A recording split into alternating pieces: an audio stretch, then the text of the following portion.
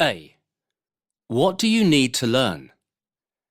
Did you know that there are over 500,000 words in English, but that the average native speaker only uses about 5,000 in everyday speech?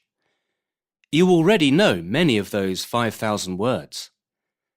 This book will help you to learn many of those that you do not yet know, and it will help you to use them appropriately and accurately. B. What does knowing a new word mean? It is not enough just to know the meaning of a word. You also need to know which words it is usually used with, its grammatical characteristics, how it is pronounced, whether it is formal, informal, or neutral. So when you learn a word, you should make sure that you learn new words in phrases, not in isolation. Notice how words commonly go together. These are called collocations and include adjectives and nouns. For example, rich vocabulary, classical music, common sense. Verbs and nouns. For example, to express an opinion, to take sides. Nouns in phrases. For example, in touch with, a train set, a sense of humour. Words and prepositions. For example, at a loss for words, in particular. Notice special grammatical characteristics of new words. For example, note irregular verbs. For example, undertake, undertook, undertaken. Uncountable nouns. For example, luggage, or nouns that are only used in the plural. For example, scissors. Notice any special pronunciation problems with new words. Check if the word is particularly formal or informal in character. In other words, if it has a particular register. C. How can you help yourself to memorize words? Research suggests that some students find it easier to learn words if they A. learn them in groups, and B. make use of pictures, as shown here. You can group words in any way you like. Topic, grammatical feature, word root, and so on. The unit titles in this book might give you some ideas. D. How can you help yourself learn more words? This book will help you to learn vocabulary in a systematic way. However, you can also help yourself to learn more words and expressions by reading and listening to as much English as possible. Here are some ideas about things you can read or listen to. Websites, recipes, poetry, blogs, audiobooks, radio, for example, BBC World Service, films, magazines, TV, newspapers, fiction, tweets, podcasts, academic or professional literature, songs, sports reports, YouTube, reference material, dictionaries, encyclopedias, conversations with native speakers. A. Organizing words by meaning. Try dividing your notebook into different broad sections, with sections for words for feelings, words to describe places, words for movement, words for thinking, and so on. Charts and tables of various kinds can help you organize your vocabulary. Here is an example for words connected with music. Instruments: guitar, cello, piano. Types of music: classical, not classic. Folk, not folkloric. World. Verbs: play, strum, a guitar, perform. Related words. Practice, noun. Practice, verb. Track, release, an album. B. Building networks of meaning. A network diagram is useful. It can grow in whatever direction you want it to. The web. Social networks. Unfriend someone. Sign up. Tweet. Surfing. Link. Pop-up. Homepage. Security. Virus. Password. Identity theft. Verbs. Upload. Download. Post. Email. Spam. Junk mail. Forward. C. Collocations and fixed phrases. It is important to know how a word combines with other words, its collocations. Always record the common collocations of a word as you meet them. For example, win, prize, award, medal. Earn, money, a high salary. Gain, time, an advantage. Where a word is often used in a fixed phrase, always record the whole phrase.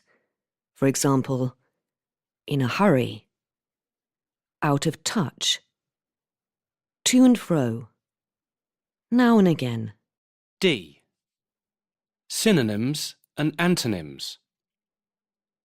When you find a synonym, same meaning, or an antonym, opposite meaning, of a word you already have in your book, enter it next to that word with a few notes. For example, urban, antonym or opposite, rural. Stop, synonym, cease. Cease is very formal.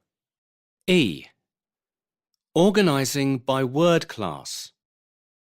Make a note of the word class of a new word, whether it is a noun, verb, adjective, etc. Record words from the same word family together. For example, produce, produce, verb or noun. Product, noun. Productive, adjective. F. Stress. Record where the stress falls on a multi-syllable word, especially if the stress changes between word classes. For example, produce, verb, produce, noun, productive, adjective. A. What a good dictionary tells you. The basics. A good learner's dictionary, in book form or online, can tell you about Pronunciation. This may mean learning some symbols which are different from the letters of the English alphabet. Th. In thick. Th. In then. Ch. In church. Sh. In she. J. In jam. Zh. In pleasure. In ring. A. In bad. O. In top.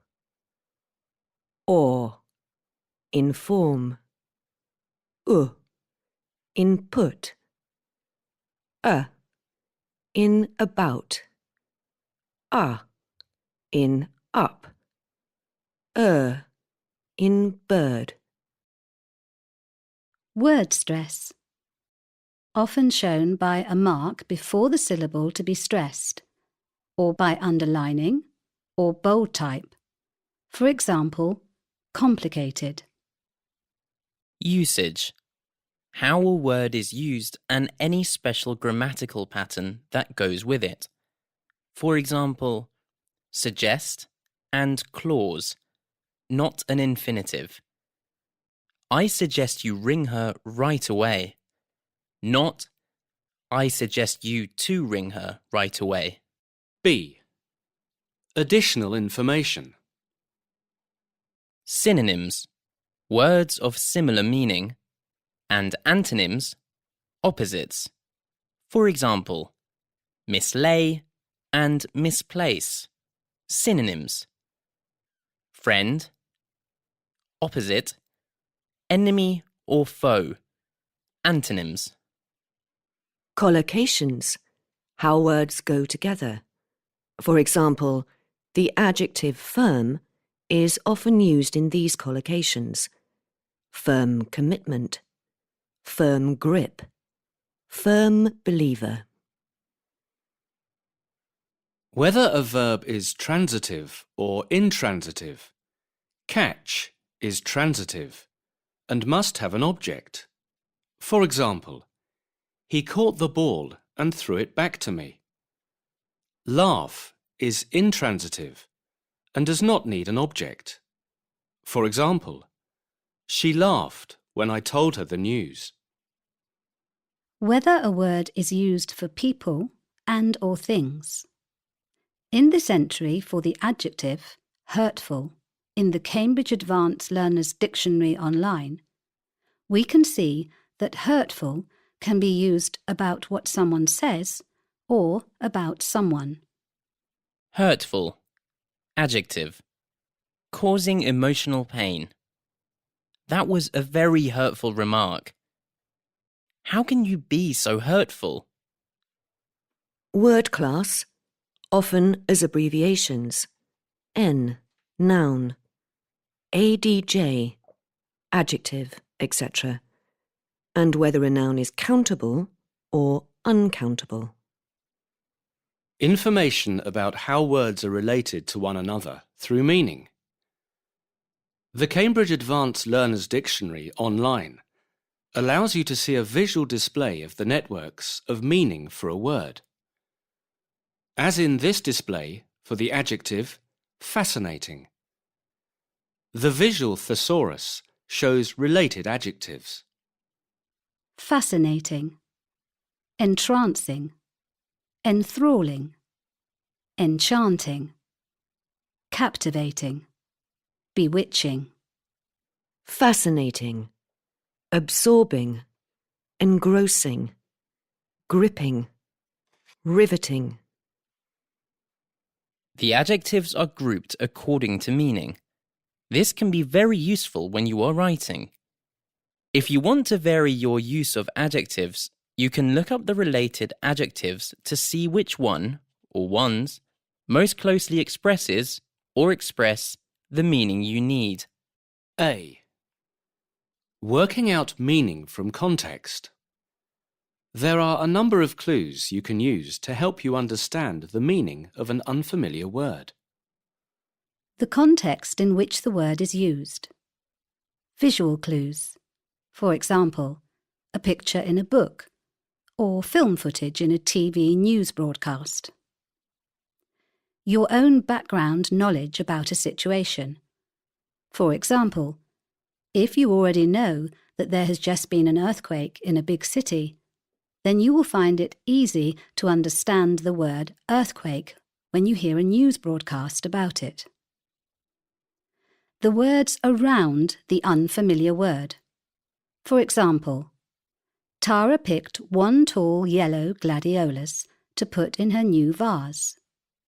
Even if you have never seen or heard the word gladiolus, it is clear from the context that it is a type of flower. Grammatical clues. For example, it is clear that superstitious must be an adjective in the sentence, Alejandro is very superstitious and would never walk under a ladder. Or that gingerly is an adverb in Mike came gingerly down the stairs, trying to avoid all the broken glass. Similarity to other words you already know in English. A large number of words in English are made up of combinations of other words. You may never have seen the word headscarf, for example, but it is easy to work out that it is a scarf worn on the head. Units 74 to 76 will help you improve your skills in understanding how English uses everyday words to build up new concepts. Structure. A prefix or suffix may give you a clue. For example, Units 70 to 72 focus on different aspects of word formation in English and should help you use those clues to make sense of unfamiliar words. Similarity to a word you know in your own or some other language. If your first language is of Latin or of Germanic origin, you will come across many words in English that resemble words in your own language. However, English has taken many words from many other languages too. So make use of any other languages you know. But remember that some words are false friends.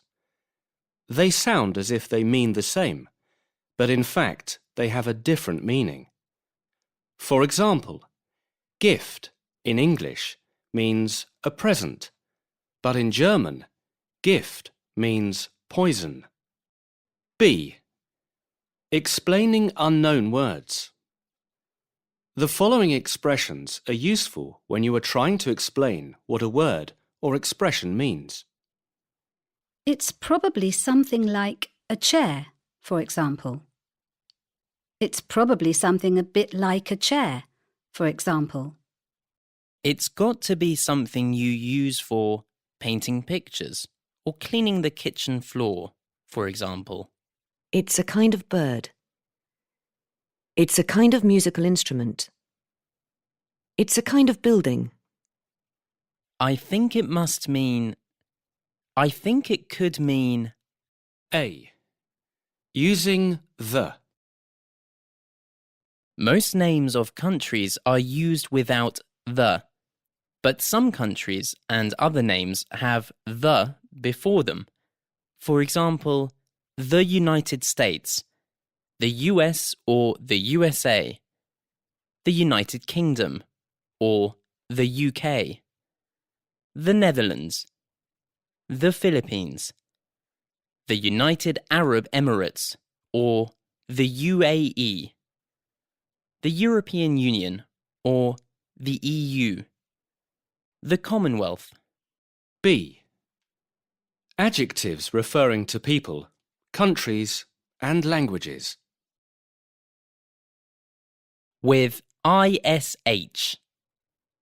British, Irish, Flemish, Polish, Danish, Turkish, Spanish. With IAN or AN. Canadian, Brazilian, Latvian, Korean, Russian, Australian. With ESE. Japanese, Chinese, Vietnamese, Portuguese, Maltese, Taiwanese. With I. Israeli, Iraqi, Kuwaiti, Pakistani, Yemeni, Bangladeshi. With IC. Icelandic, Arabic, Slavonic. Some adjectives are worth learning separately. For example, Swiss, Thai, Greek, Dutch, Cypriot. C. Nationalities. Some nationalities and cultural identities have nouns for referring to people. For example, a Finn, a Swede, a Turk, a Spaniard, a Dane, a Briton, an Arab, a Pole. For most nationalities, we can use the adjective as a noun. For example, a German, an Italian, a Belgian, a Catalan, a Greek, an African, a European. Some need woman or man or person added to them. You can't say a Dutch. So if in doubt, use them. For example, a Dutchman, a French woman, an Irish person, an Icelandic man. D. World regions. The Arctic, Scandinavia, North America, Asia, Europe, the Mediterranean, Central America, the Caribbean, North Africa, the Middle East, the Far East, East Asia, the Pacific, the Atlantic, South America, Southern Africa, the Indian Ocean, Australia, the Antarctic, Antarctica. Regional groups and ethnic groups. People belong to ethnic groups and regional groups, such as African Caribbean, Asian, Latin American, North African, Scandinavian, Southern African, European, Arabic. These can be used as countable nouns or as adjectives. Many Europeans enjoy travelling to the Far East to experience Asian cultures. Arabic culture extends across a vast region of North Africa and the Middle East.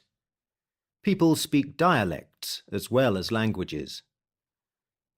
Everyone has a native language or first language, sometimes called mother tongue. Many have second and third languages.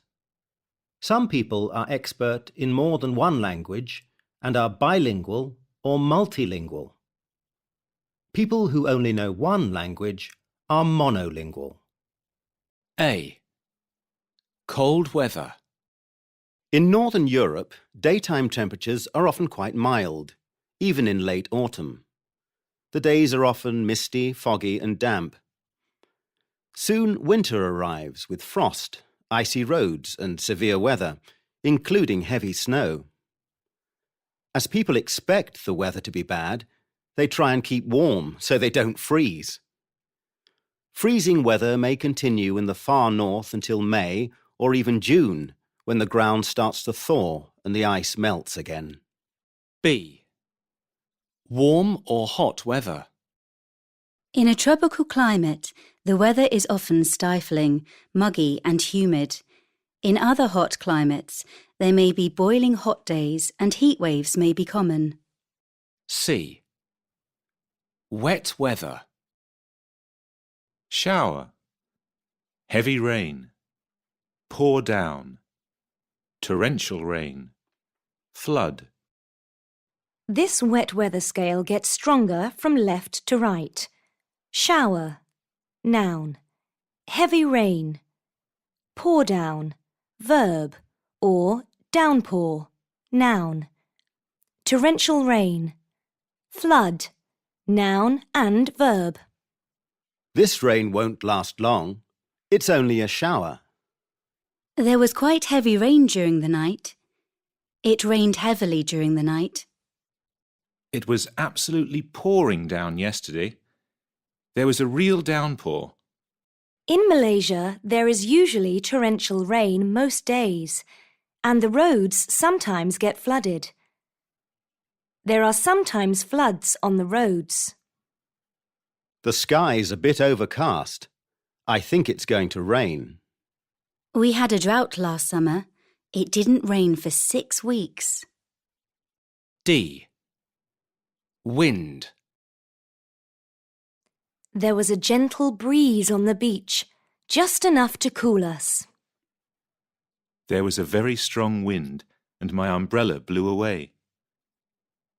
There was a very high wind, and my umbrella blew away. There was a gale that day, so we didn't go sailing. People stayed indoors because there was a hurricane on the way. A. Hair, face, skin and complexion. She's got straight hair and she's thin-faced. She's got straight hair and she's got a thin face. She's got long, wavy hair and she's round-faced. She's got long, wavy hair and she's got a round face. She's got curly hair and is black. He's got a crew cut. He's white. He's bald and has freckles. He's got a beard and moustache and has a chubby face. He's got receding hair and a few wrinkles. He used to have black hair, but now it's gone grey, almost white. What sort of person would you find attractive?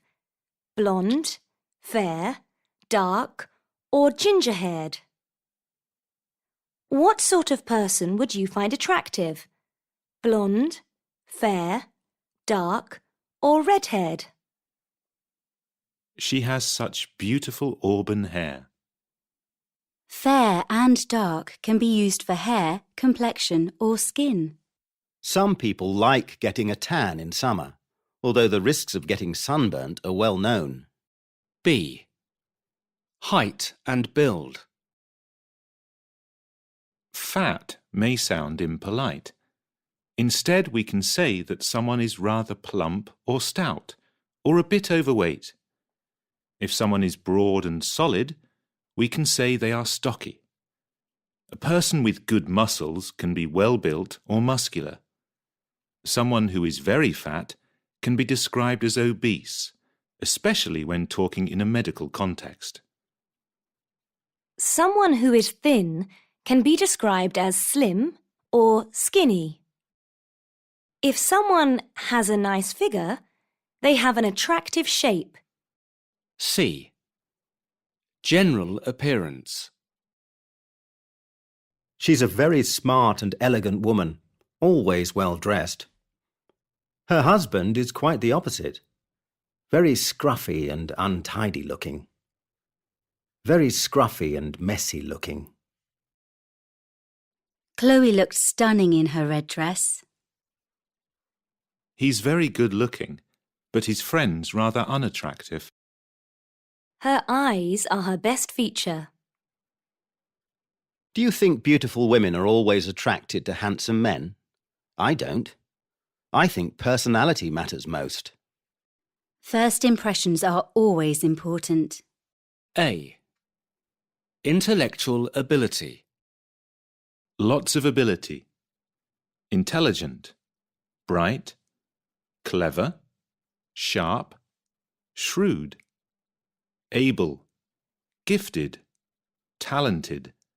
Brainy. Informal. Lacking ability. Stupid. Foolish. Simple. Silly. Brainless. Daft. Dumb. Dim. Thick. The last 5 are predominantly informal words, and they can all be offensive. Clever in a negative way, using brains to trick or deceive. Cunning, crafty, sly. B. Attitudes towards life. Amal is pessimistic, while Nia is optimistic. He always expects the worst to happen, while she looks on the bright side. It is strange that one of the twins is so extroverted while the other is so introverted. Ben loves being the focus of attention, while Jake prefers to be alone with his thoughts. I feel very tense after a very busy day at work, but after a hot bath, I'll soon feel relaxed.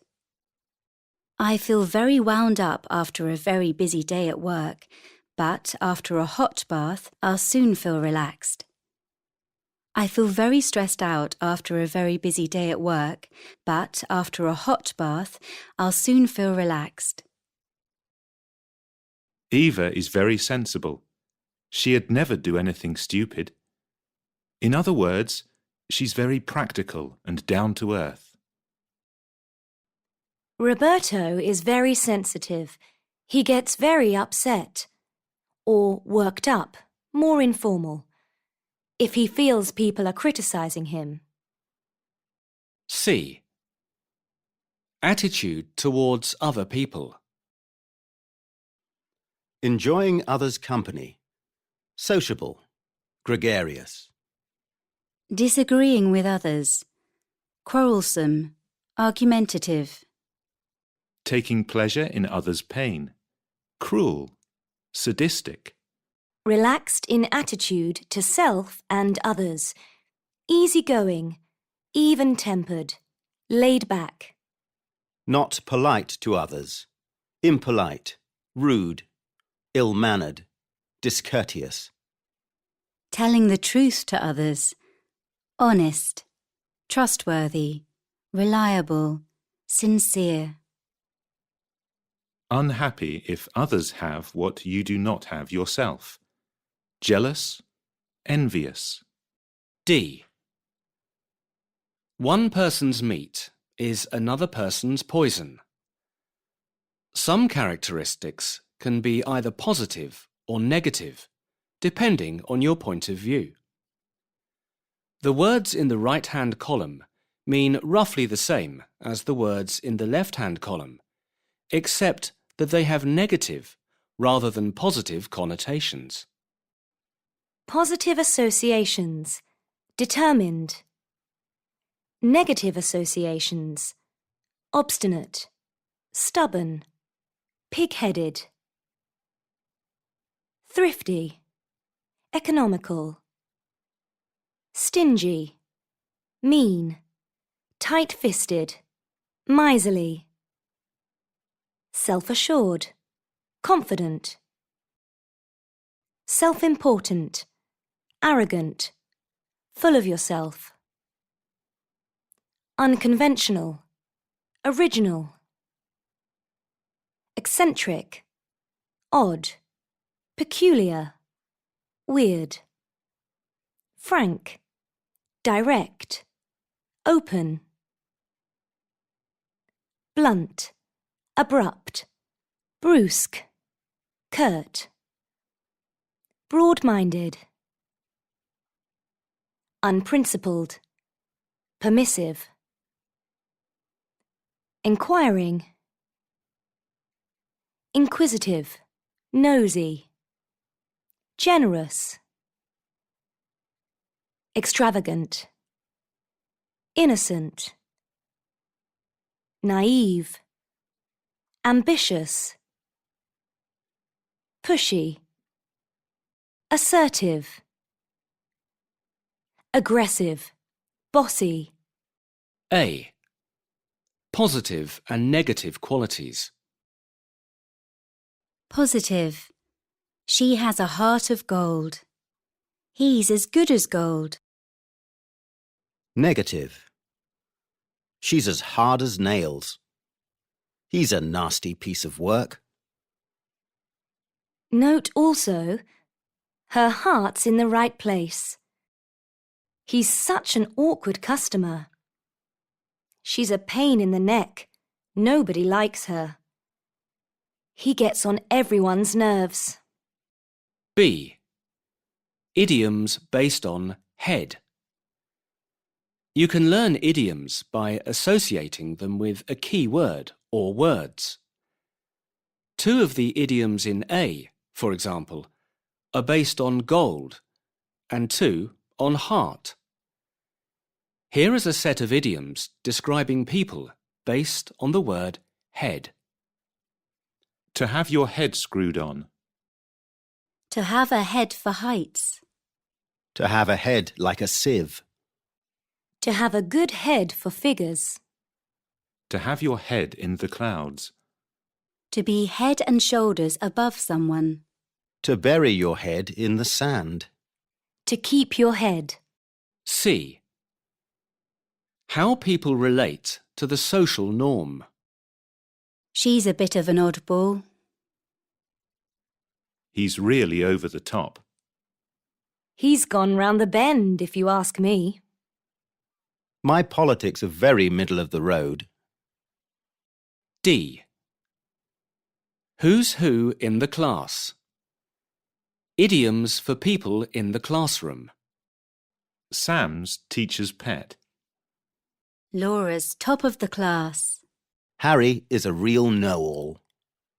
Ali's a bit of a big head. Anna's a lazybones. The last three idioms are used of people outside the classroom situation too. A. Types of relationship. Are you and Holly best friends? She's a good friend. She's not my best friend. But she's more than just a casual acquaintance, right? Oh, yes. We were housemates at university. Really? So how did you first meet her? I met her through my ex, Callum. She wasn't in a steady relationship with anyone at the time, and she was looking for someone to share a room. Aha! Is that Callum who's now Olivia's partner? Yeah, that's the one. They're not just partners, they're married, and they're colleagues too. They're saving to buy a house now, so Callum's living with his parents-in-law at the moment. B. Internet relationships. If you join a social network, you can acquire friends, people you share personal information with, and build up your list of contacts. You can invite people to become your friends, and you can choose to accept new friends who invite you. You can interact with your friends by exchanging messages or posting comments on their page. You can also share photos and tag your friends, name them in photos that you post. If you want to finish a relationship, you can unfriend or defriend that person. C. Liking and not liking someone. Core verb. Like. Positive. Stronger. Love. Adore. Idolize. Negative. Dislike. Can't stand. Loathe. Respect. Look up to. Admire. Look down on. Despise. Attract. Be attracted to. Fancy. Informal. Leave someone cold. She doesn't just like Ben, she idolizes him. I can't stand him. I really fancy Charlotte, but her friend just leaves me cold. I really fancy Charlotte, but her friend doesn't do anything for me. D. Phrases and idioms for relationships and dating. Lily and I get on well. Lily and I get on well with each other. Jack and Amelia don't see eye to eye. I've fallen out with my parents again. Carl is having an affair with his boss. Let's try and make it up. He's dating a Spanish girl. They've been seeing each other for a couple of months. They met at a party and got together soon after. A. Types of houses or places people live in. Detached house. Not joined to any other house. Terraced house. Joined to several houses to form a row. Bungalow. A house with only one story. No upstairs. Semi-detached house or semi, informal. Joined to one other house. Self-contained flat. Does not share facilities with any other. Cottage. A small house in the country or in a village. Studio flat. A small apartment for one or two people. usually with one large room for sleeping and living in, a bathroom, and sometimes a separate kitchen. Villa. A large house with big gardens or a rented house in a holiday resort or tourist area. B. Places in the home. You probably already know the names of most rooms and locations in a typical home. Here are some less common ones and what they are for. Master or main bedroom. The largest, most important bedroom. Utility room. Usually just for the washing machine, freezer, etc. Shed. Small building separated from the house, usually for storing garden tools. Attic or loft. Space in the roof of a house used for storing things. It can also be converted into an extra living space with stairs leading up to it. Attic or loft conversion. Cellar. Room below ground level, no windows, used for storing things. Basement. Room below ground level with windows for living or working. Studio. A room in which a painter or photographer works. Landing.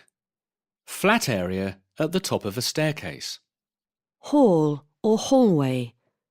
Open area as you come into a house. Porch.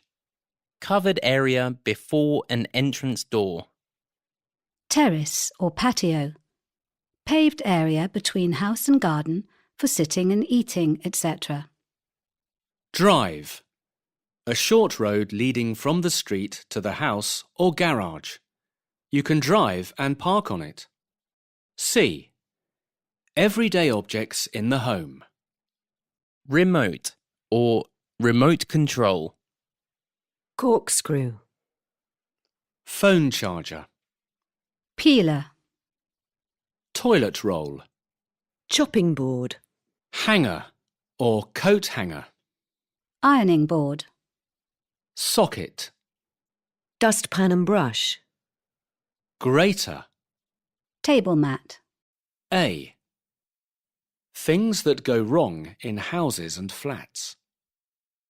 This pipe's leaking.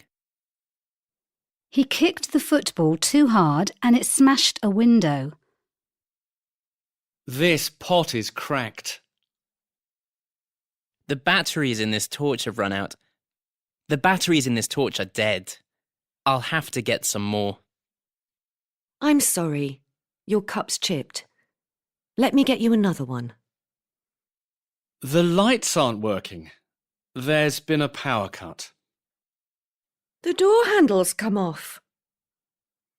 The door handle's fallen off. The washing machine broke down the other day.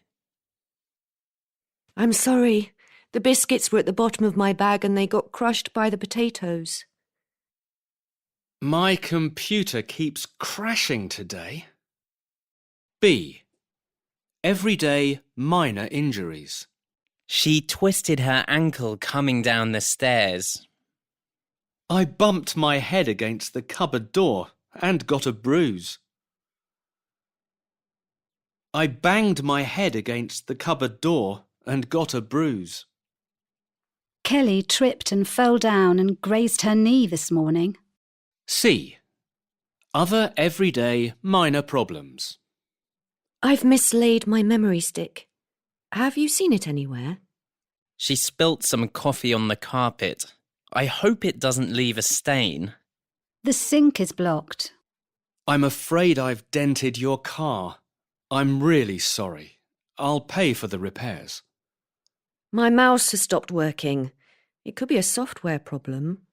I've locked myself out. Can I use your phone to ring my wife? The car won't start. I hope it's nothing serious. Perhaps the battery's flat. The kitchen clock's slow. What time do you make it? The kitchen clock's fast. What time do you make it? The kitchen clock's stopped. What time do you make it? A. Disasters and tragedies. Earthquake. Flood. Drought. Volcano. Famine. Landslide. Epidemic. Explosion. For example, a bomb. Major accident or incident. For example, a plane crash. Hurricane. Or tornado. Or typhoon. Or tropical storm. War or civil war. Disasters not caused by human beings can be called natural disasters. Verbs connected with these words. A volcano has erupted in Indonesia. Hundreds are feared dead. The flu epidemic spread rapidly throughout the country. Millions are starving as a result of the famine.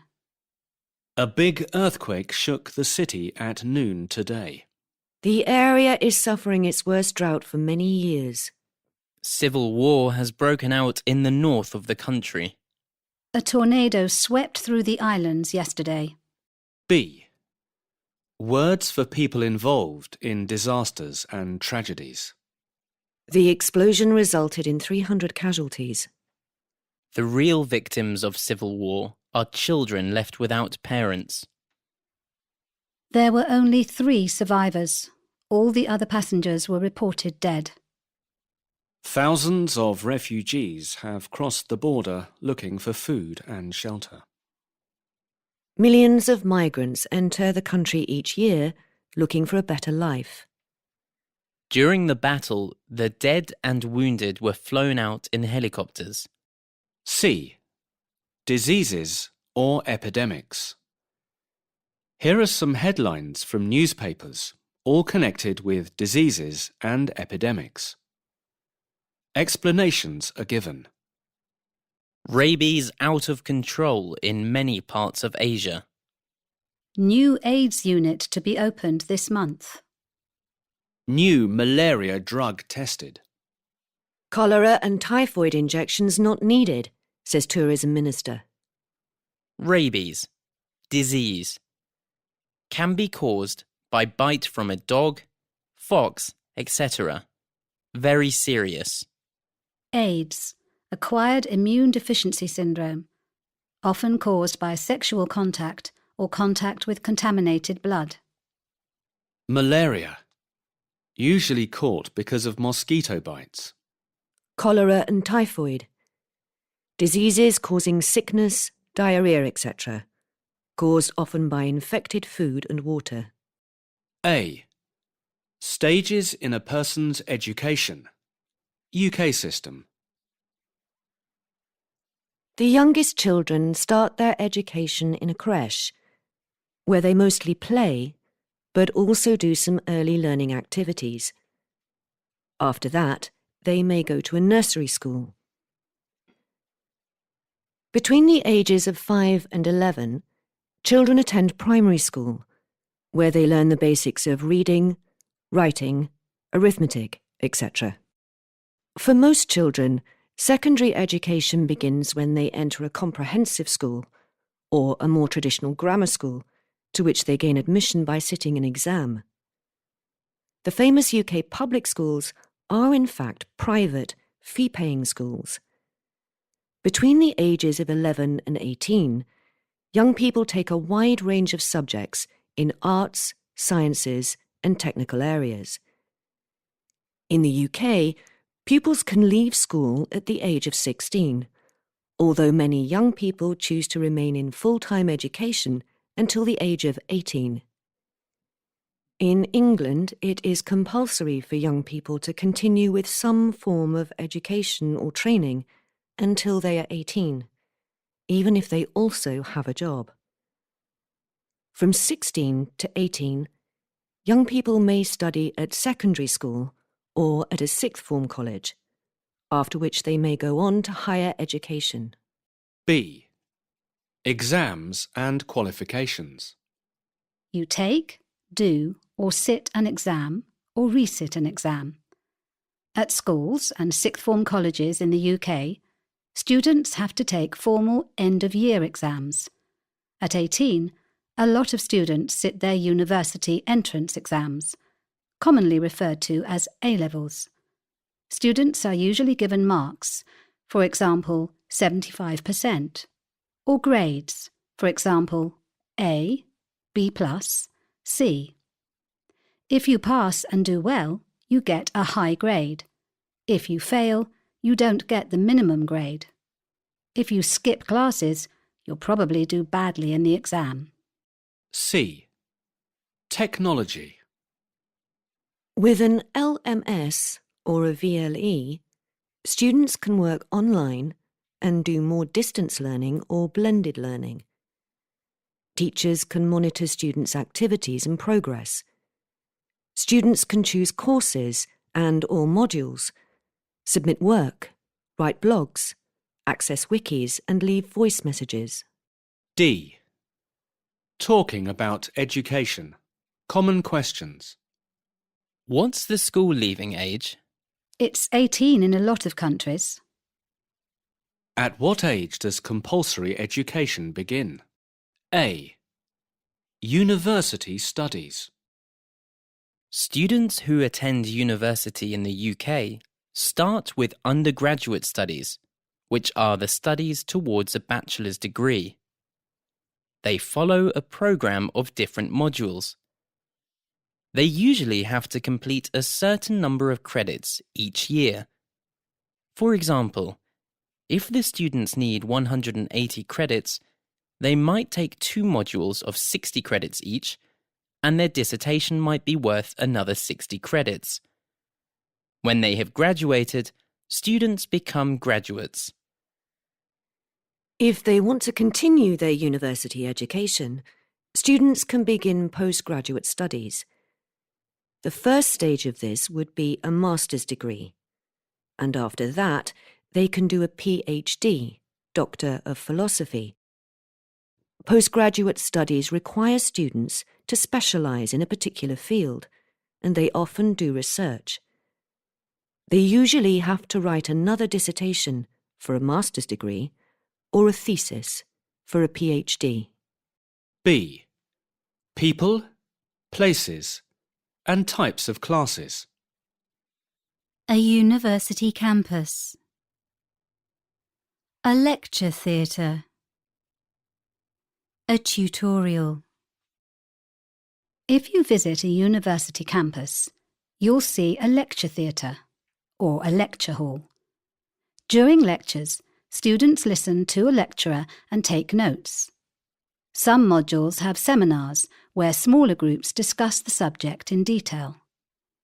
The academic staff might also include tutors, who teach students individually or in small groups, in sessions called tutorials. Many students live on campus in halls of residence, or halls. C. Student services. Admissions. To apply for one of our postgraduate programmes, check the entry requirements on the programme page. Then click here to submit your application. Funding. Tuition fees should be paid at the beginning of the academic year. To apply for a student loan or a scholarship, click here. Student union. Visit our Student Union page to find out more about student societies and clubs. A. Jobs in a workplace. Director. Executive. Administrator. Skilled worker. Unskilled worker. Receptionist. Public Relations Officer. Union representative. Researcher. Supervisor. B. Trades and professions. Professions.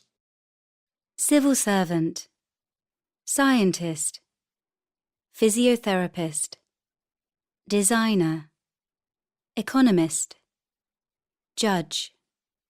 Lecturer. Ambassador. Banker. Trades. firefighter, childminder, electrician, carpenter, plumber. C. Collocations of words connected with work. It's not easy to get work round these parts. It's not easy to find work round these parts. I've been offered work in Paris. I've been offered a job in Paris. What do you do for a living? I'm in publishing. What do you do for a living? I'm in banking. It's hard to make a living as a freelance writer. She's not prepared to take on that job. Hours of work. To do shift work or to work shifts. To be on flexi time. To work 9 to 5. Not working. To go or be on strike. To get the sack. To be fired. More formal than get the sack. Often used in direct speech. You're fired.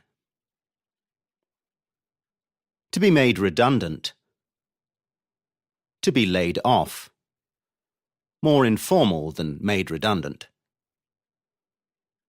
To be on or to take maternity or paternity leave. To be on or to take sick leave. To take early retirement. Other useful expressions. To be a workaholic. To be promoted. To apply for a job. A. Starting a business.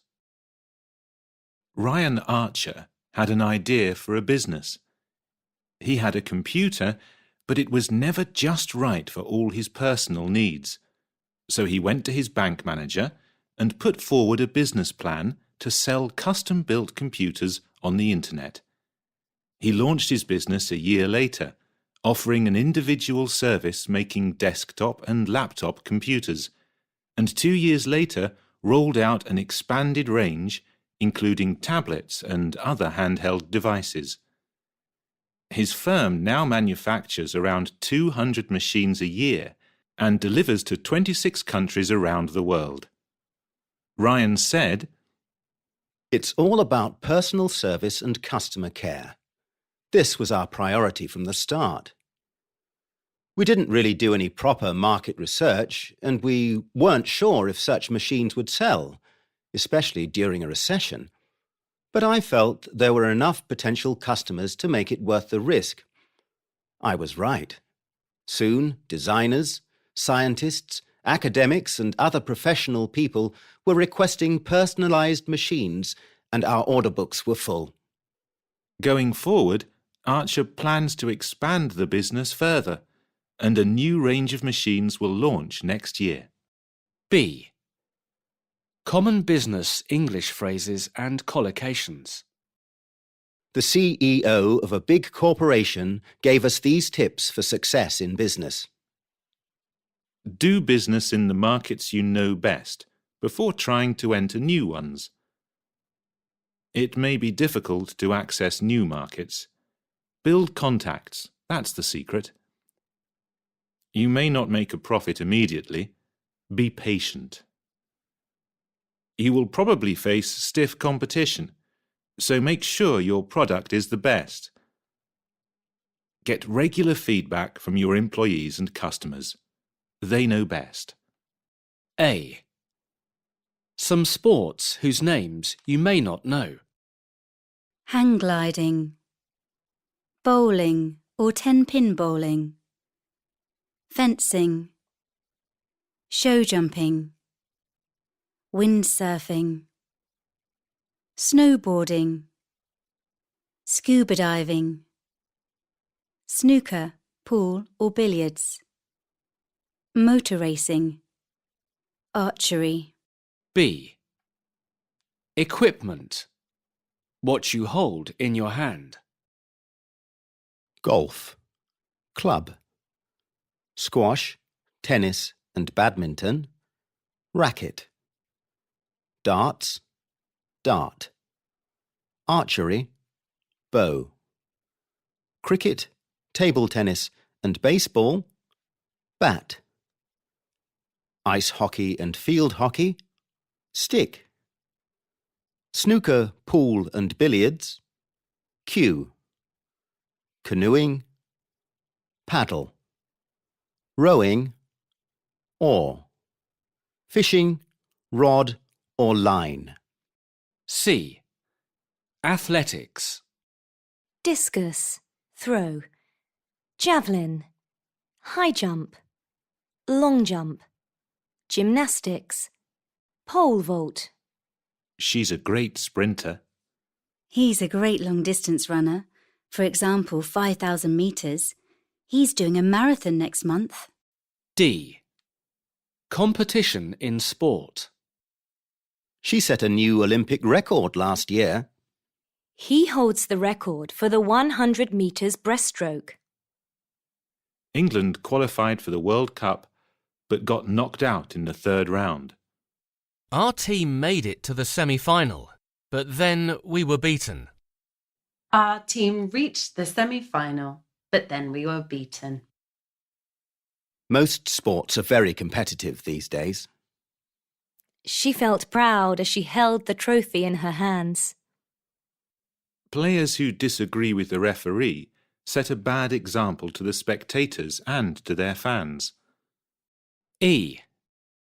People who do particular sports.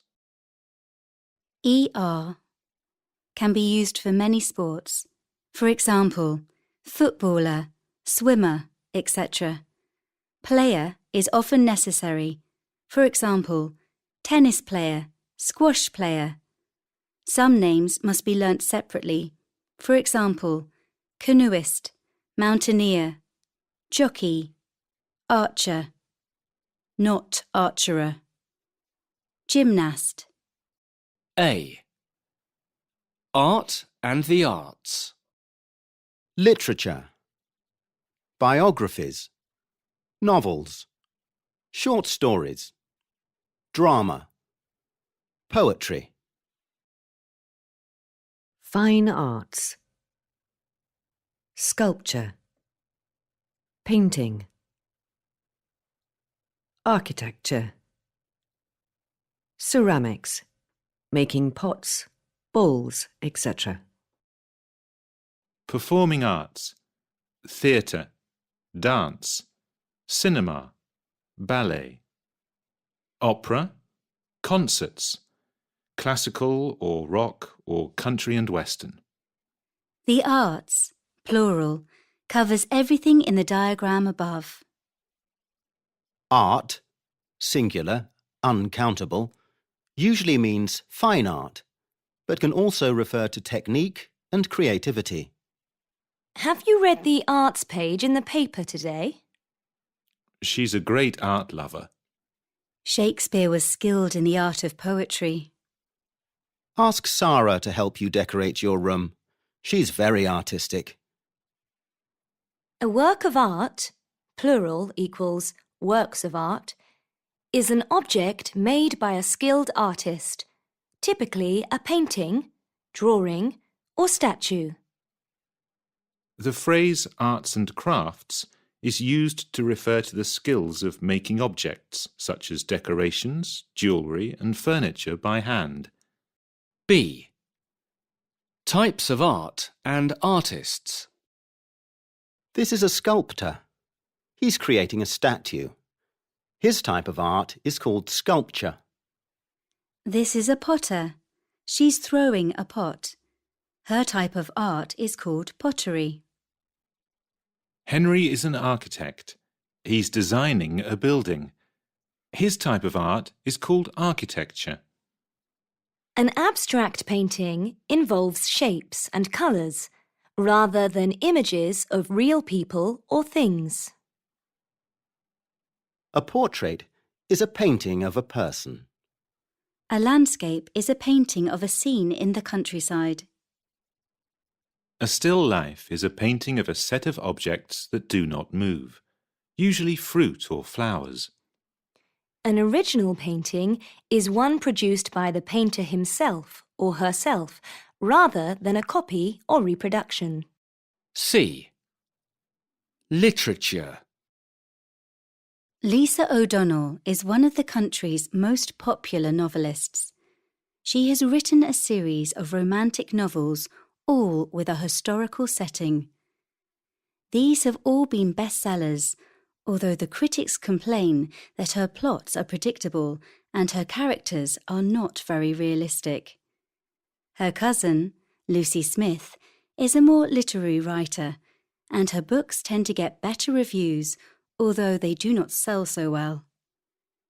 Both writers have a novel which will be ready for publication later this year.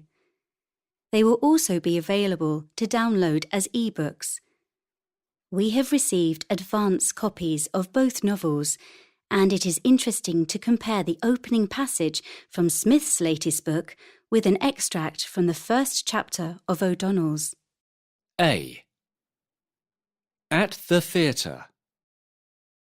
We went to see a new production of Hamlet last night. The sets were incredibly realistic and the costumes were wonderful. It was a good cast, and I thought the direction was excellent. Toby Cartwright gave a marvellous performance. It got rave reviews in the papers today. Dance usually refers to modern artistic dance forms. Ballet usually has a more traditional feel, unless we say modern ballet. A comedian is a person who entertains people by telling jokes. They may have a show of their own, or they may feature in a show with lots of different entertainers. The people who watch a show are the audience. Viewer is only used about someone watching a TV programme. B. At the cinema. Our local cinema's showing Spectre again next week. Do you fancy going to see it? Yes, that'd be great. I love the opening scene at the carnival in Mexico City. The James Bond films are always set in great locations. Yes, and I think the film really captures the human side of James Bond. That's right. A lot of work went into the script for this, and the dialogue's particularly good, I think. Do you know who the director was? Sam Mendes, I think. He didn't write the screenplay, though. I'm not sure who wrote that. The score is by Thomas Newman. He also wrote the music for Skyfall. C. Other words connected with events in the arts. The Opera Society are doing a performance of Don Giovanni. The National Theatre has a very large and versatile stage. What's on at the cinema next week? What's on at the theatre next week? Note the two prepositions. Sometimes they use our school hall as a venue for concerts. It's a little small, but is otherwise quite good. There was an actor on TV last night promoting an interesting new play he's appearing in at the Globe. A. Downloading and managing your music. Downloading music as MP3 files is easy. You can download a whole album or individual tracks onto your phone or computer. You can save your favourite albums and tracks in playlists so you can find them easily. You can sync, or more formal, synchronize, the music files on your computer with your phone. You can also stream music from the internet or from your computer to other rooms in your home if you have the right equipment. B. A typical rock band. She's lead singer in a rock band. One of her brothers plays lead guitar, and her other brother is a keyboard player, so it's a real family band. What would you rather play in a band, drums or bass? I could never be a drummer, but I think I could become a fairly good bass guitarist. Bass. Singer. Drums. Guitar. Keyboard. C. Types of music. My family all have different tastes in music. My sister Nikki loves classical music. My uncle Ben's a folk fan, and my father loves jazz. I like R&B and hip-hop. I even compose a bit of rap myself. My older brother is into the Beatles and other 60s music. My mother loves film soundtracks, but I just find them uninteresting. One type of music I can't stand is the canned music you get in supermarkets and airports. It drives me crazy. D. Collocations for musical activities. She plays the guitar, but she doesn't read music. She plays by ear. She's got a good ear. She can pick out a tune on almost any instrument. She's a very talented musician. You can make music in lots of ways. You don't need to be a trained musician to enjoy music to the full. A.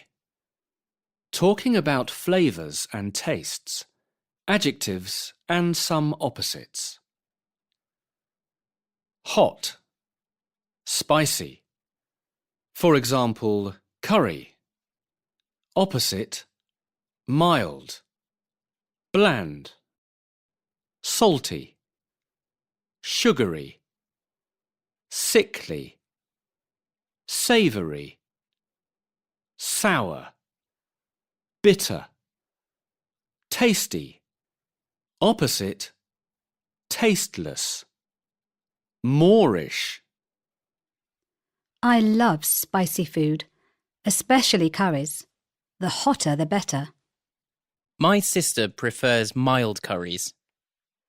Those cakes are too sugary for me. They have a sickly taste. They had some delicious savoury snacks at the party. They were very Moorish. The breakfast buffet was very poor quality. The coffee tasted bitter and the fruit juice was sour.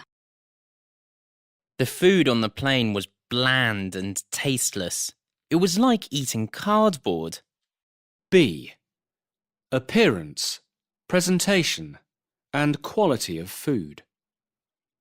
This meat is overcooked, or overdone, or undercooked, or underdone.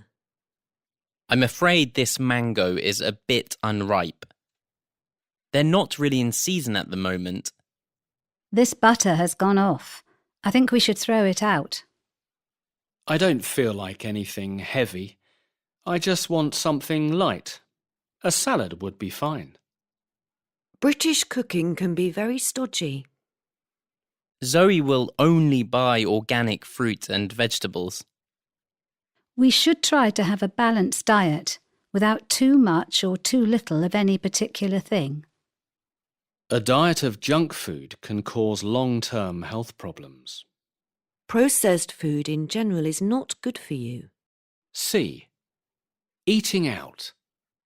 At most good restaurants, you usually have to book a table or make a reservation beforehand. If something happens or you are ill, you may need to cancel the booking or reservation. In the UK, a meal in a restaurant is typically 3 courses: a starter, a main course, then a dessert. You can often order side dishes. Some restaurants may have a set menu, or you can order individual dishes, called ordering à la carte. Restaurants often have specials advertised on a board. They often cater for vegetarians, non-meat eaters, and vegans. D. Eating at home. Right, there's more soup. Who wants seconds? Oh, yes, please. It was absolutely delicious. There's bread here. Just help yourself. Thanks. Be sure to keep a bit of room for some pudding. Can I refill your glass? Ah, yes, thank you. Say when. When? That's fine. Thanks. A. Geographical features. You have to be careful about the use of the with geographical features. Countries. Use with the. No. Example. France. Countries which are in a plural form. Yes. The USA, the Philippines. Individual mountains. No. Mount Everest. Mountains in the Bernese Oberland. Yes. The Jungfrau. Mountain chains. Yes. The Himalayas. Islands. No. Sicily. Groups of islands. Yes. The West Indies. Rivers. Yes. The Volga. Oceans. Yes. The Pacific. Seas. Yes. The Mediterranean. Gulfs, bays and straits. Yes. The Gulf of Mexico. The Bay of Biscay. The Strait of Malacca. Lakes. No. Lake Erie. Currents. Yes. The Gulf Stream. B. Geographical features in Iceland. Iceland, an island republic in the North Atlantic. The landscape consists largely of barren plains and mountains, with large ice fields, particularly in the southwest. The island has active volcanoes and is known for its thermal springs and geysers. With less than 1% of the land suitable for growing crops, the nation's economy is based on fishing, and fish products account for 80% of the exports. Area, 103,000 square kilometers. Population, 318,000. Capital, Reykjavik.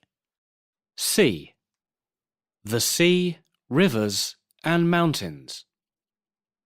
Where land meets sea. Coast. Shore. Beach. Words connected with rivers. Valley. Gorge. Stream. Words connected with mountains. Foot. Ridge. Peak. Summit. Glacier. Cape. Cliff. Bay. Peninsula. Source. Waterfall. Tributary. Mouth. Delta. Estuary. A. The problems and their causes. A variety of environmental problems now affect our entire world. As globalization continues, local issues become international ones. So today, there are few places in the world that do not suffer from environmental problems. Some of the major problems now affecting the world are acid rain, air pollution, global warming, hazardous waste, ozone depletion, smog, water pollution, overpopulation, and rainforest destruction. People are also worried about the greenhouse effect, where an increase in the amount of carbon dioxide and other gases in the Earth's atmosphere causes a gradual warming of the surface of the Earth. This global warming is leading to the thawing of the polar ice caps, and all this is causing concern about climate change. Both human behavior and climate change have led to many animal and plant species becoming endangered or even extinct. B. Dealing with the problems. Worldwide efforts are being made to improve the situation. Green parties and green or ecological policies are mainly concerned with protecting the environment. Conservation organisations are developing nature reserves where plants and animals are protected. Some farmers produce organic food, which avoids the use of harmful chemicals. More companies try to behave in a way that is environmentally friendly or ecologically sound. Societies attempt to dispose of waste in a more responsible way by, for example, recycling as much as possible. People aim to reduce their carbon footprint by using cars less, so that they cut down on their use of fossil fuels, for example. C. Word families.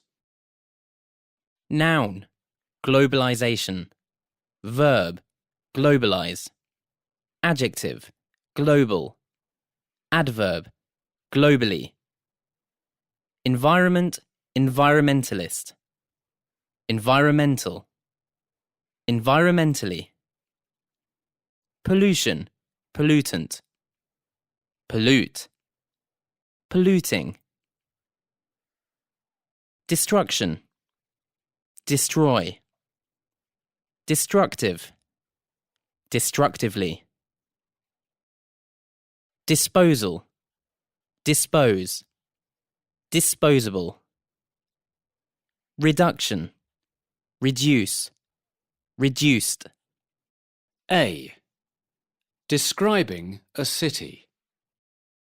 The words city and town are sometimes used interchangeably, but a city is generally large with a wider range of facilities.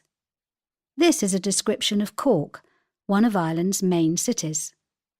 Which words or phrases might be useful for describing your own or another town? Cork City is the major metropolis of the south. Indeed, with a population of about 119,500, it is the second largest city in the Republic. The main business and shopping centre of the town lies on the island created by two channels of the River Lee, with many of the suburbs within walking distance of the centre. The buses tend to be overcrowded, and the one-way traffic system is extremely complicated. In the hilly area of the city is the famous Shandon Steeple, the bell tower of St Anne's Church, built on the site of a church destroyed when the city was besieged by the English in 1690. Back across the River Lee lies the city's cathedral, an imposing 19th century building in the French Gothic style. Cork has two markets. Neither caters specifically for tourists, but those who enjoy the lively atmosphere of a real working market will appreciate their charm. The town has good sports and arts facilities. The Crawford Art Gallery is well worth a visit. It regularly puts on adventurous exhibitions by contemporary artists. The fashionable residential districts of Cork City overlook the picturesque harbour. There are other residential areas on the outskirts. B. Facilities. Sports. Swimming pool. Sports centre. Golf course. Tennis courts. Football pitch. Skating rink. Culture. Theatre. Opera house. Concert hall. Radio station. Art gallery. Education. School. College. University. Library. Adult Education Centre. Museum. Catering. Accommodation and nightlife. Restaurant. Takeaway. Hotel. B&B. Bed and breakfast. Youth hostel. Club. Transport.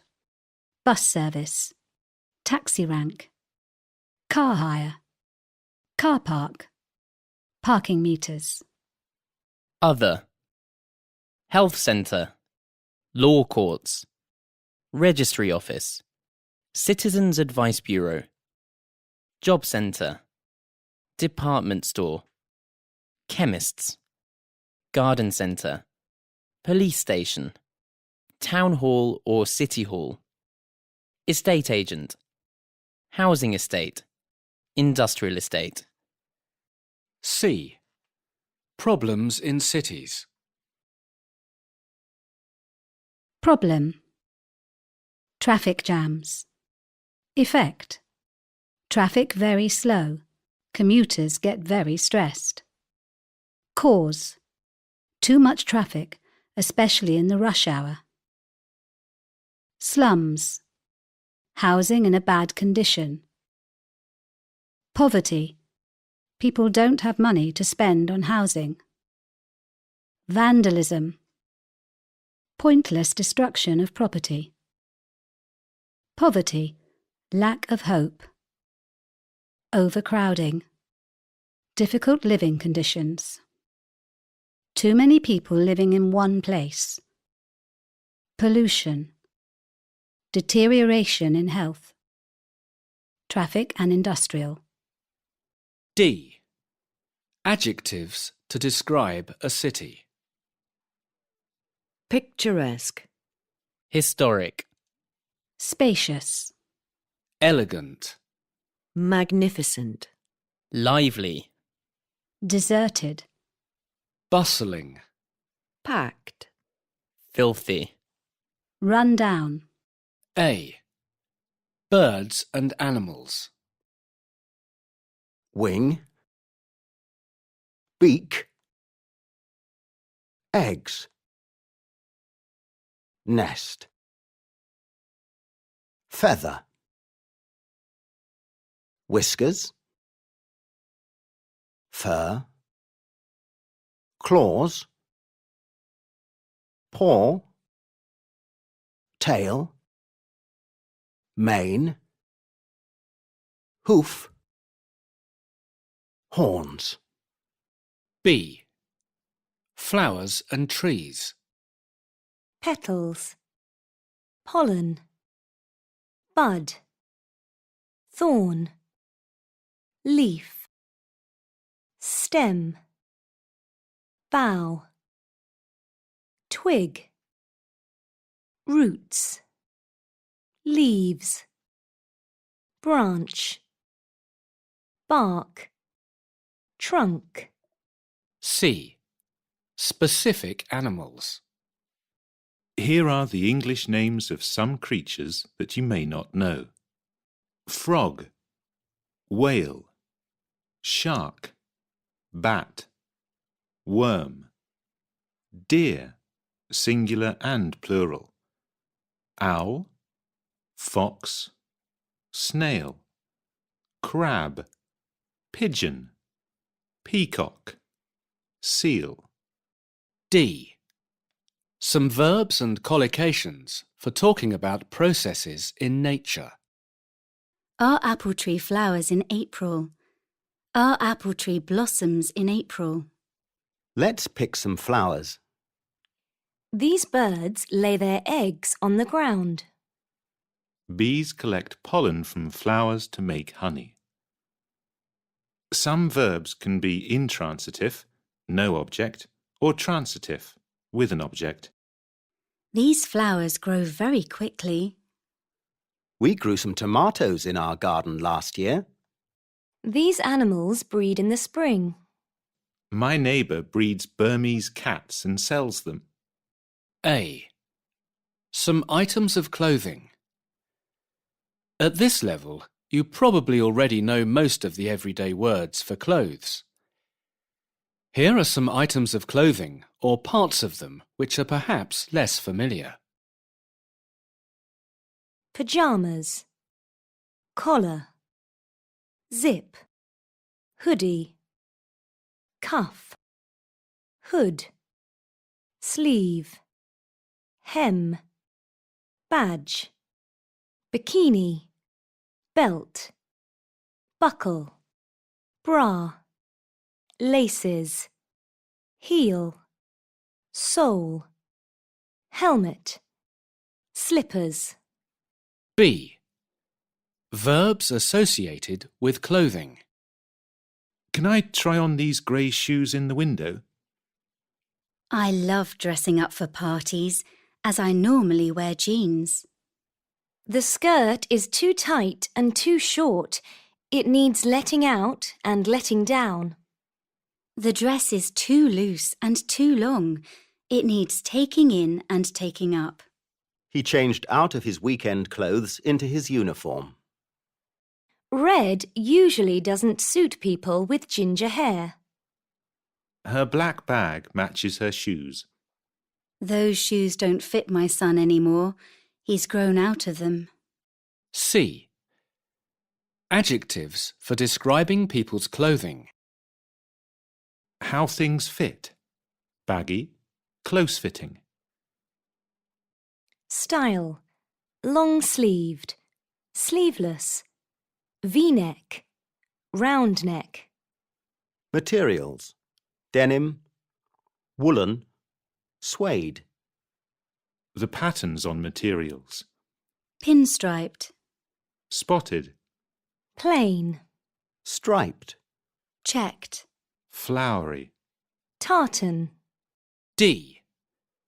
Other words and expressions useful for talking about clothing.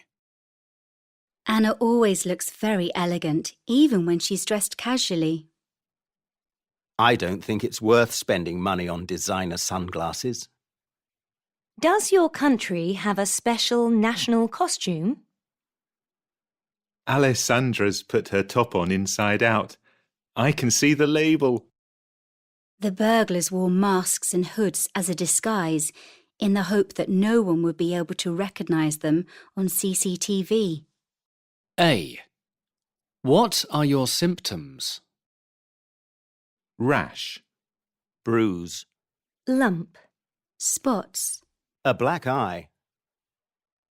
All these noun phrases can be used with the verb have or have got. I've got. A sore throat. A temperature. High blood pressure. Low blood pressure. Chest pains. Backache. Earache. A pain in my side. A rash on my chest. A bruise on my leg. For example, after playing football. A black eye. For example, after being hit in the eye. A lump on my arm. Indigestion. After eating too fast. Sickness and diarrhea. Sunburn. A virus. Verbs. My back is aching. I shouldn't have lifted all those heavy boxes. My leg is itching. I think I've been bitten by an insect. My hands are trembling after the shock of falling down. I had a headache and started shivering. I knew it was the flu. My foot hurts from where I knocked it against the table. I had a cold and it took me 2 weeks to get over it. Adjectives. I feel sick. I feel breathless. I feel dizzy. I am depressed. I am exhausted. I am stressed. Other expressions. I've lost my appetite. I've lost my voice. I think I've picked up a bug somewhere. I've broken my wrist. I've sprained my ankle. I've dislocated my shoulder. She died of a heart attack. He contracted AIDS. My uncle suffered a stroke.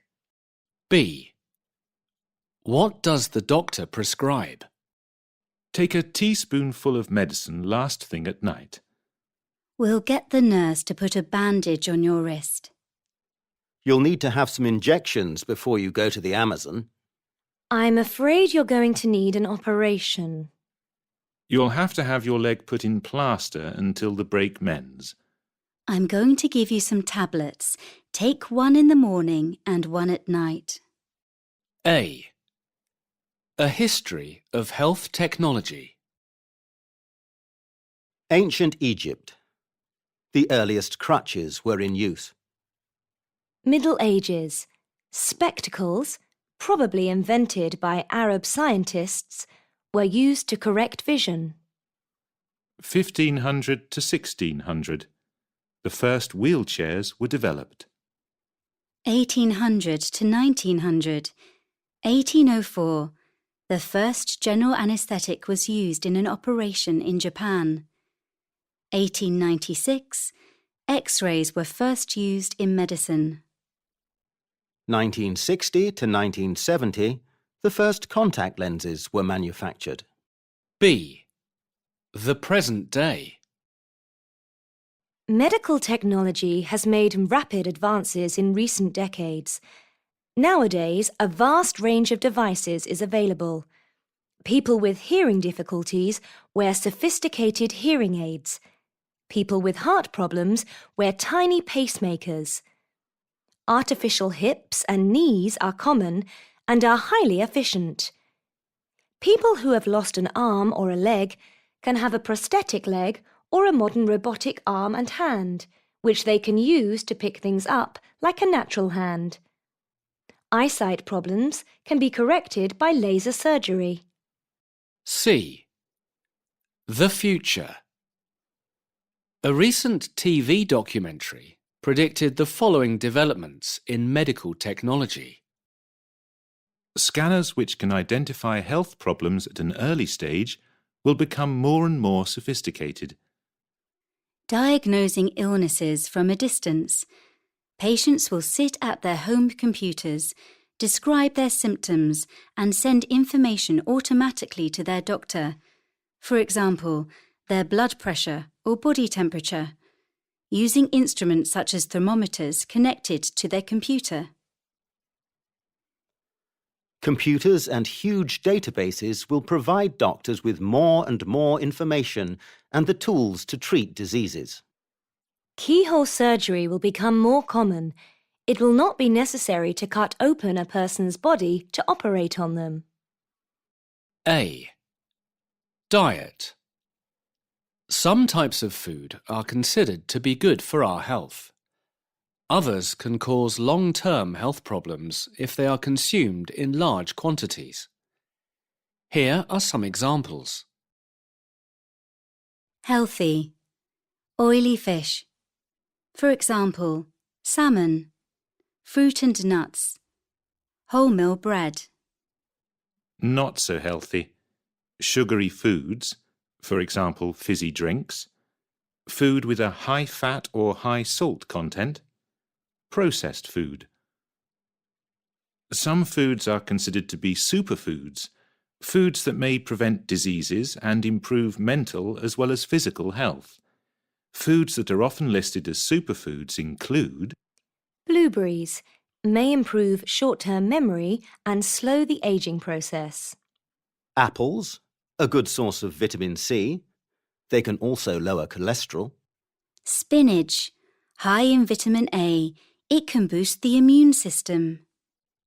vegetable juice, especially tomato, can reduce the risk of heart disease. B. Lifestyle. Read the magazine extracts about lifestyle issues. Note the use of the adjective and noun forms of the same word. There has been a sharp rise in the number of children who are obese. Childhood obesity is now a major problem. Children often take too little exercise. Keeping fit need not be difficult. You can maintain a good level of fitness with a simple routine of daily exercise. Start exercising now. People often do not realise how stressful their jobs are. Stress can cause high blood pressure, increased risk of heart attacks and depression. Bad habits can cause serious harm to the body. Alcohol and tobacco are particularly harmful if consumed in large quantities over a long period. A. Here is some basic vocabulary for different kinds of travel. Transport. Road. Kinds of vehicle. Car. Bus. Coach. Tram. Van. Lorry. Parts of vehicle. Boot. Steering wheel. people working with it. Driver, motorist, mechanic, chauffeur. Associated words. Petrol station, breakdown, breakdown service. Rail, high-speed train, express, sleeping car, buffet, coach, ticket collector, conductor, platform, seat reservation. Sea, liner, ferry, yacht, deck, bridge, gangway, captain, steward or stewardess, port, cabin, cruise. Air, aircraft, jumbo jet, helicopter, cockpit, wings, aisle, ground staff, cabin crew, air traffic controller, duty-free shop, terminal, runway, security. B. Journey, trip, travel, voyage. A trip is usually shorter than a journey. We had a long journey by coach from the north to the south of the country. We usually say business trip, not business journey. We took a trip to the beach last weekend. We went on a trip to the beach last weekend. Go on a trip suggests an organised short excursion, whereas take a trip or have a trip could be something you do yourselves in your own car. Travel is a general word. It is an uncountable noun and a verb. Travel broadens the mind. How did you travel round Australia? We hitchhiked. Voyage means a long journey, usually by sea. Though this use is quite formal. It is often used in other contexts with discovery. Learning English is a voyage of discovery. C. Collocations and expressions connected with travel. My flight from New York to Tokyo was severely delayed because of bad weather. Then later it was cancelled and I was stuck at the airport. The airline put me up in a hotel overnight and they put me on standby for the early morning flight the next day. Luckily, I managed to get a seat and the flight left on time at 7 a.m. There was quite a lot of turbulence during the flight, which was scary at times. When we finally got to Tokyo, the weather was bad and we had a bumpy landing. Luckily, I don't get airsick, but I had terrible jet lag for days afterwards. I'd always wanted to sail across the Mediterranean, though I was worried I might get seasick. Anyway, I volunteered to work as a crew member on board a yacht, and it was an amazing experience. Everything ran very smoothly, even when the sea was rough, and I never suffered from seasickness. A. Places to stay and types of holiday. Campsite.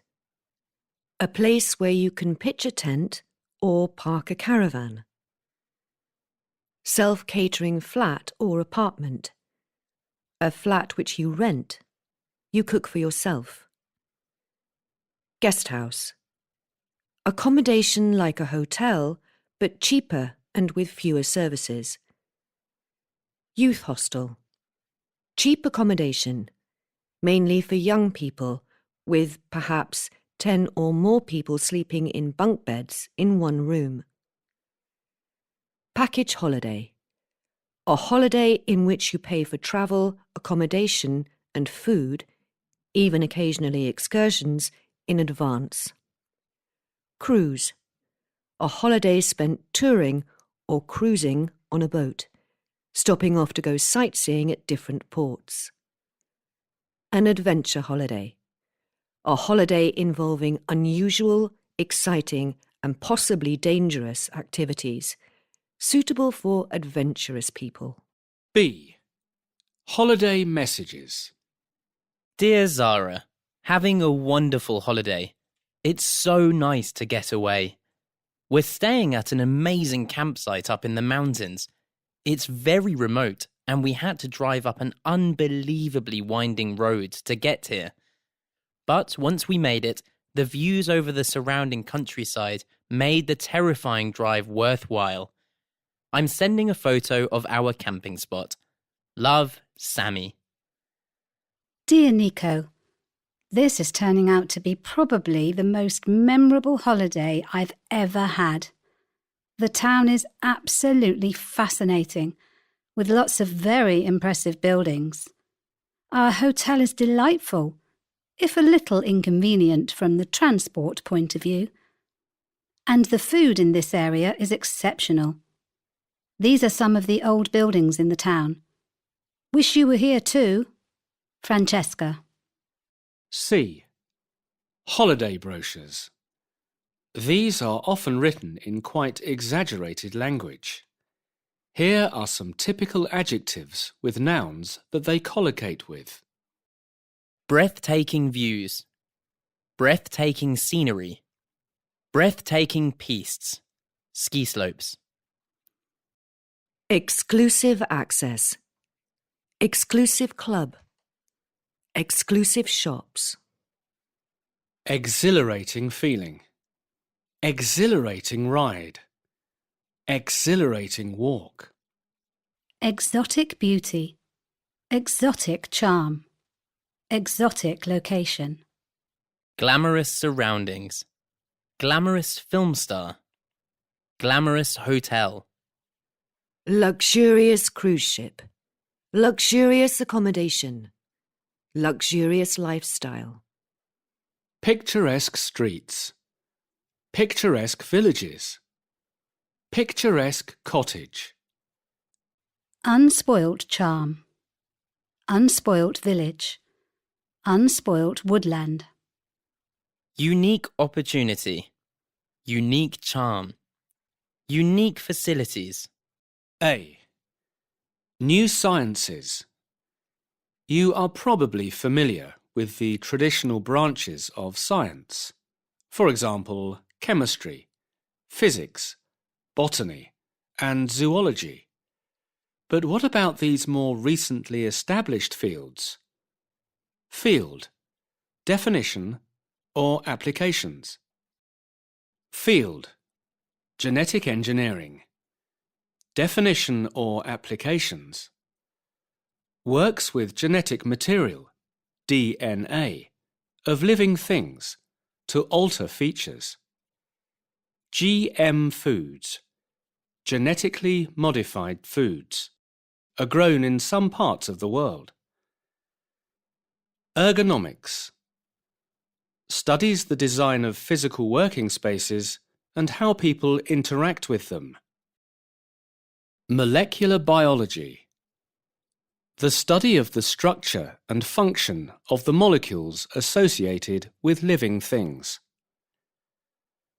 Voice technology, technology which enables machines to interpret speech. For example, voice-to-text software. Stem cell research, the study of the use of human cells to treat diseases and injury, and to repair the body. Cloning, the creation of exact copies of plants or animals with the same genes as the original plants or animals. Hydroponics, the science of growing plants without using soil. B. Everyday technology. Smartphone. Tablet. 3D TV. High definition HD camcorder. Satnav. GPS. Digital photo frame. C. Verbs used in science and technology. Note the collocations in bold. He experimented with different materials before utilizing the most suitable one. The technician pressed a button and lights started flashing. When she pulled the large lever, the wheel began to rotate. The zoologist dissected the animal and extracted its organs. When they were combined, the two chemicals reacted violently with each other. After analysing the problem, she concluded that there was a flaw in the theory. Insert the disc into the DVD drive to install the software, or visit the website to download it. A. Hardware. Computer equipment or machinery.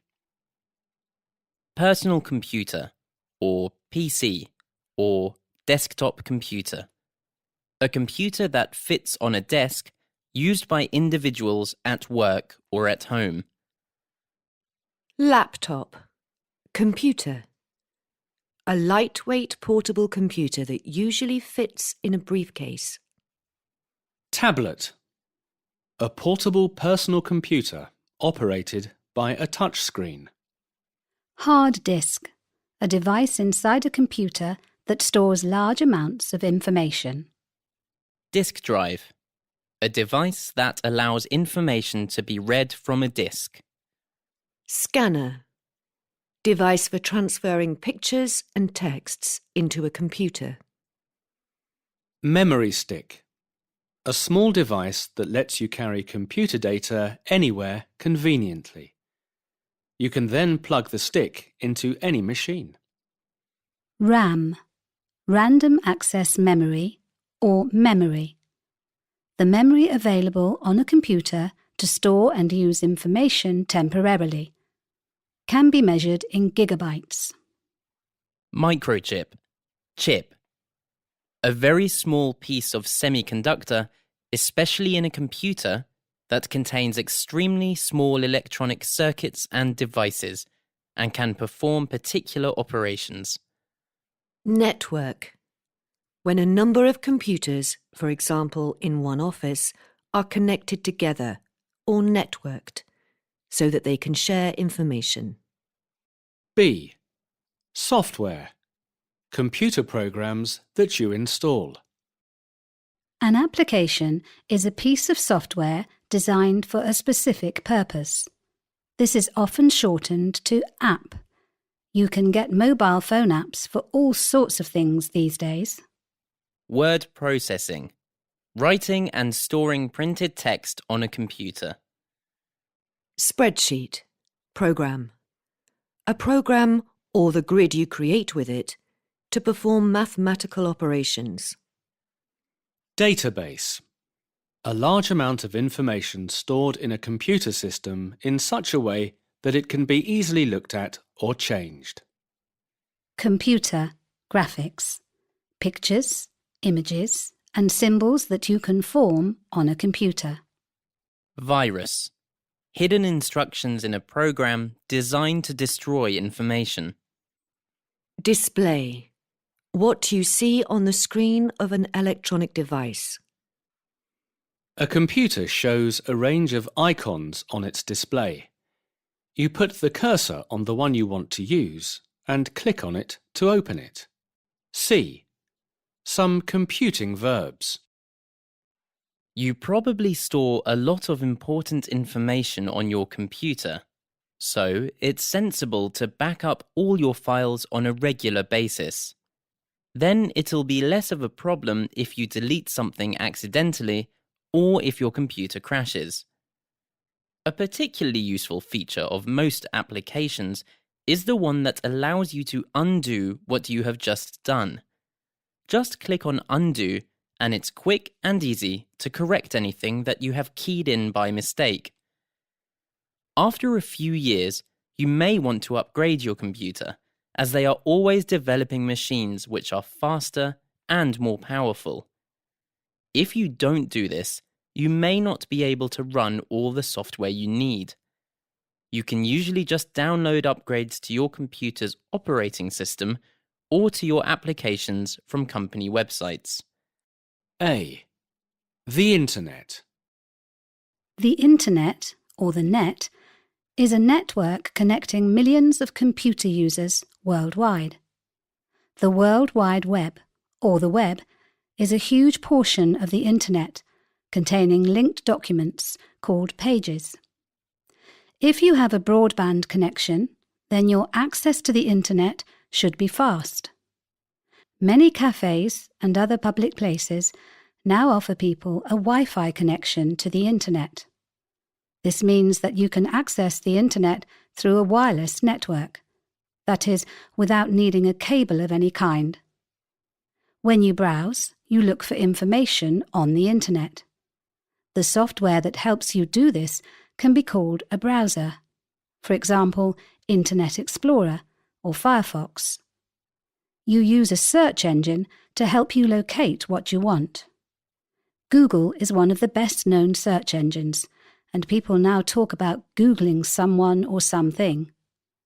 You can easily spend a lot of time surfing the net or the web. A website is a document on the web giving information about a particular subject, person, or institution. The introductory page is called the home page. From this, there are links to other pages. Good websites are easy to navigate or find your way around. One option on many websites is an FAQ page. This stands for Frequently Asked Questions, a list of common questions and helpful answers. You can bookmark websites that you log on to frequently. If a website gets a lot of hits, that means that it has been visited by a lot of people. Sometimes you need to subscribe to a site, which means you become a member of it. This may involve having a special username and choosing a password. You will only be able to log in to the site if you enter this information correctly. You can store your data on your computer or phone, or you can store it in the cloud. B. Online communication. You can communicate with others by email. With an email, you can include an attachment. You can attach a photo, for example. You can also send someone an e-card. A server is a powerful central computer from which other computers get information. If your ISP, or Internet Service Provider's server is down, you may not be able to send emails.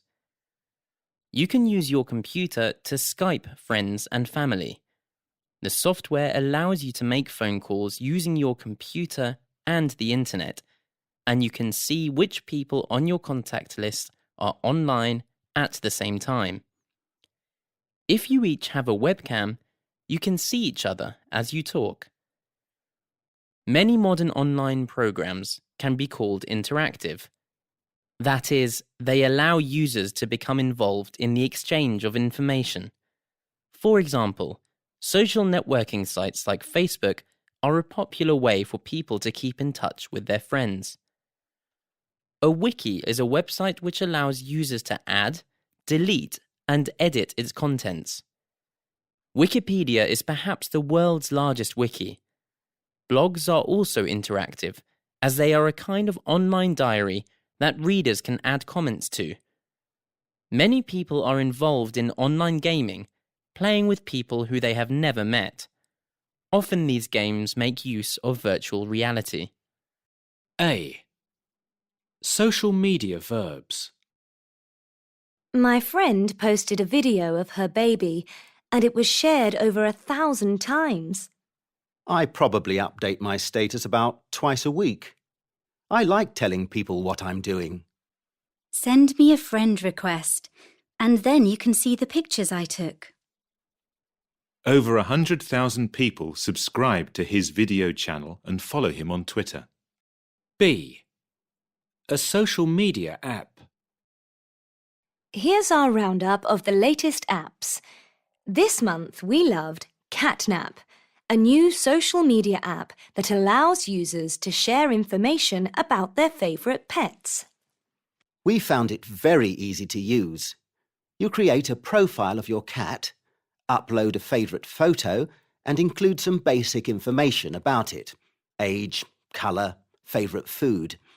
You can then post updates about what your cat has been doing, share links to things you find interesting, or comment on other cats' profiles. You can rate videos of other cats' adventures from 1 to 5 stars, or see how many views or likes your post got.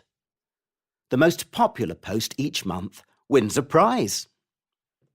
We found it a little annoying that you can't turn off notifications when a friend writes something new, but overall cat lovers will adore it. Highly recommended. C. Online privacy. On social media, it's important to think about who can see your personal information. If you have to give personal information, for example, date of birth, address, when you create an account, make sure that it's kept private. It's better not to give this information if you don't have to.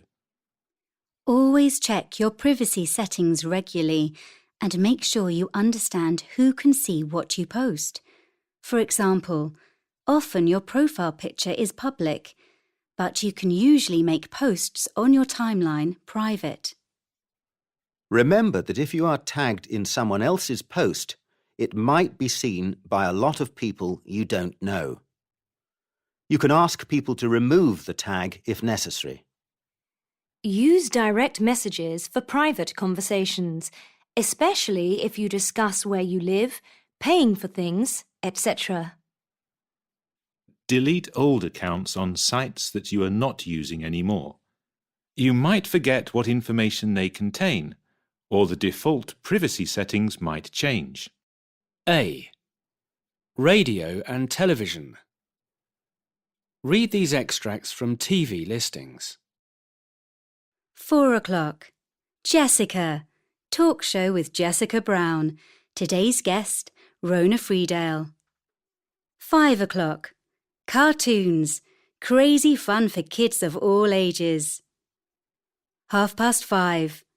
Golden Chance. Game show with Bob Langley. 6 o'clock. News and weather forecast. 6:30. Didbury Street, the nation's favourite soap. 7 o'clock. Documentary. Are we killing our kids?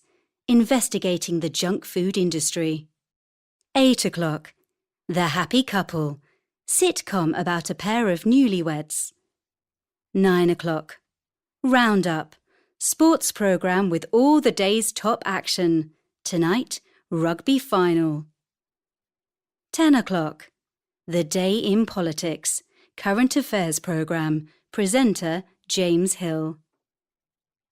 10:30. Wickdal. Detective drama set in Norway. Episode 3. A second body is found. B. Other expressions connected with TV and radio. The media, or mass media, refers to TV, radio, newspapers, and the internet. That is, means of communication which reach very large numbers of people. Subtitles enable people to read what the characters are saying, maybe in translation. If a film is dubbed, you hear the speech in your own language. To receive a lot of TV channels, you may need a satellite dish on the roof or wall of your house. Many channels depend on TV commercials to make money.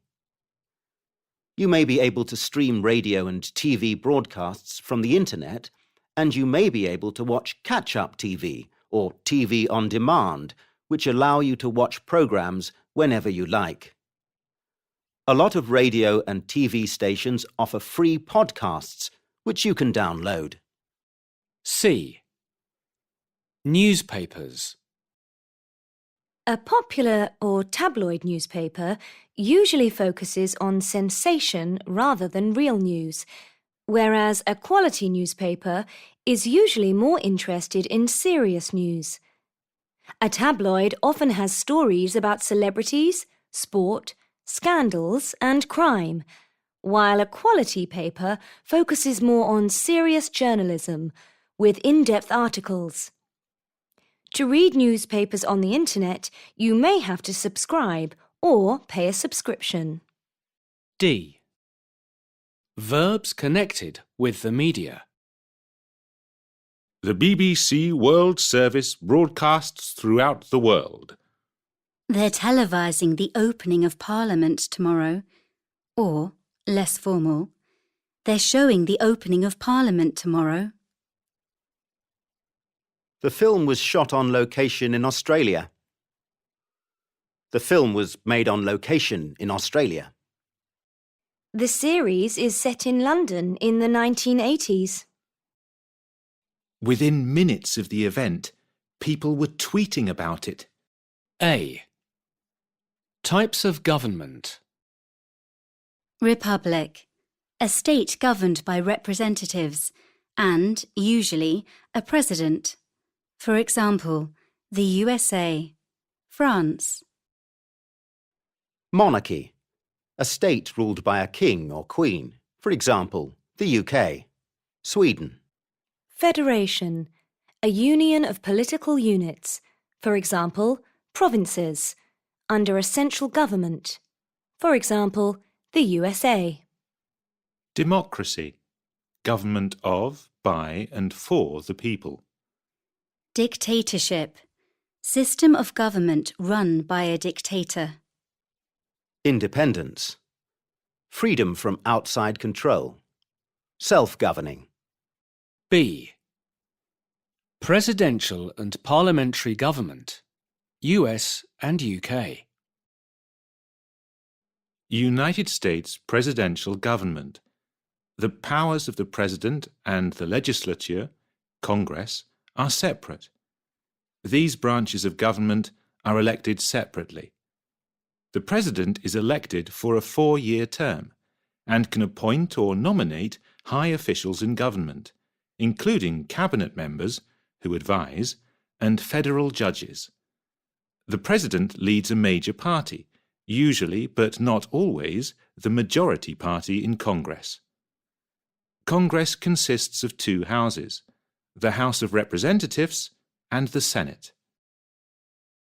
United Kingdom parliamentary government. The government consists of a legislature, Parliament, and a cabinet of ministers from the majority party in Parliament. If no party has an overall majority, there may be a coalition government formed from more than one party. The Prime Minister is the head of the government and the leader of the majority party in the House of Commons. The Prime Minister selects high officials and heads the cabinet. Parliament consists of 2 chambers, the House of Commons and the House of Lords. MPs are members of Parliament elected from each constituency to the House of Commons. C. Parliamentary elections. During a general election, each constituency has to choose which politician it wants as its representative. Usually, there are several candidates to choose from. These candidates are all standing, or running, for Parliament. They present the policies, that is, their party's plans. On polling day, every adult goes to the polling station and casts a vote by marking a cross on their ballot paper. The candidate who gets the majority of votes wins the seat. If the vote is very close, the constituency may be referred to as a marginal seat. A. Crimes and criminals. Crime. Murder. Definition: killing someone. Criminal: murderer. Verb: murder. Shoplifting. Stealing something from a shop. Shoplifter. Shoplift. Burglary. Stealing something from someone's home. Burglar. Burgle.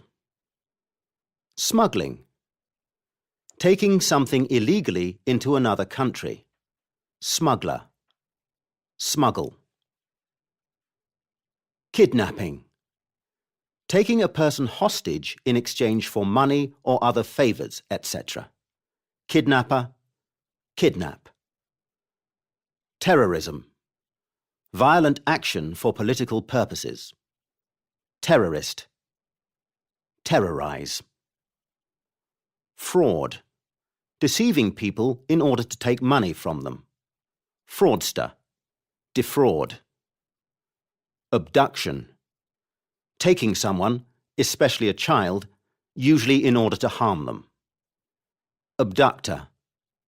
Abduct. All the verbs in the table above are regular. Note that the verb terrorise is mainly used in a general way, meaning to make others very frightened, rather than just relating to the crime. B. Investigating crime. Ross committed a crime when he robbed a bank.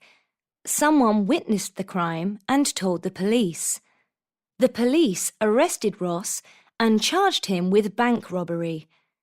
They also accused his twin brother, Ben, of being his accomplice.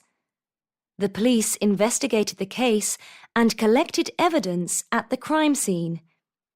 They found Ross's fingerprints, and they also found DNA evidence that linked him to the crime, so they were confident they had proof that the two men were guilty. C. Trial and punishment. The case came to court, and Ross and Ben were tried. The trial did not last very long. Ross and Ben both pleaded not guilty in court. Their lawyer did her best to defend them, but the prosecuting lawyer produced a very strong case against them. After brief deliberations, the jury passed verdict on them. They decided that Ross was guilty, and he was convicted of robbery, but Ben was innocent. The judge acquitted Ben of any involvement in the robbery, but sentenced Ross to 3 years in prison or jail. As well as a prison sentence, Ross also had to pay a large fine. Ross served 2 years in prison, but was released from prison a year early.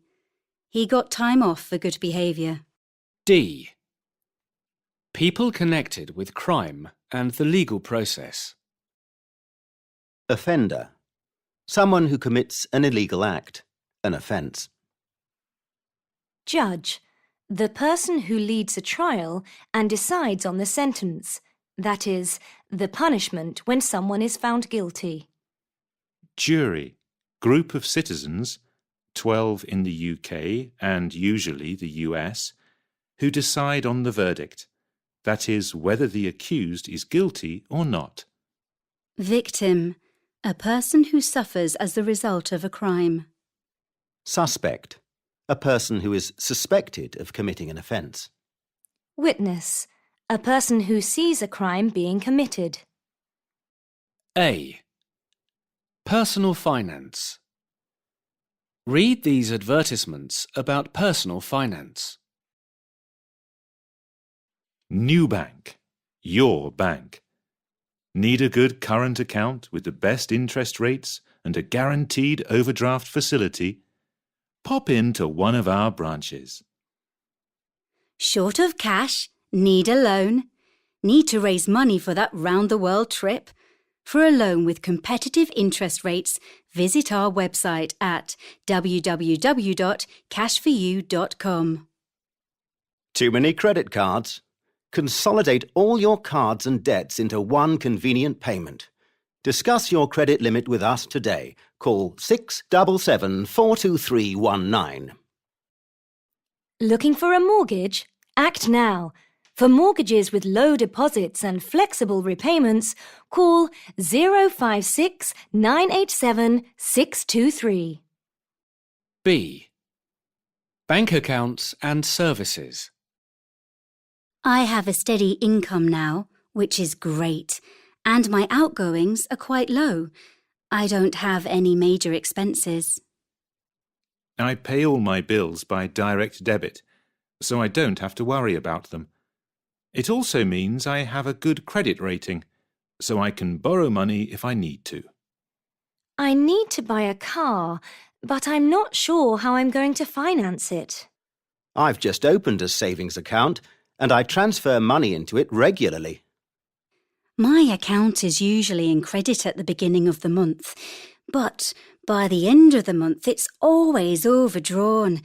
I hate being in the red, and the banks all charge interest on overdrafts. I try not to go over my overdraft limit, though. I use online banking most of the time. I only go to the bank occasionally to use the cash machine. C. Public finance. The government collects money through taxes. Income tax is the tax collected on wages and salaries. Inheritance tax is collected on money people get from people who have died. Customs, or excise duty, is paid on goods imported from other countries. Airports usually have duty-free shops. VAT, value added tax, is a tax paid on most goods and services. Companies pay corporation tax on their profits. A. Some pairs of opposite adjectives. Cotton is a natural material and nylon is artificial. Red and yellow are vivid colours, while grey is a sombre colour. You can see through a transparent material, but you can't see through an opaque material. A machine that has no problems at all is perfect, while one that doesn't work properly is faulty. Something that is hard and doesn't move or bend easily is stiff, while something that bends easily is flexible. A material that can be easily spoilt by, for example, washing, can be called delicate, while something that is hard to spoil can be called tough. A material like glass that can be easily broken can be called fragile, while something that does not break easily can be called strong or sturdy. I prefer strong coffee to weak coffee. I can't stand coffee that has too much water or milk in it. I like to be able to really taste my coffee. The painting is not a genuine Picasso. It's a fake. A conventional chair. A bizarre chair. A plain frame. A decorative frame. B. Adjectives and nouns. Adjective, decent. Noun, decency. Example: I'd like to get a table that's a decent size so we can have 10 people to a meal. Meaning: good. Entire, entirety. Between them, they ate the entire cake. Whole. Characteristic.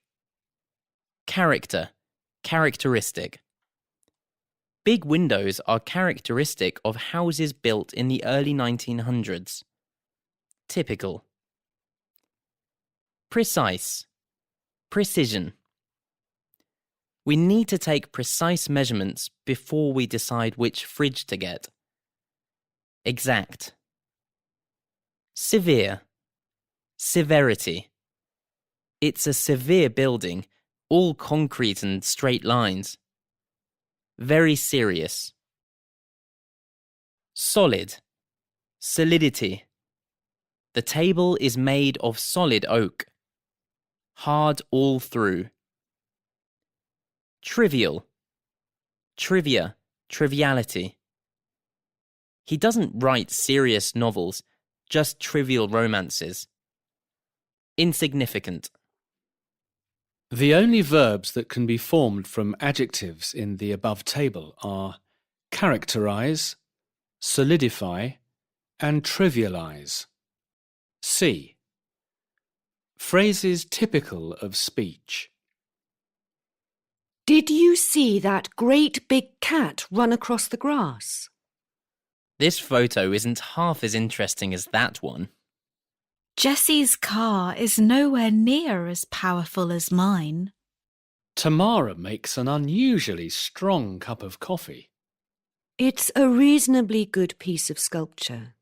It's a pretty thick book. A. Verbs connected with beliefs and opinions.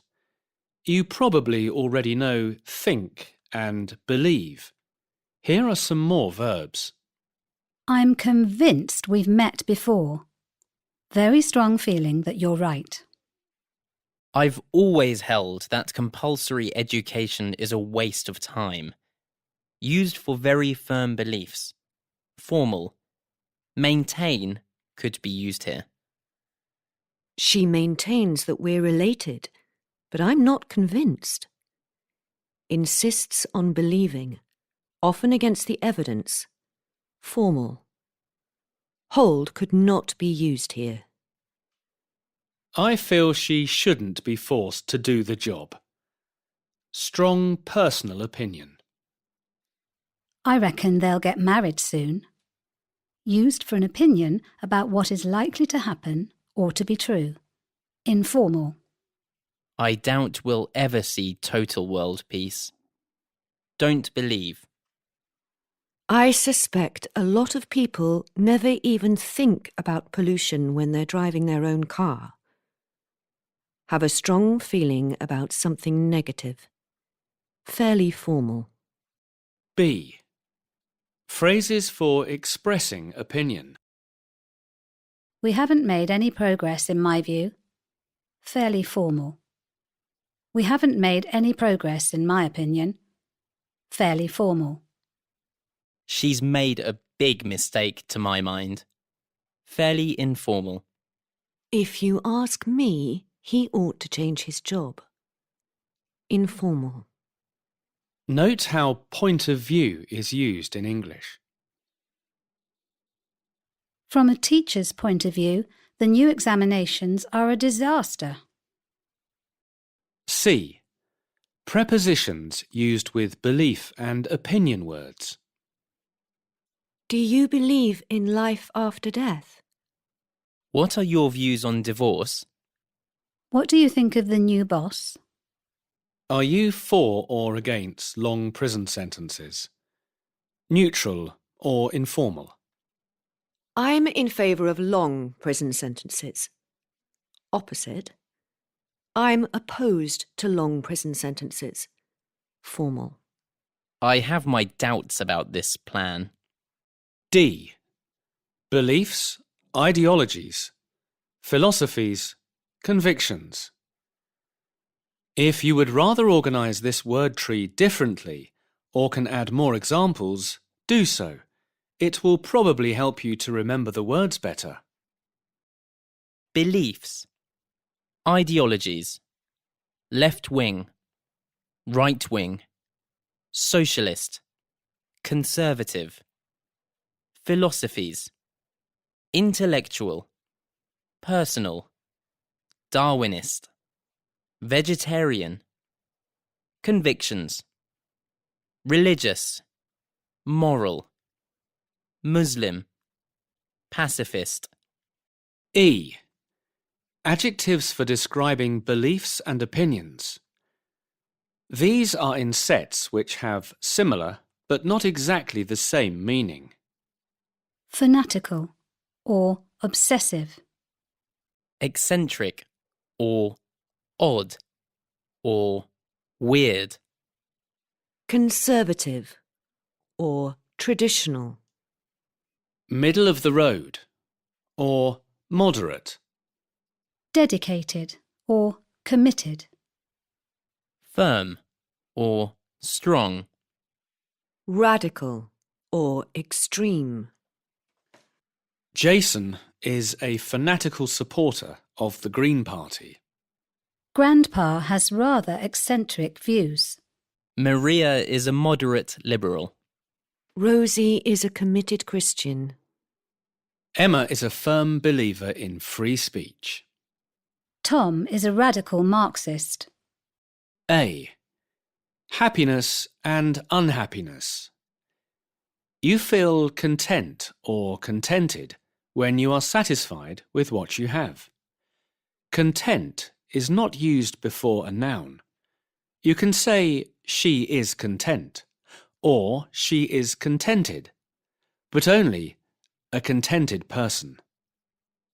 He is very content with his life. He's always been a contented person. You feel grateful when someone has done something thoughtful for you. Note, you feel thankful if something bad that could have happened did not happen. I'm really grateful to you for helping me with my project. You feel delighted when something has happened that gives you great pleasure. When you hear news of someone's good fortune, for instance. I was delighted to hear you're getting married. You feel miserable when everything seems wrong in your life. I felt miserable all day yesterday. Maybe it was just the grey, cold weather. You feel discontented when your life is not giving you satisfaction. She's very discontented with her job and is going to look for a new one. You feel fed up or sick and tired when you have had enough of something disagreeable. I'm fed up with Olivia's rudeness and sick of her bad behaviour. I'm fed up with Olivia's rudeness and sick and tired of her bad behaviour. You feel depressed when you are miserable over a long period of time. Depression is considered an illness in some severe cases. I felt depressed after having 10 job interviews and not getting a job. You feel confused when you cannot make sense of different conflicting feelings or ideas. I feel so confused.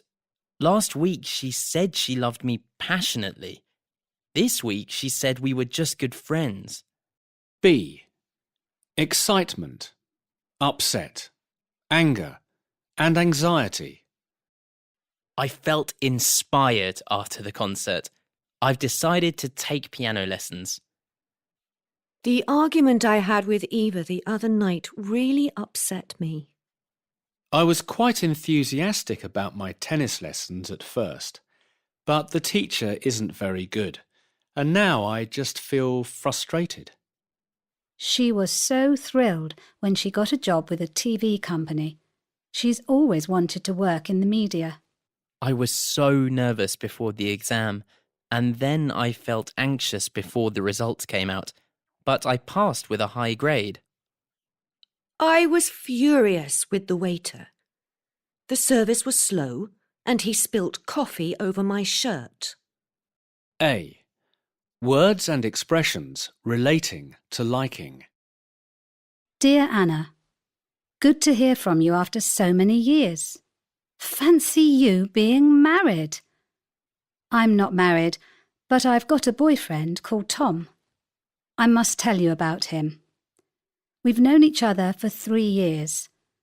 I quite liked him when we first met, but I didn't really fancy him in any big way. I did like being with him. He fascinated me with his stories of his travels around the world, and something mysterious about his past attracted me. What's more, we were both keen on sailing. Little by little, I fell in love with him. His sense of humour appealed to me, and I was captivated by his smiling eyes. Now, 3 years later, I can't see why I didn't fall for him the moment we met. He's a very caring person, fond of animals and small children. He's always affectionate and loving towards me, and passionate both about me and about the things he believes in, and the people he cares for. I hope we'll always be as devoted to each other as we are now. Do write again soon and tell me all about your life. Love, Amy. B. Words and expressions relating to disliking. Loathe, detest, despise, cannot stand, and cannot bear are all stronger ways of saying dislike, and they are all followed by a noun or an ing form. I loathe bad-mannered people. I detest bad-mannered people. I despise bad-mannered people. I can't stand bad-mannered people. I can't bear bad-mannered people. I can't bear listening to her stupid stories. Repel, revolt, appall, and disgust are strong words used to describe the negative effect which something has on a person. His films disgust me. I was revolted by the way he spoke. We were appalled by the conditions in the refugee camp. His behaviour repels everyone. C. Words and expressions relating to desiring.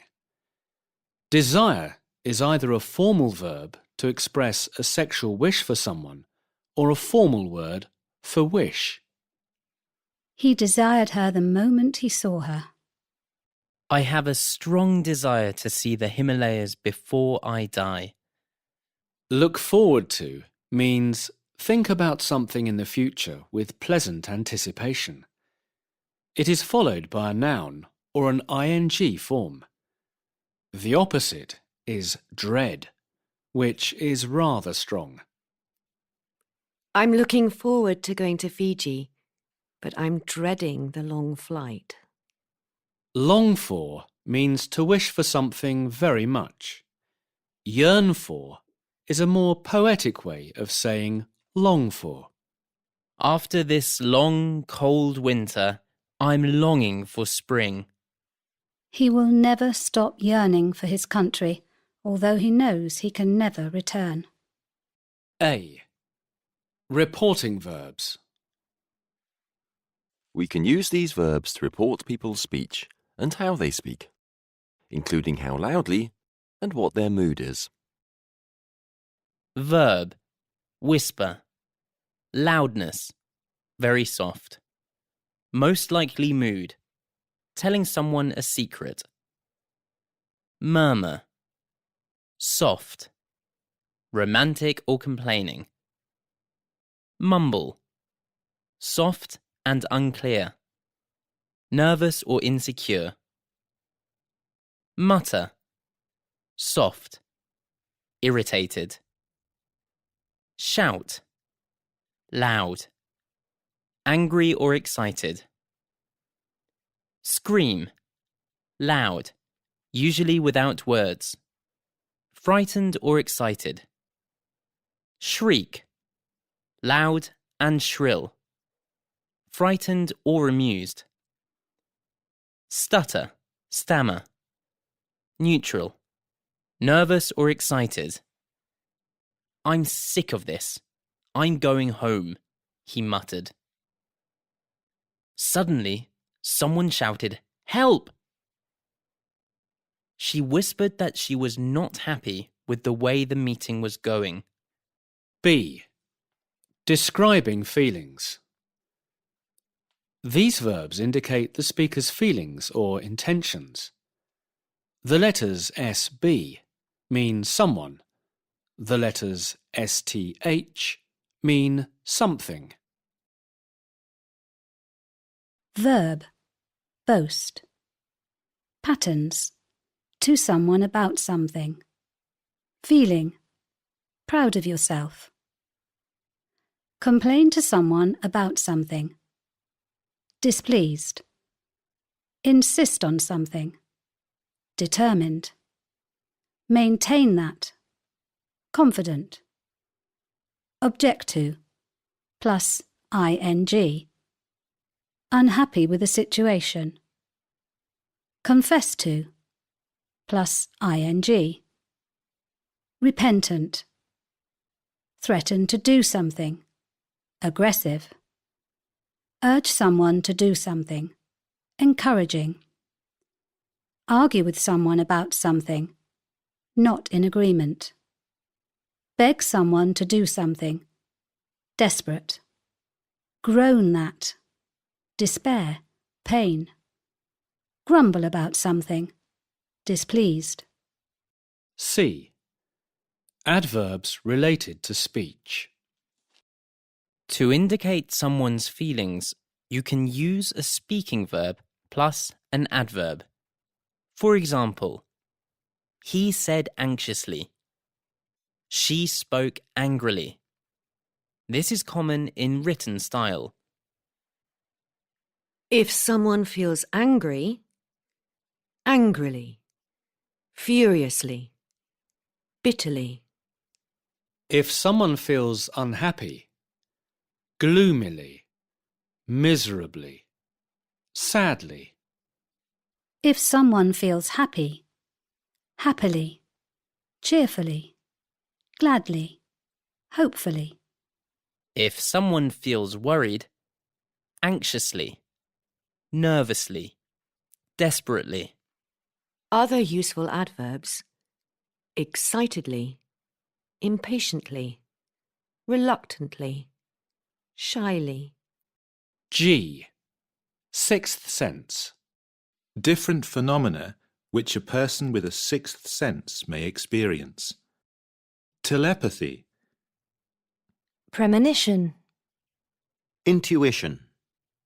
Déjà vu. A. The five senses.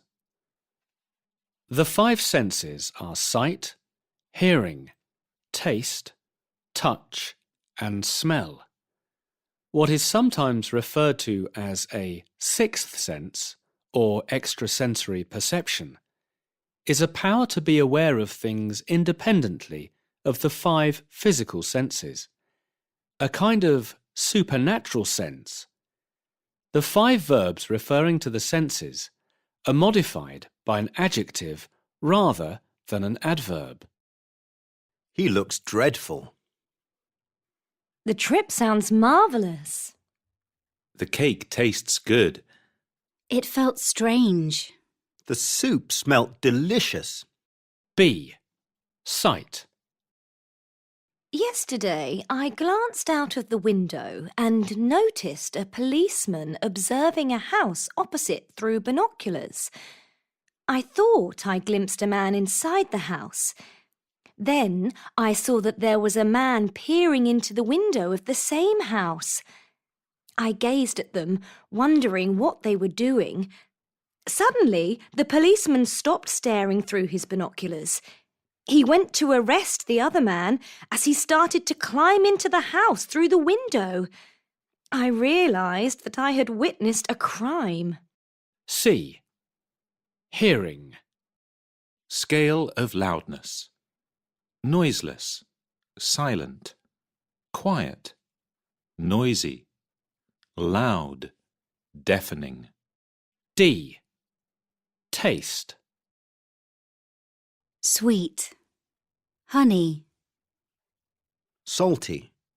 Crisps. Bitter. Strong coffee. Sour, vinegar. Spicy. Indian food. If you say something tastes hot, it may mean spicy rather than not cold. If a curry, say, is not particularly hot, then it is mild. Food can be tasty, but tasteful refers to furnishings, architecture, or a style of dressing or behaviour. The opposite of both is tasteless. E. Touch. She poked me in the ribs with her elbow to wake me up. He stroked the cat and patted the dog. She tapped him on the shoulder. He grasped my hand and we ran. She grabbed her phone and ran to the bus stop. The thief snatched her handbag and disappeared into the crowd. Press the button. Please handle the goods with great care. F. Smell.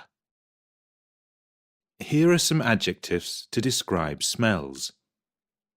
Very unpleasant. Stinking. Foul-smelling. Putrid. Musty. Pungent. Pleasant, fragrant, aromatic, sweet-smelling, perfumed or scented. A. Verbs connected with the mouth and breathing. Yawn. Why are you yawning? Are you feeling sleepy? Sneeze. Dust often makes me sneeze. Snore. He snored in his chair with his mouth wide open. Cough. It was so smoky in the room that he couldn't stop coughing. Sigh. She sighed with relief when she heard the plane had landed safely. Be out of breath. I ran for the bus and now I'm out of breath. Take a deep breath.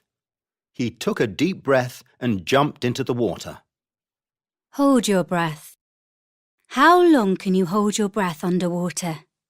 B. Verbs connected with eating. Chew. My granny used to say you should chew every mouthful 10 times. Rumble. It's embarrassing if your stomach rumbles during an interview. Swallow.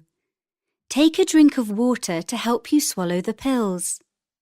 Suck. In an aeroplane, if you suck a sweet, it can stop your ears popping. Lick. The cat licked the bowl clean.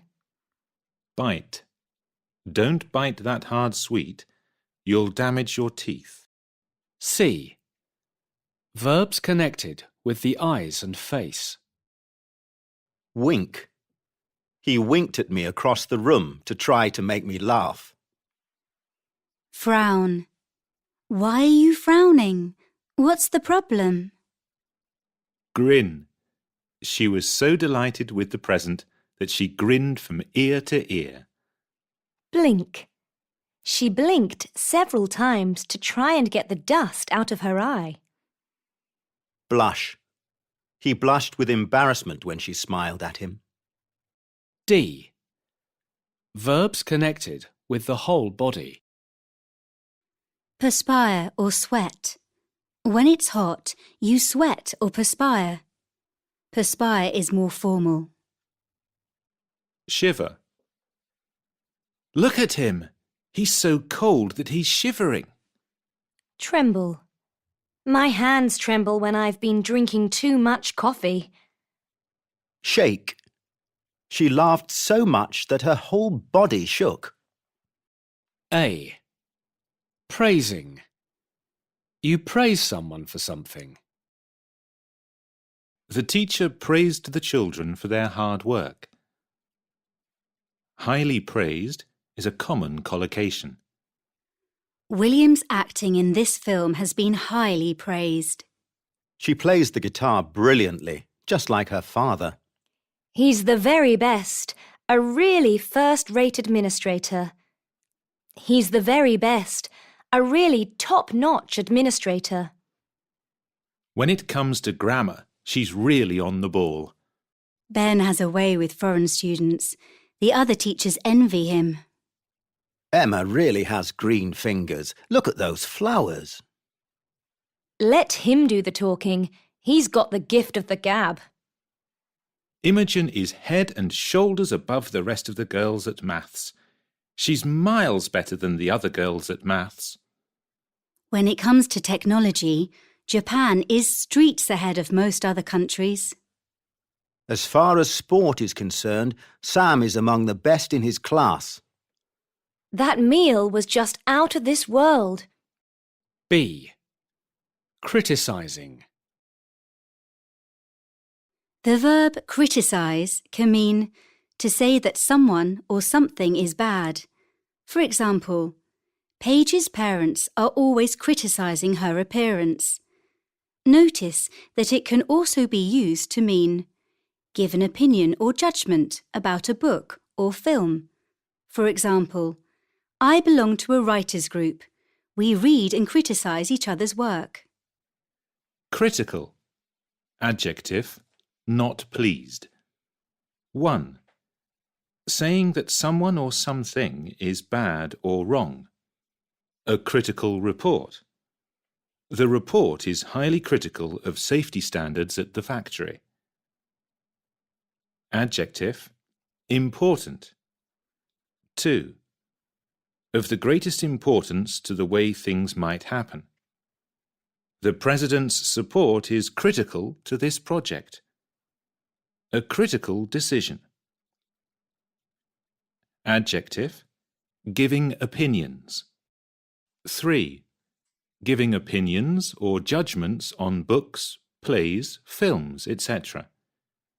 She has written a major critical appraisal or study of Saul Bellows' novels. His last film won or received critical acclaim.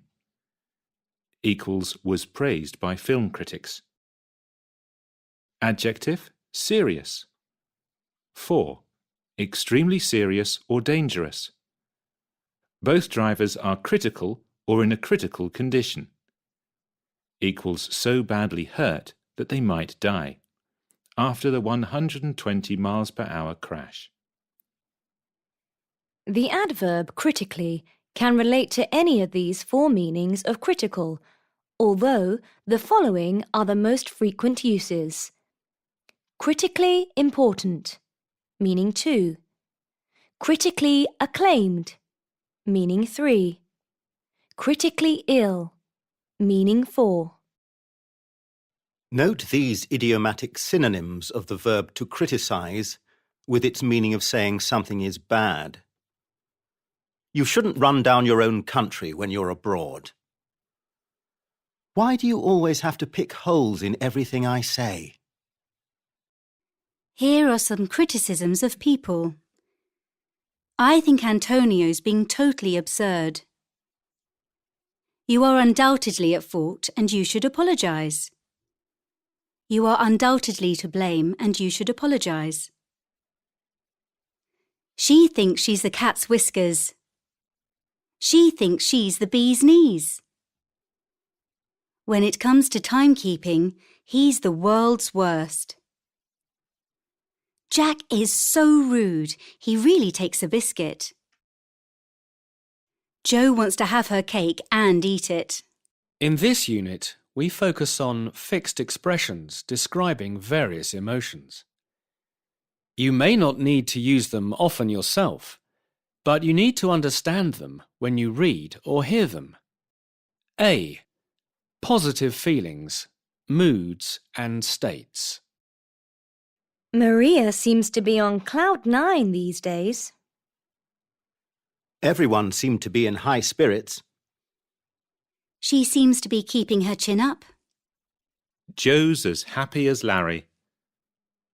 Jo's as happy as can be. B. Negative feelings, moods and states. He had a long face. She certainly looked down in the dumps. Zach is in a bad mood. Martin was like a bear with a sore head. See Unit 97. Alice threw a wobbly the other day. C. Physical feelings and states. I'm feeling done in. You're looking a bit under the weather. She looked and felt on top form. I suddenly felt my head was spinning. I was almost at death's door last week. Old Nora's as fit as a fiddle. D. Fear or fright. She was scared stiff. She frightened the life out of him. We were all shaking in our boots. We were all shaking in our shoes. The poor lad was scared out of his wits. I jumped out of my skin when I heard the bang. E. Other expressions for actions and feelings. Capricorn, 21st of the 12th to the 19th of the 1st. Don't get carried away by promises that won't be kept. Keep a cool head and take everything as it comes. On the work front, things are looking up. Taurus, 21st of the 4th to the 20th of the 5th. If someone says something that makes you swell with pride and feel on top of the world, enjoy the moment. A. Types of problems and difficulties. There are many words for different types of difficulties. Chaos is a state of total confusion, where there is no order at all. A disaster is an event which causes great harm or damage. If you are facing a dilemma or are in a dilemma, you are in a situation where you have to make a difficult decision between two things. The earthquake was a dreadful disaster for the country. The transport system was in chaos for some time afterwards. The government were faced with a dilemma: start reconstruction work at once, or wait until the likelihood of aftershocks had passed. To be in a fix means be in a difficult situation. To be in a tight corner means be in a situation that is hard to get out of. To be in a muddle means be confused or mixed up. The word challenge puts a positive slant on a problem situation in that it focuses on the fact that it needs great mental or physical effort in order to be done successfully, and therefore tests a person's ability. B. Specific difficulties. You can be badly affected by all sorts of things, from those that are mildly irritating to the intensely annoying. Your plans may be disrupted. Negotiations or a building may collapse. You can be deprived of something you value. Someone's heart can be broken. Your life may lack something that you would like. The nouns related to the words in this section are affect, irritant or irritation, annoyance, disruption, collapse, deprivation, heartbreak, and lack. C. Idioms about dealing with problems and difficulties. To take a back seat. Opposite, to take the bull by the horns. To stir things up. Opposite, to pour oil on troubled waters. I can't face the thought of clearing up all this mess today. I can't face clearing up all this mess today. I thought it would be best just to lay my cards on the table. This has to be done by next week. We must get our act together before it's too late. Informal. We need a proper investigation to get to the bottom of things. It's quite difficult to get people to sit up and take notice. I'm trying to get a grasp of what's happening. It's not easy. D. Idioms relating to changes in problem situations. The tide has turned for us. Better days are ahead. We can see the light at the end of the tunnel at last. I'm afraid we've just come to a dead end with our plans. I think I've reached a turning point in my career. The government and the unions have buried the hatchet for the time being. All that trouble last year was just swept under the carpet in the end. A. Number and quantity. Number is used for countable nouns, for example, a large number of students. Amount for uncountable nouns, for example, a large amount of money.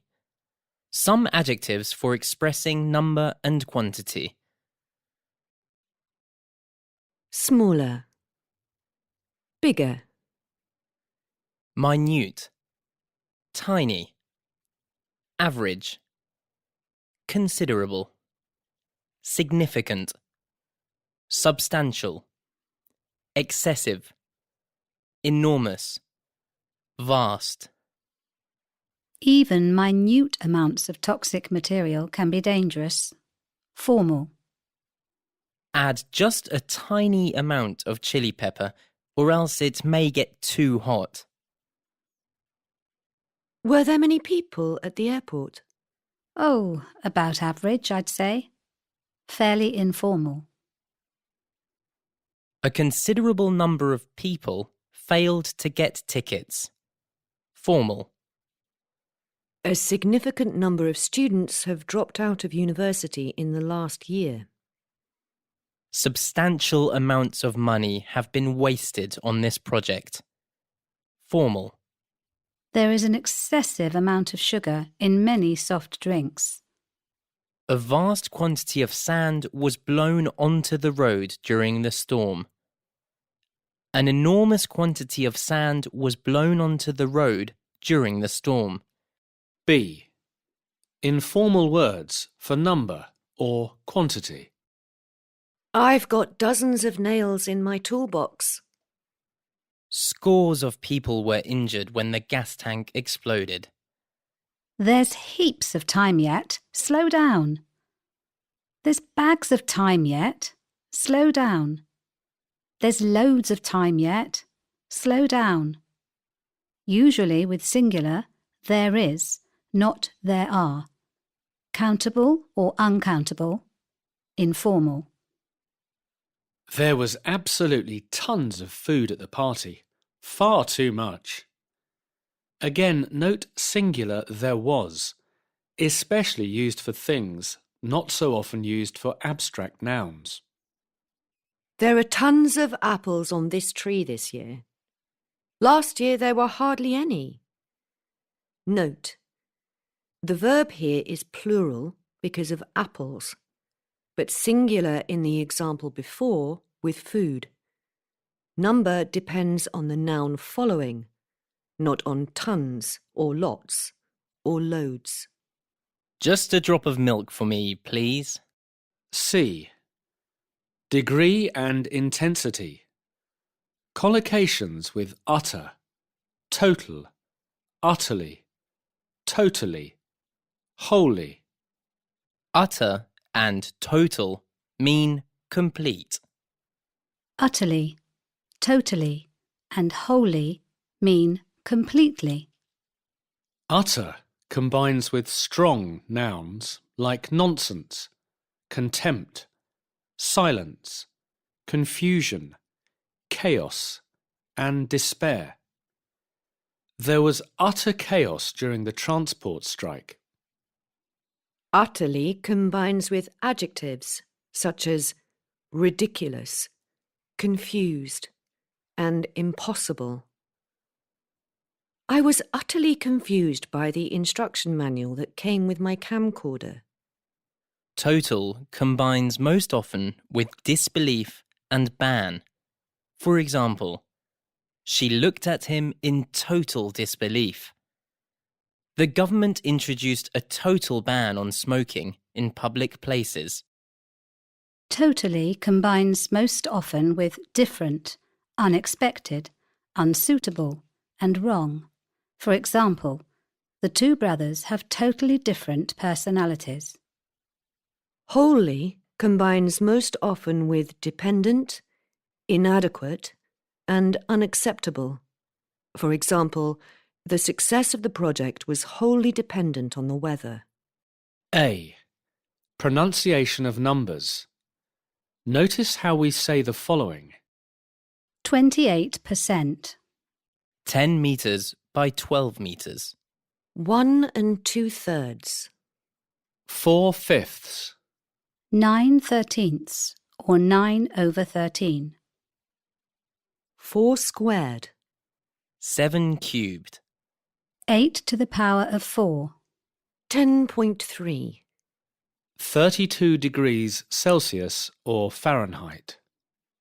Decimal fractions are separated by a dot and not a comma in English, and this is pronounced point. Note how commas are used to separate each set of 3 numbers in long numbers.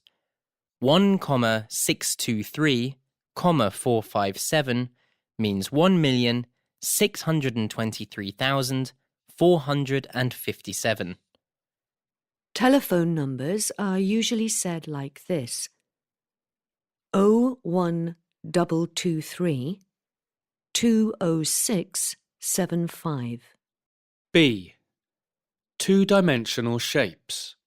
Circle, square, pentagon, octagon, rectangle, oval, triangle. The corresponding adjectives are circular, pentagonal, rectangular, triangular, square, octagonal, oval. A rectangle has 4 right angles. A pentagon has 5 sides. A circle is cut in half by its diameter. Its 2 halves can be called semicircles. The radius of a circle is the distance from its centre to the circumference. C. Three-dimensional shapes. Sphere, cube, pyramid, spiral. The corresponding adjectives are spherical, cubic, pyramidal, spiral. The 2 halves of a sphere can be called hemispheres. D. Arithmetic.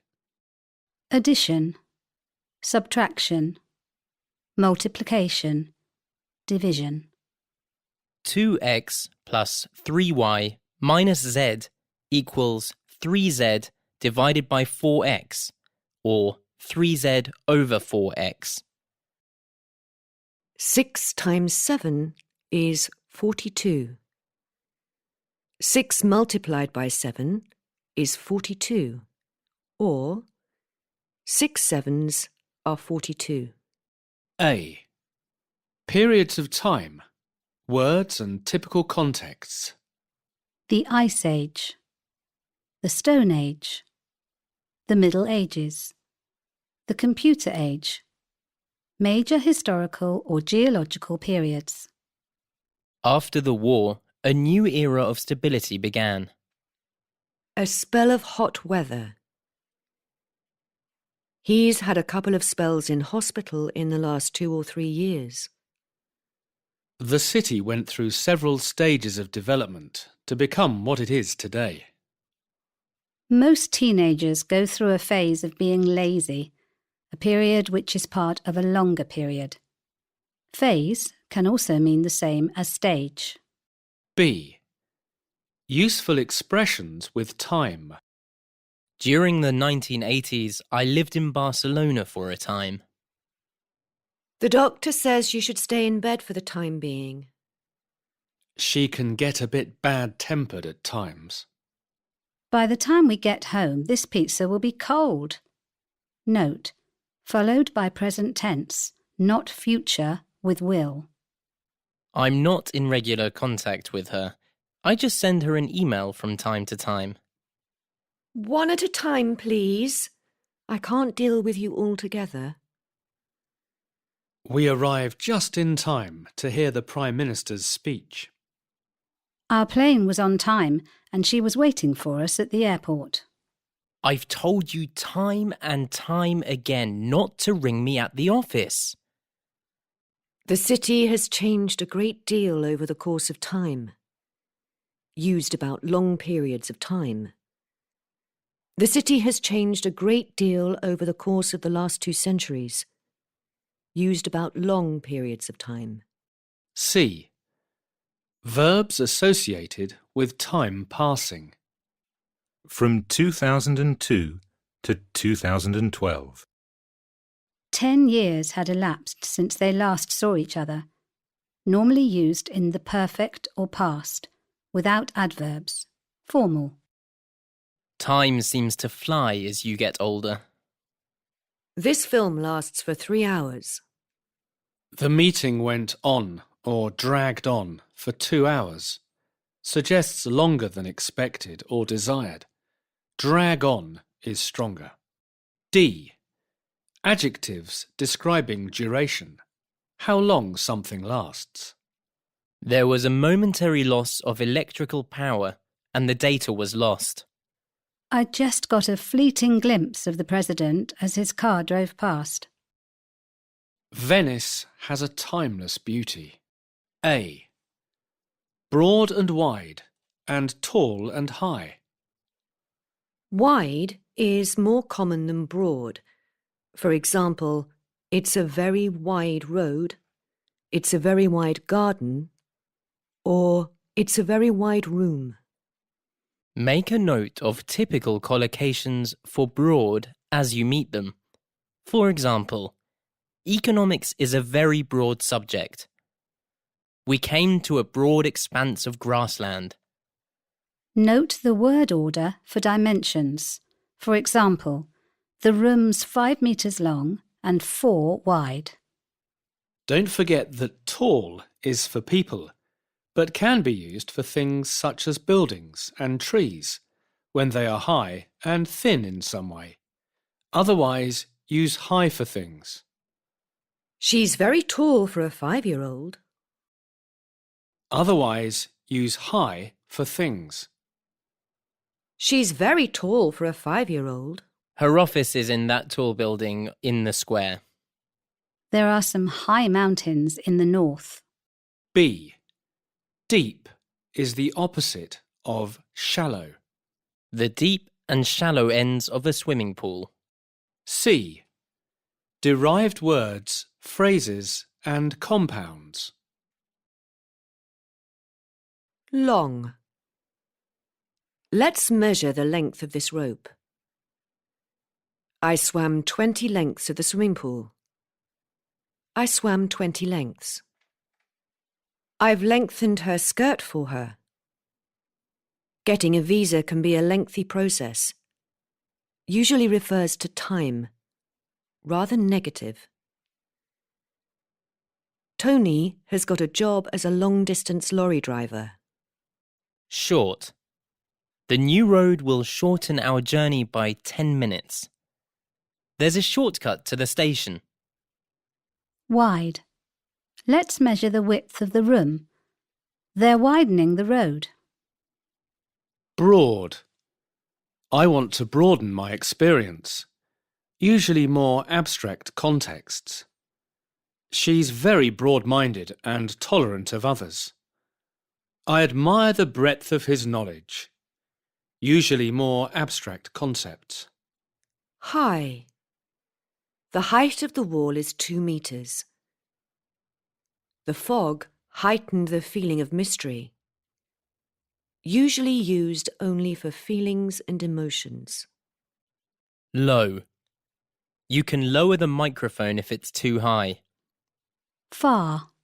He loves travelling to faraway places. Distant. What's the distance from Helsinki to St. Petersburg?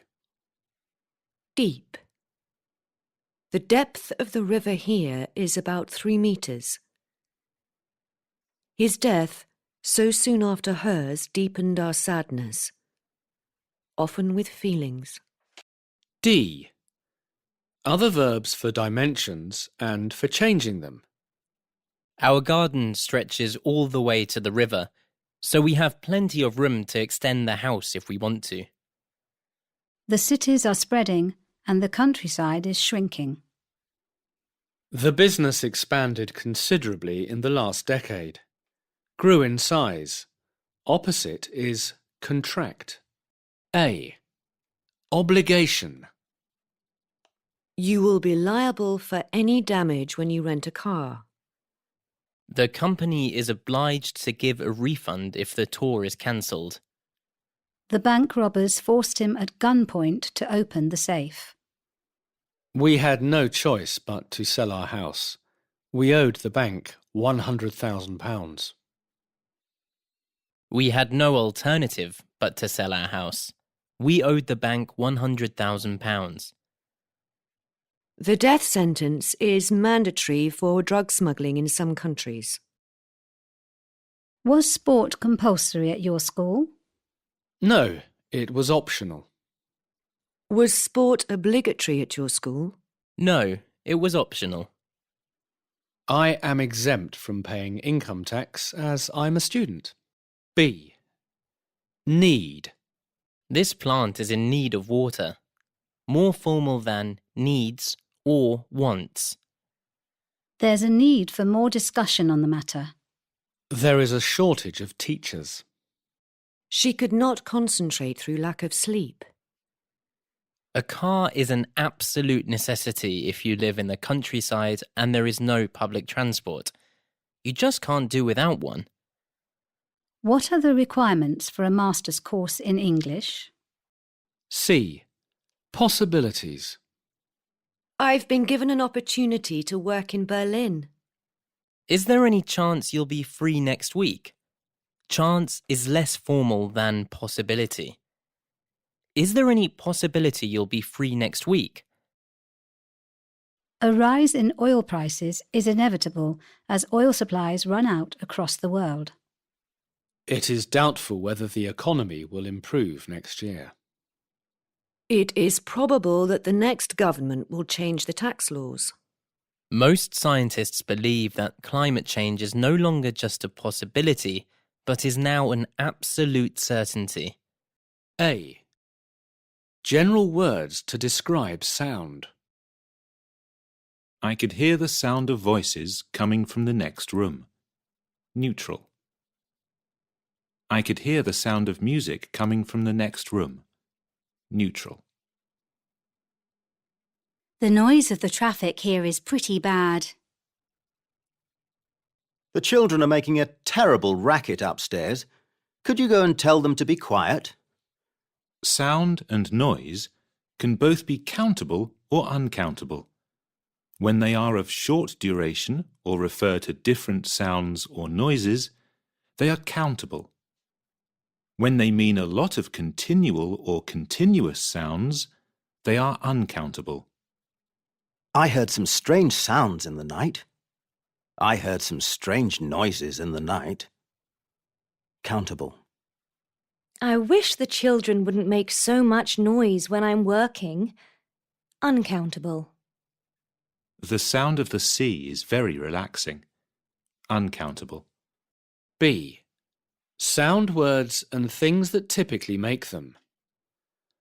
All the words in this section can be used as nouns or verbs.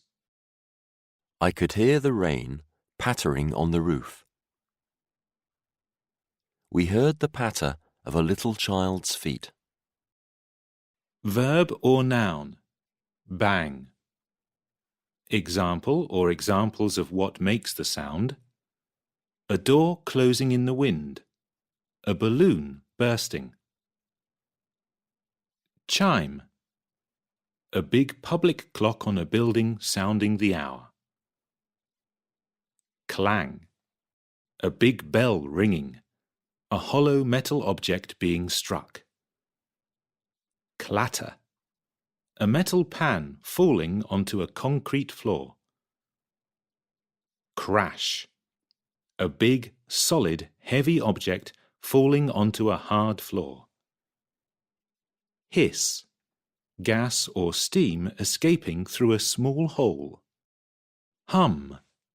An electrical appliance when switched on. For example, computer, freezer. Rattle. Small stones in a tin being shaken. Ring. A small bell. A telephone. Roar. Noise of heavy traffic. Noise of a huge waterfall. Rumble. Distant noise of thunder. Noise of traffic far away. Rustle. Opening a paper or plastic bag. Dry leaves underfoot. Screech. A car's tires when the brakes are suddenly applied. Thud. A heavy object falling onto a carpeted floor. C. Darkness. Here are some adjectives for dark conditions. For adjectives describing brightness, see Unit 59. These brown walls are a bit gloomy. We should paint them white. This torch is getting a bit dim. I think it needs new batteries. It was a sombre room with dark, heavy curtains. D. Types of light. Note these collocations. A torch gives out a beam of light. A diamond ring sparkles. A camera gives a flash of light. Stars twinkle. A candle flame flickers in the breeze. White-hot coal on a fire glows. The sun shines and gives out rays of light. A gold object glitters. A. Possession. All his possessions were destroyed in the terrible fire. Don't leave any of your belongings here. We've had a few thefts recently. Estate, in the singular, can mean a big area of private land and the buildings on it, or all of someone's wealth upon death. They live on a housing estate. They live on an estate. She owns a huge estate in Scotland.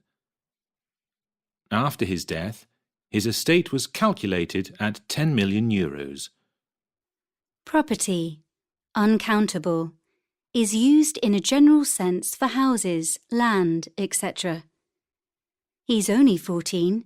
He's too young to own property. A property, countable, is a building, for example, house, office block, or land. She owns some valuable properties in the town centre. B. Words for people connected with ownership. The proprietor of this restaurant is a friend of mine. Used for shops, businesses, etc. Formal. Owner is less formal. The landlord has put the rent up. The landlady has put the rent up. Do you own this house? No, we're just tenants. He inherited a big house in the country when his parents died. C. Giving. The river provides the village with water. The river provides water for the village, or supplies. Jake's Limited supplies our school with paper and other items, often for selling contexts. It gives me pleasure to present you with this gift from us all. His parents supported him while he was at college, but now he's independent. The school restaurant caters for 500 people every day. That uncle of mine that died left £3,000 to an animal shelter. When she died, she donated all her books to the library for large gifts to institutions. I'm running a marathon next week for a cancer charity. Will you sponsor me? D. Phrasal verbs connected with giving. When I left the job, I had to hand over the keys to my office to the new person. I didn't really want to let go of my bike, but I had no money, so I had to sell it. The people from the charity handed out stickers for everyone to wear. The people from the charity gave out stickers for everyone to wear. I had a banjo once, but I gave it away. This vase has been handed down from generation to generation in my family.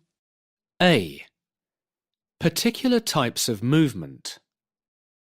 Move is the basic verb for all movement, but don't forget, it also means to move to a new house or flat. For example, we've moved. Do you want our new address? Cars, lorries, etc. travel or drive along roads. Trains travel along rails. Boats or ships sail on rivers or across the sea. Rivers or streams flow or run through towns or villages. Things often have particular verbs associated with their types of movement. You should learn these as typical collocations when you meet them and record them with a phrase or sentence. For example, The car swerved to avoid a dog which had run into the road. White clouds drifted across the sky. The flag fluttered in the wind. The leaves stirred in the light breeze. The trees swayed back and forth as the wind grew stronger. B. Verbs to describe fast and slow movement. The traffic was crawling along because of the roadworks. Stop dawdling, we'll be late. Suddenly, a car came round the bend and tore along the road at high speed. Seconds later, a police car shot past after it. Everyone was hurrying to get their shopping done before closing time. Everyone was rushing to get their shopping done before closing time. The train was just creeping along at about 20 miles per hour. I knew we'd be late. The donkey was plodding along the road. The plane was cruising at a height of 30,000 metres. C. Nouns to describe speed and their typical contexts. Speed is a general word used for vehicles, developments, changes, etc. For example, we were travelling at high speed. Rate is often used in statistical contexts. The rate of increase or decrease. For example, the birth rate is going down. Pace shows how you experience something as happening fast or slow. For example, the lesson was going at a very slow pace. Velocity is used in technical or scientific contexts. For example, the velocity of a moving object. A. Texture. How something feels when you touch it. Adjective, smooth. Typical examples, the paper in this book. Polished, varnished wood, a shiny metal surface. Silky, silk itself, fine expensive tights or stockings. Slippery, a fish just out of the water. Furry, a thick sheepskin rug. Rough, new unwashed denim jeans. Bark of a tree. Coarse, sand. Jagged, sharp irregular edges of broken glass or metal. Prickly, a thistle, a cactus, thorns on a rose. Your hair has a silky feel. This cotton is very smooth to the touch. The table had a beautiful polished surface. The ground was rough underfoot.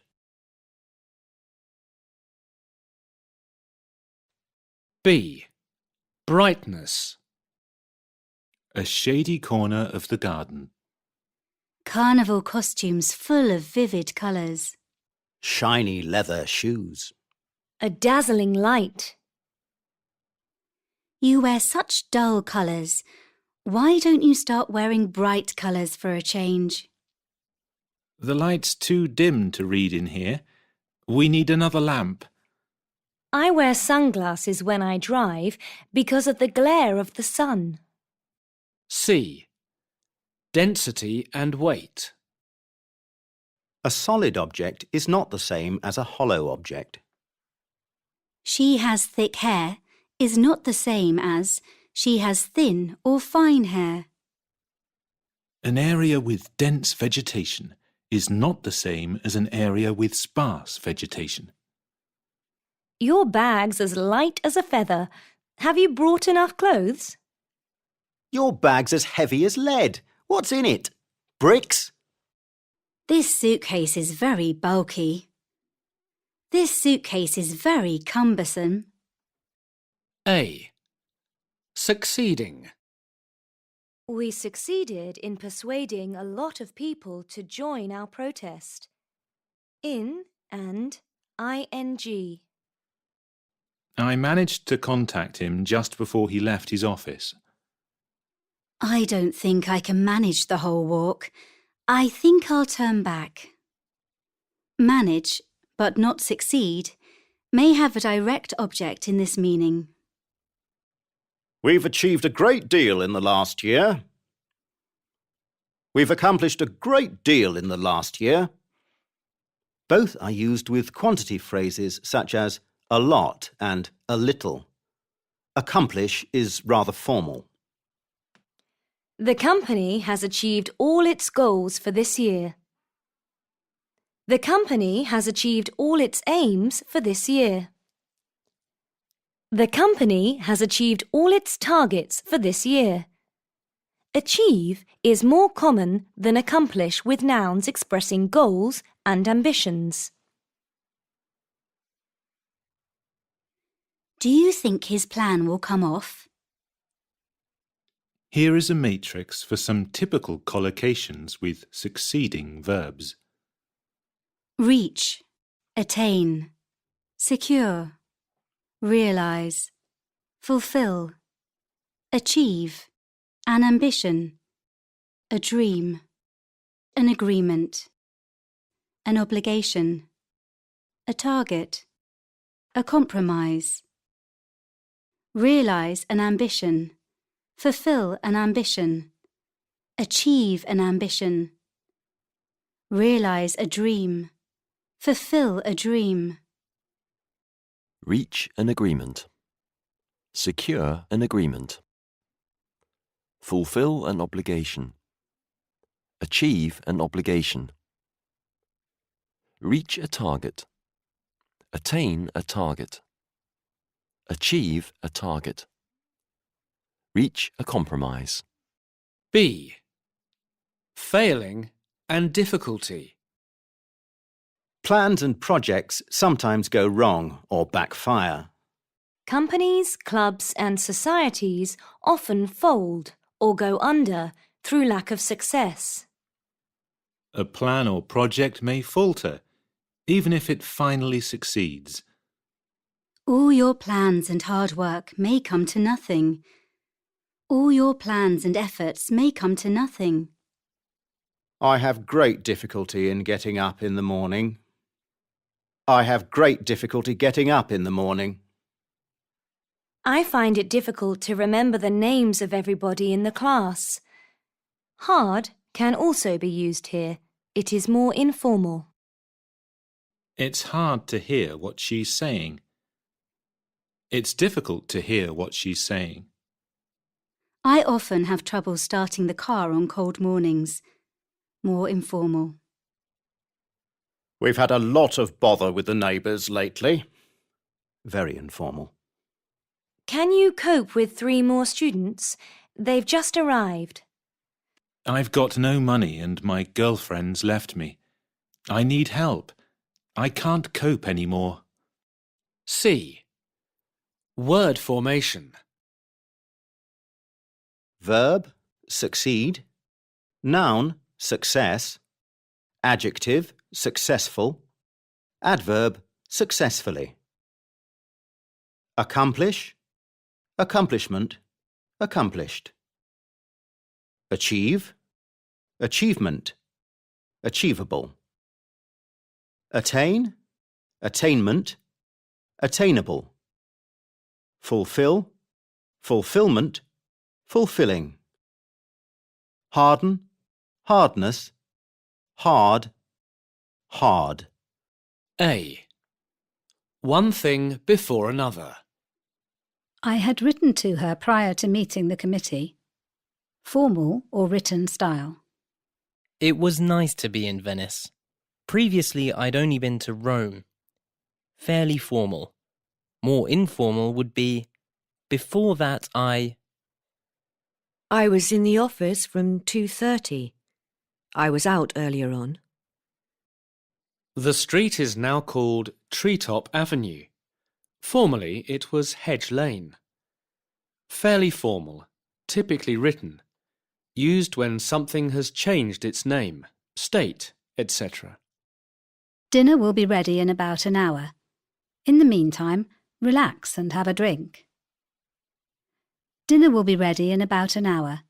Meanwhile, relax and have a drink. B. Things happening at the same time. She was entering at the very time I was leaving. She was entering at the very moment I was leaving. These two are stronger and more precise than as or just as. The two events happened simultaneously. During the war, she lived in Dublin. Throughout the war, they remained in the city. C. One thing after another. Read this personal statement by someone hoping to work for an international corporation in China. The words in bold are rather formal. Following my first visit to Beijing, I read several books about China and subsequently decided to take a 6-month course in Mandarin Chinese. I revisited China on several occasions thereafter, and now feel that I have a good knowledge of the country and its culture. Note also immediate, adjective. For example, the government removed the price regulations and the immediate result was a 10% price rise. D. Time when. The moment I saw his face, I knew I'd met him before. The minute I saw his face, I knew I'd met him before. I stayed in that hospital the time that I broke my leg. I stayed in that hospital the time I broke my leg. I met Paula at Mark's wedding. On that occasion, she was with a different man, more formal. E. Non-specific time expressions. We can discuss the budget now. At a later stage, we can discuss the detailed arrangements. At some point, we will have to replace our computers, but we're okay for the moment. A. Words connecting sentence parts. In addition to if, there are several other words and phrases for expressing condition. 1.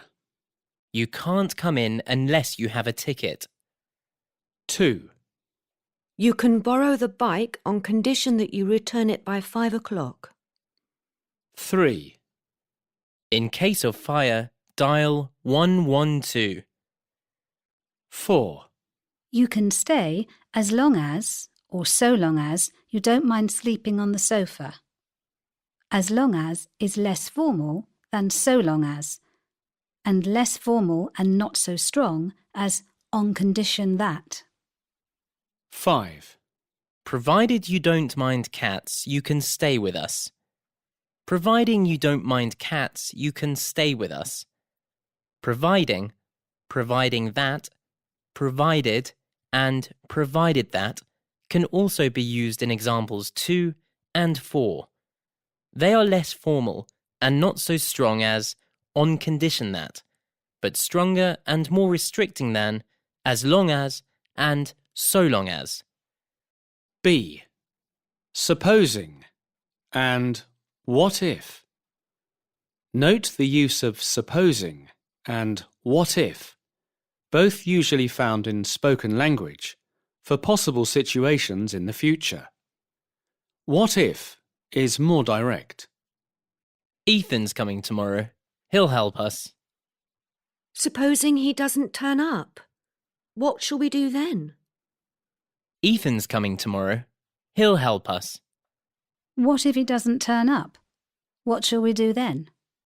C. Conditions with ever.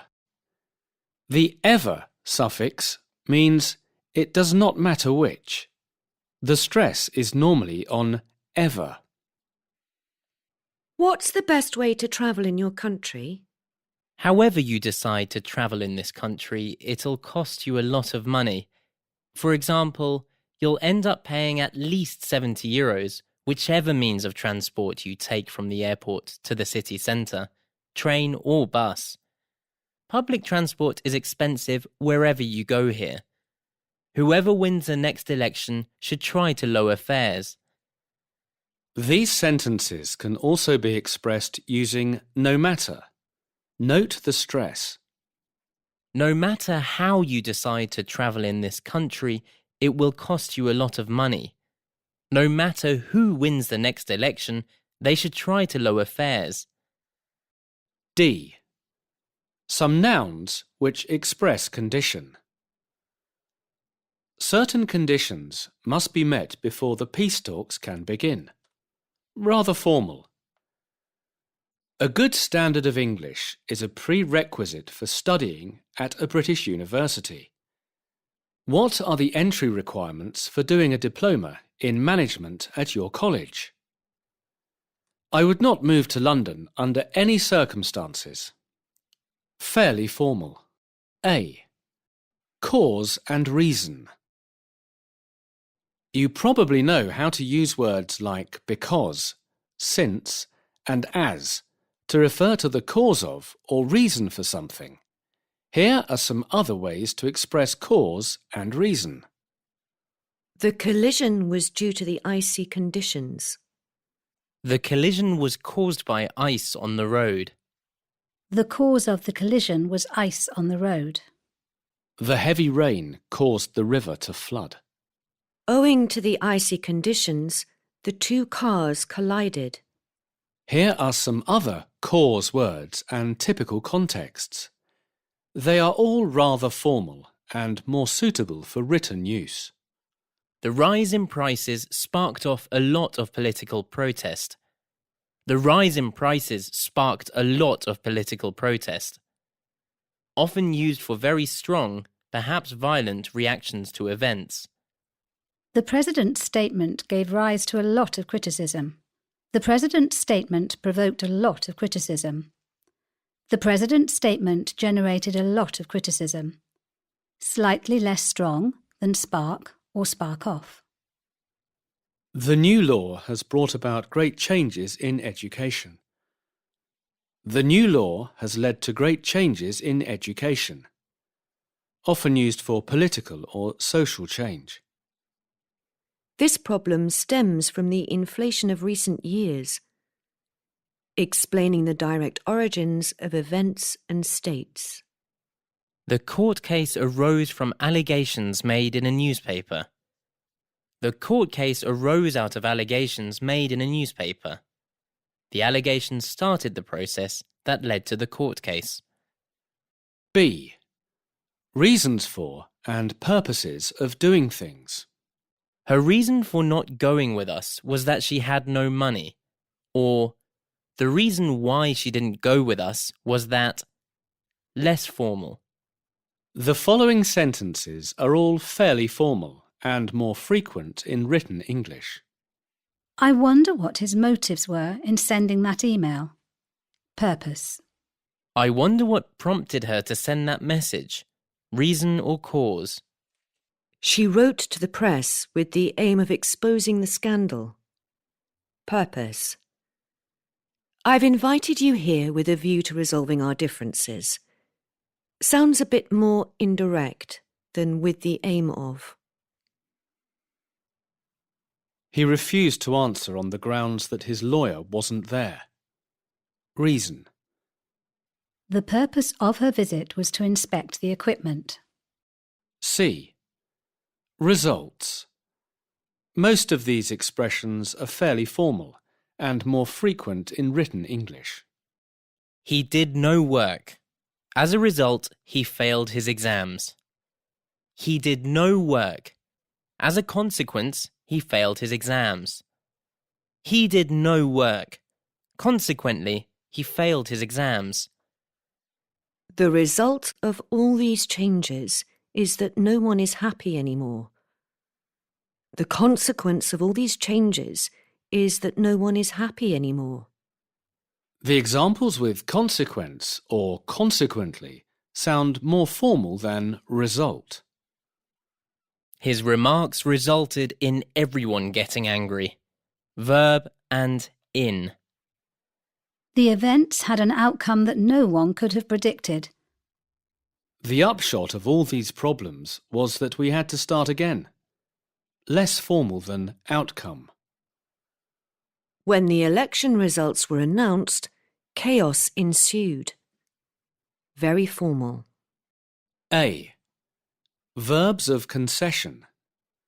Concession means accepting one part of an idea or fact, but putting another, more important argument or fact against it. It can be expressed with a conjunction. For example, although they were poor, they were independent. Or an adverb. For example, he is a bit stupid. He's very kind, nevertheless. Or through verbs like those in the table below. Example: paraphrase and comments. I acknowledge that he has worked hard, but it isn't enough. Or, I accept that he has worked hard, but it isn't enough. Paraphrase and comments. I agree, but accept is less formal than acknowledge. I admit I was wrong, but I still think we were right to doubt her. I accept I'm guilty of what I'm accused of. I concede that you are right about the goal, but not the method. You have won this point in our argument. Rather formal, used in debates and arguments. B. Adverbs and other phrases showing contrast. These examples are fairly informal. Okay, you're sorry. That's all well and good, but how are you going to pay us back? Okay, you're sorry. That's all very well, but how are you going to pay us back? You shouldn't seem so surprised. After all, I did warn you. It's all very well saying you love dogs, but who will take it for walks if we do get one? He is boring, and he is rather cold and unfriendly, but for all that, he is your uncle, and we should invite him. These examples are more formal. Admittedly, she put a lot of effort in, but it was all wasted. I thought she didn't like me. In fact, the reverse was true. In Europe, they use metric measurements. In contrast, the USA still uses many non-metric measurements. It's not actually raining now. On the other hand, it may rain later, so take the umbrella. We're not almost there at all. Quite the opposite. We've got 5 miles to go yet. C. Collocating phrases for contrast. When it comes to politics, Jamie and Isla are poles apart. There's a world of difference between being a friend and a lover. There's a great divide between city residents and people who live in the country. A yawning gap divides the rich and poor in many countries. There's a huge discrepancy between his ideals and his actions. A. Expressions for linking sentences or clauses. Sentence or clause 1. For this job, you need a degree. And in addition or additionally. Sentence or clause 2. You need at least 2 years' experience. For this job, you need a degree. Additionally, you need at least 2 years' experience. Smartphones are becoming more sophisticated. Furthermore, they are becoming cheaper. Smartphones are becoming more sophisticated. Moreover, they are becoming cheaper. Smartphones are becoming more sophisticated. What's more, they are becoming cheaper. Children should respect their parents. Equally, they should respect their teachers. Children should respect their parents. Likewise, they should respect their teachers. We'll have all the stress of going to court and giving evidence. On top of all that, we'll have to pay the lawyers' bills. Furthermore and moreover are normally interchangeable and are both rather formal. What's more is informal. What is more is rather formal. On top of all that is emphatic, used mostly in informal spoken English. You can also use plus. For example, to keep fit, you need a good diet plus regular exercise. Or, to keep fit, you need a good diet plus you need regular exercise. Normally used to connect noun phrases, but can connect clauses in informal speech. B. Expressions at the end of sentences or clauses. They sell chairs, tables, beds, and so on. They sell chairs, tables, beds, etc. And so on is more informal than etc. It'll go to the committee, then to the board, then to another committee, and so on and so forth. He was a good sportsman and an excellent musician into the bargain. He was a good sportsman and an excellent musician to boot. C. Expressions that begin or come in the middle of sentences and clauses. Further to my telephone call to you yesterday, I am now writing to formal opening for a letter or email. In addition to winning the gold medal, she also broke the world record. In addition to his BA in history, he has a PhD in sociology. Fairly formal. Alongside her full-time job as a dentist, she does voluntary conservation work at weekends. I have to go to the bank today as well as getting my hair cut. Besides having a salary, he also has a private income. Apart from having a salary, he also has a private income. Apart from her many other hobbies, she restores old racing cars. Joe Evans was there, along with a few other people who I didn't know. Joe Evans was there, together with a few other people who I didn't know. A. Text referring words. Text referring words take their meaning from the surrounding text. For example, this sentence in isolation does not mean much. We decided to look at the problem again and try to find a solution. What problem? The words problem and solution help organize the argument of the text, but they do not tell us the topic of the text. They refer to something somewhere else. Here are some examples. The word in bold refers to the underlined words. Pollution is increasing. The problem is getting worse each day. Should taxes be raised or lowered? This was the biggest issue in the election. Whether the war could have been avoided is a question that interests historians. Let's discuss crime. That's always an interesting topic. Punishment is only one aspect of crime. B. Problem-solution words.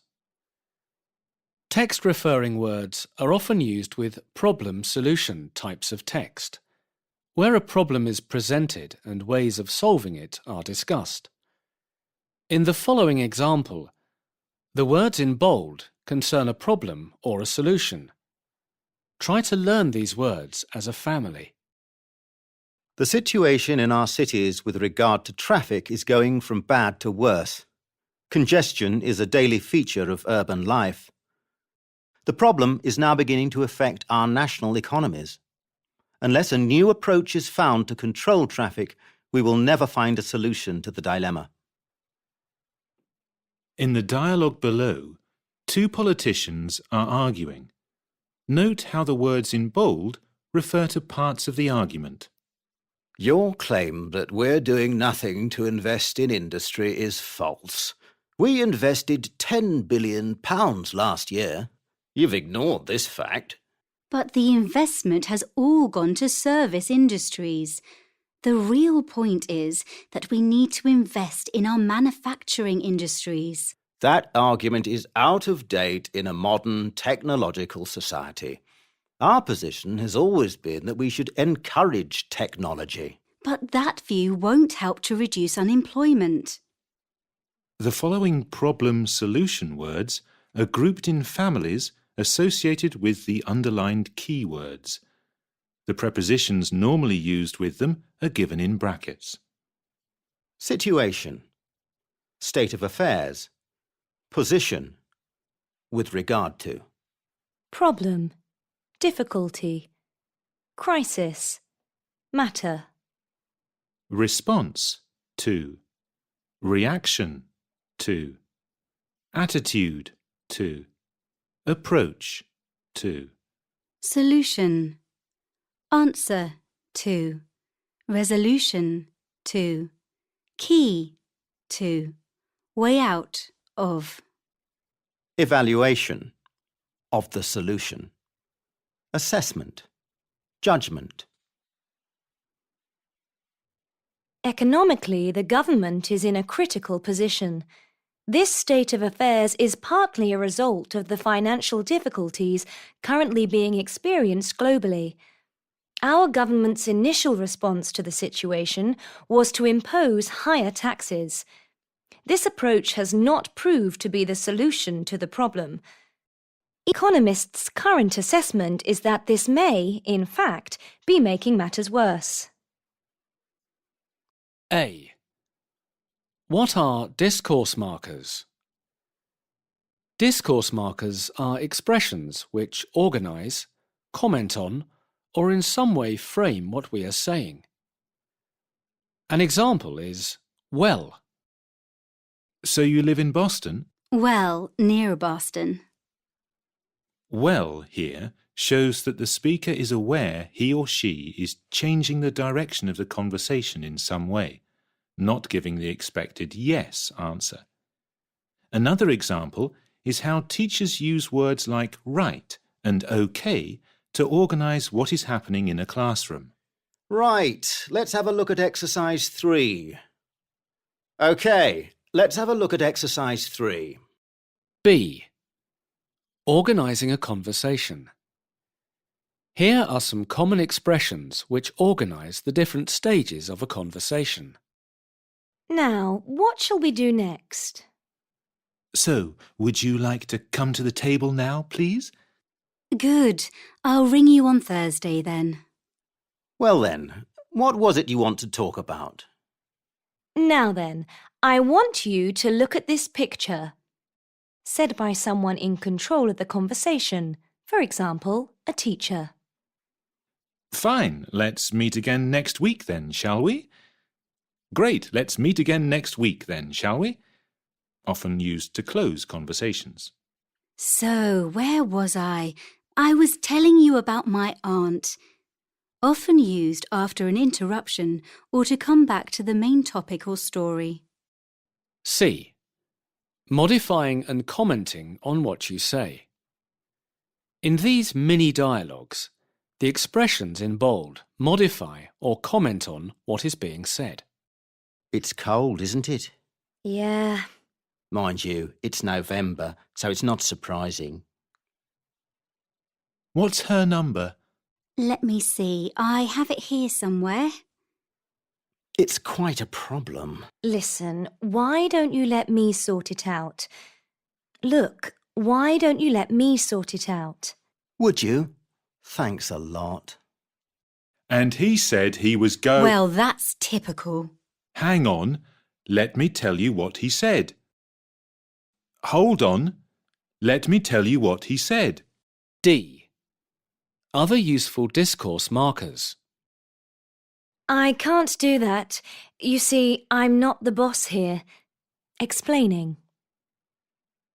He was, sort of just standing there. Hesitation. He was wearing this kind of cowboy hat. Not sure of the best way to say something. He was wearing this, cowboy hat. So that's what we have to do. Anyway, I'll ring you tomorrow. The speaker thinks the topic can change or the conversation can now close. It rained all day yesterday. Still, we can't complain. It was fine all last week. It rained all day yesterday. On the other hand, we can't complain. It was fine all last week. Contrasts two ideas or points. We shouldn't be too hard on him. I mean, he's only a child. Making clear what you mean. In informal spoken language, people often use the letters of the alphabet, usually no more than A, B, and C, to list points they want to make. Why aren't you going this evening? Well, A, I haven't got any money, and B, it's too far anyway. It is often difficult to hear these expressions when they are used in rapid speech. But when you are in a position to listen in a relaxed way to someone speaking English, for example, if you are not the person being spoken to, or you are listening to informal speech on radio or TV or in a film, it is easier to concentrate on listening for discourse markers. A. Organising a formal text. First, or firstly, or first of all, we must consider. Next, it is important to remember that Secondly and thirdly are also used with first and firstly for lists. Finally, or lastly, we should recall that coming to the final point on a list. Turning to the question of foreign policy, changing to a new topic. leaving aside the question of pollution, there are also other reasons. The writer will not deal with that question here. In parenthesis, let us not forget that making a point that is a side issue, not part of the main argument. In summary, or to sum up, we may state that listing or summing up the main points. In sum, the economic issues are at the centre of this debate, listing or summing up the main points. Much more formal. In conclusion, or to conclude, I should like to point out that finishing the text. B. Linking words for explaining, exemplifying, rephrasing, etc. To learn new words properly, a lot of recycling is needed. In other words, you have to study the same words over and over again. That is to say, is much more formal. To learn new words properly, a lot of recycling is needed. That is to say, you have to study the same words over and over again. That is to say, is much more formal. Some English words are hard to pronounce. For example, eighth. Some English words are hard to pronounce. For instance, eighth. It might be possible, say, to include the parents in the discussion. Similar to, for example, note the commas before and after. Say is also common in spoken English. The Parliament has different committees. Briefly, these consist of two main types. She is, so to speak, living in a world of her own. She is, as it were, living in a world of her own. Makes what you are saying sound less definite or precise. As it were is more formal. C. Referring backwards and forwards in the text. The following points will be covered in this essay, used to introduce a list. It was stated above, or earlier, that the history of the USA is... See page 238 for more information. Many writers have claimed this. See below. A full list is given over leaf. For further details, see Chapter 4. For further discussion, see Chapter 4. May I refer you to page 3 of my last letter to you? With reference to your email of the 12th of March, often used at the beginning of a letter or email to link it with an earlier text, formal. A. Idioms connected with communication problems. So, see you then. Friday. Monday. Yes. They're talking at cross purposes. I really like you as a friend. Wow, she's in love with me. He's got the wrong end of the stick. Can... And that means, but if not, it could be, Why... and another thing. She can't get a word in edgeways. Notwithstanding any other proviso not stated. He can't make head or tail of what she's saying. B. Good talk, bad talk. The boss always talks down to us. My workmates are always talking behind my back. It was just small talk, nothing more, I promise. Let's sit somewhere else. They always talk shop over lunch and it bores me rigid. Hey, your new friend's become a real talking point among the staff. Did you know? It's gone too far this time. I shall have to give him a talking to. C. Talk in discussions, meetings, etc. Who's going to start the ball rolling? To put it in a nutshell, this is a waste of time. I hope they get to the point soon. I want to speak my mind today. I hope we wrap up the discussion by 12:30. I hope Will speaks. He always talks sense. Sophie always talks rubbish. Alex is so long-winded. A. Common noun suffixes. Is used for the person who does an activity. For example, writer, painter, worker, shopper, teacher. You can use with a wide range of verbs to make them into nouns. Sometimes the suffix is written as OR. It is still pronounced It is worth making a special list of these words as you meet them.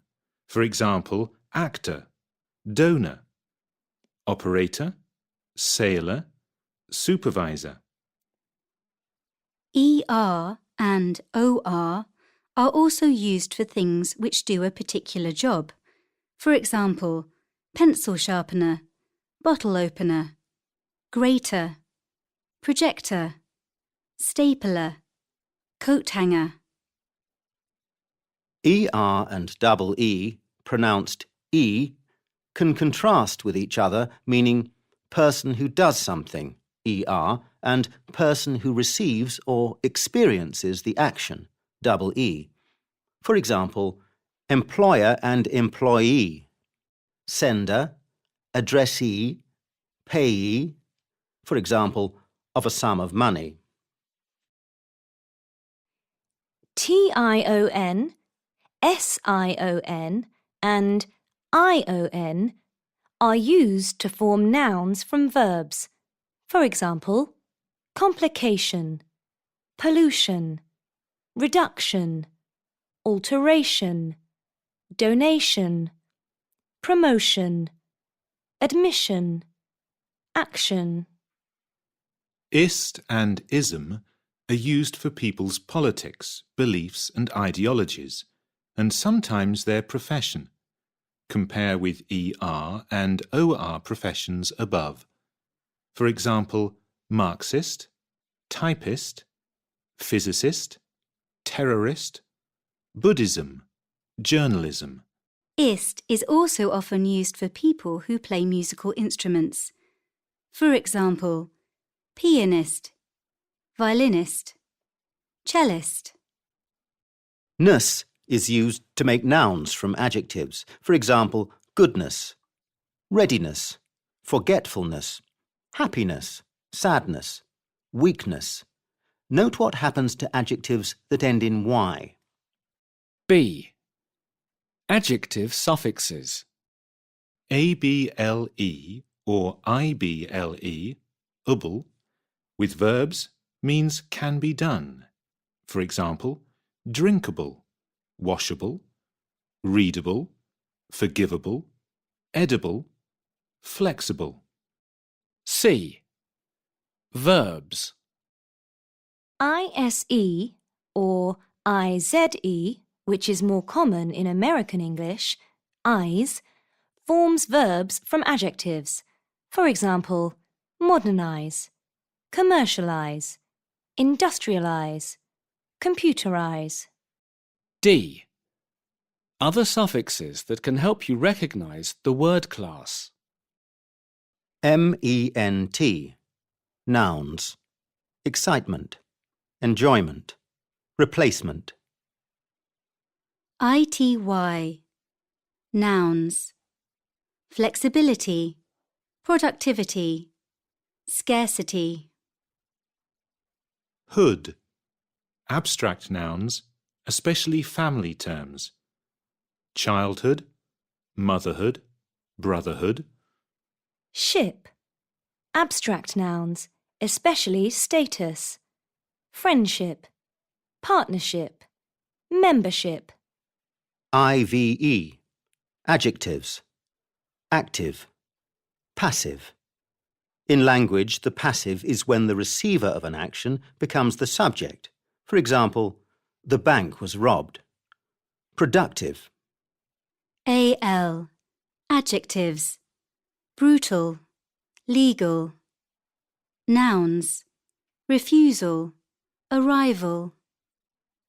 OUS, adjectives, delicious, outrageous, furious. FUL, adjectives, hopeful, useful, forgetful. LESS, adjectives, useless, harmless, homeless. IFY, verbs, beautify, purify, terrify.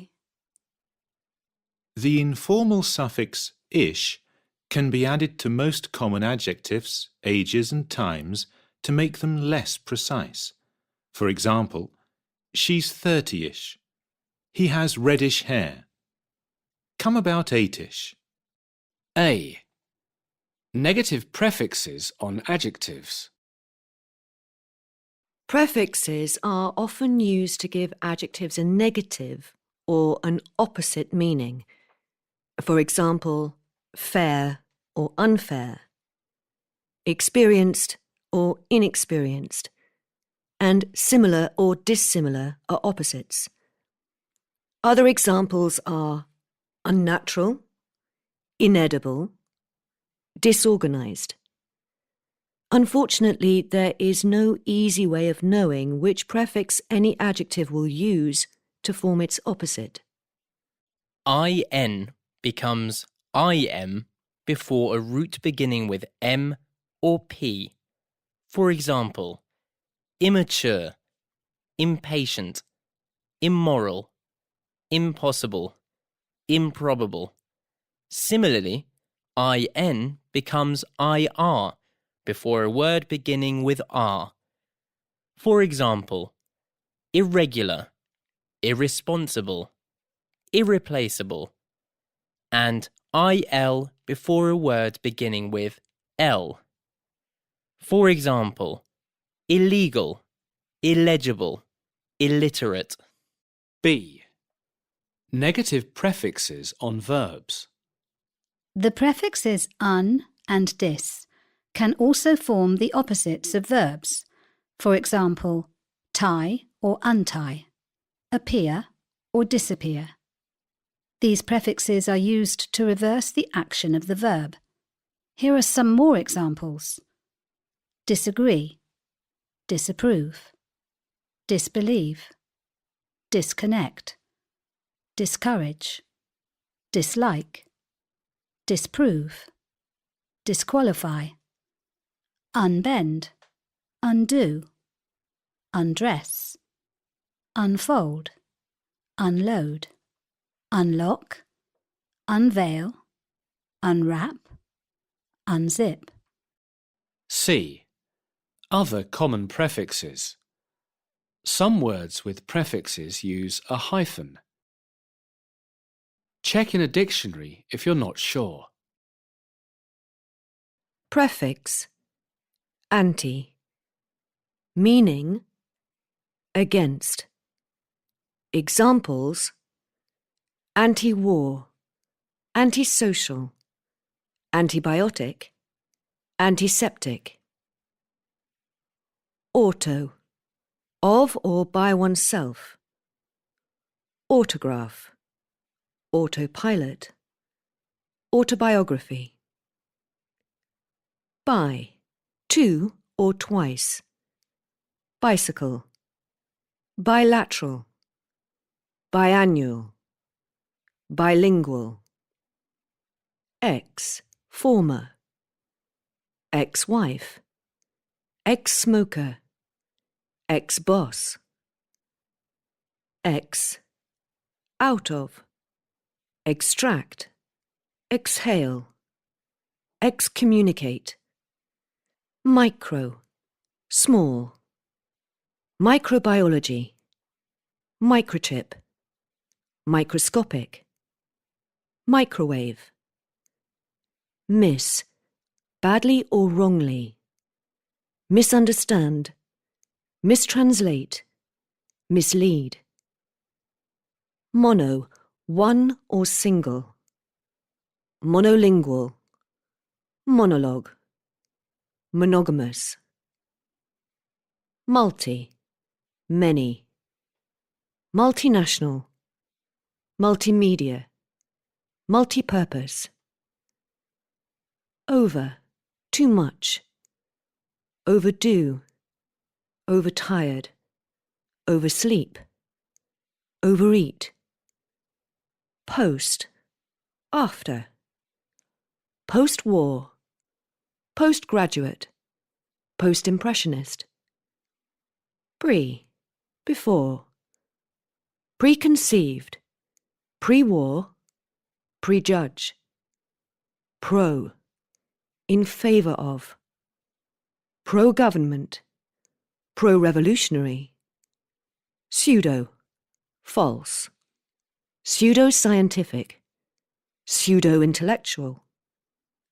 Re, again or back. Rewrite, regain, rearrange, repay, replace, renew. Semi, half. Semicircular, semi-final, semi-detached. Sub, under. Subway, submarine, subdivision. Under, not enough. Underworked, underused, undercooked. A. Verbs based on Latin words. Many words in English are formed from Latin roots. These words are often considered fairly formal in English. Here are some examples of the more common Latin roots, with some of the English verbs derived from them. Duck, duct, lead. He conducted the orchestra with great vigour. Nothing would induce me to join their organisation. The railway goes over a high viaduct. Pone, pose. Place, put. The meeting has been postponed until next week. The president was deposed by his own son. The government have imposed a sizable tax increase. Beethoven composed some beautiful pieces of music. She deposited some money in her bank account. Port, carry, take. How are you going to transport your things to the States? Britain imports cotton and exports wool. Our opinions are supported by a considerable amount of research. Foreigners who commit crimes are usually deported. Press, press, push. She was impressed by his presentation. This weather depresses me. She always expresses herself very articulately. Spect. See. Look. You should respect your parents.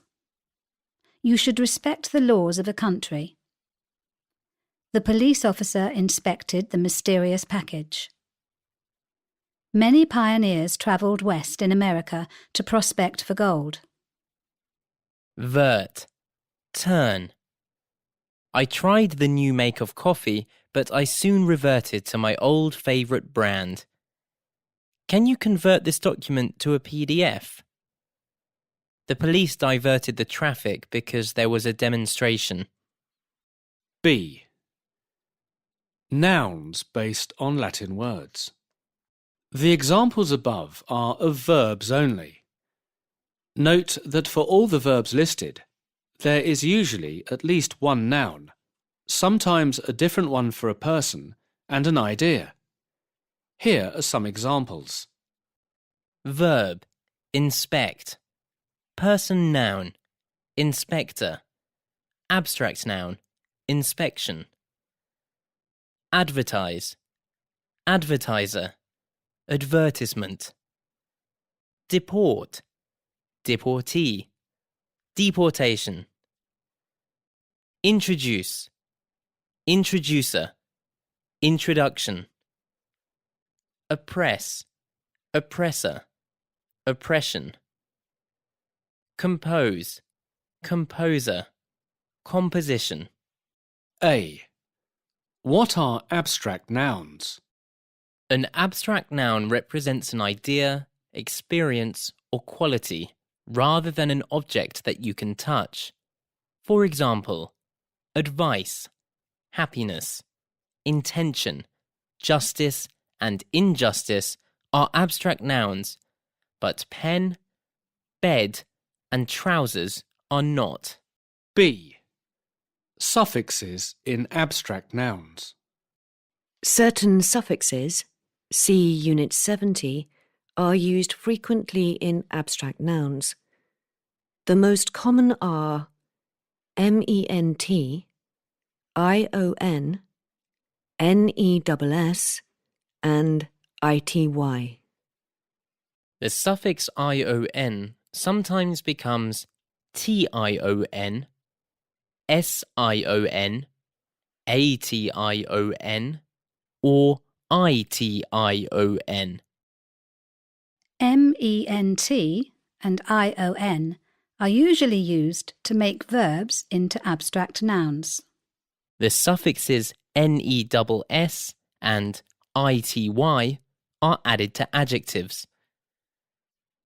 Here are some examples of abstract nouns using those suffixes. Achievement, adjustment, amazement, disagreement, improvement, investment, replacement, retirement. Affection, collection, combination, expectation, frustration, limitation, recession, reduction. Carelessness, consciousness, eagerness, friendliness, kindness, laziness, politeness, weakness. Activity, authority, creativity, curiosity, generosity, hostility, popularity, sensitivity. C. Less common suffixes forming abstract nouns. Ship, dum, th, and hood. The suffixes ship and hood are usually added to other nouns to form abstract nouns. The suffix th is added to an adjective to form an abstract noun, and dm can combine with either a noun or an adjective. Here are some examples of abstract nouns using those suffixes. Boredom, freedom, kingdom, martyrdom, stardom, wisdom. Breadth, depth, length, strength, warmth, width. Adulthood, brotherhood, childhood, motherhood, neighbourhood, womanhood, manhood. When he left school, Rolf trained as an electrician with a large company. There were 2 other boys in a similar position, and he enjoyed their companionship.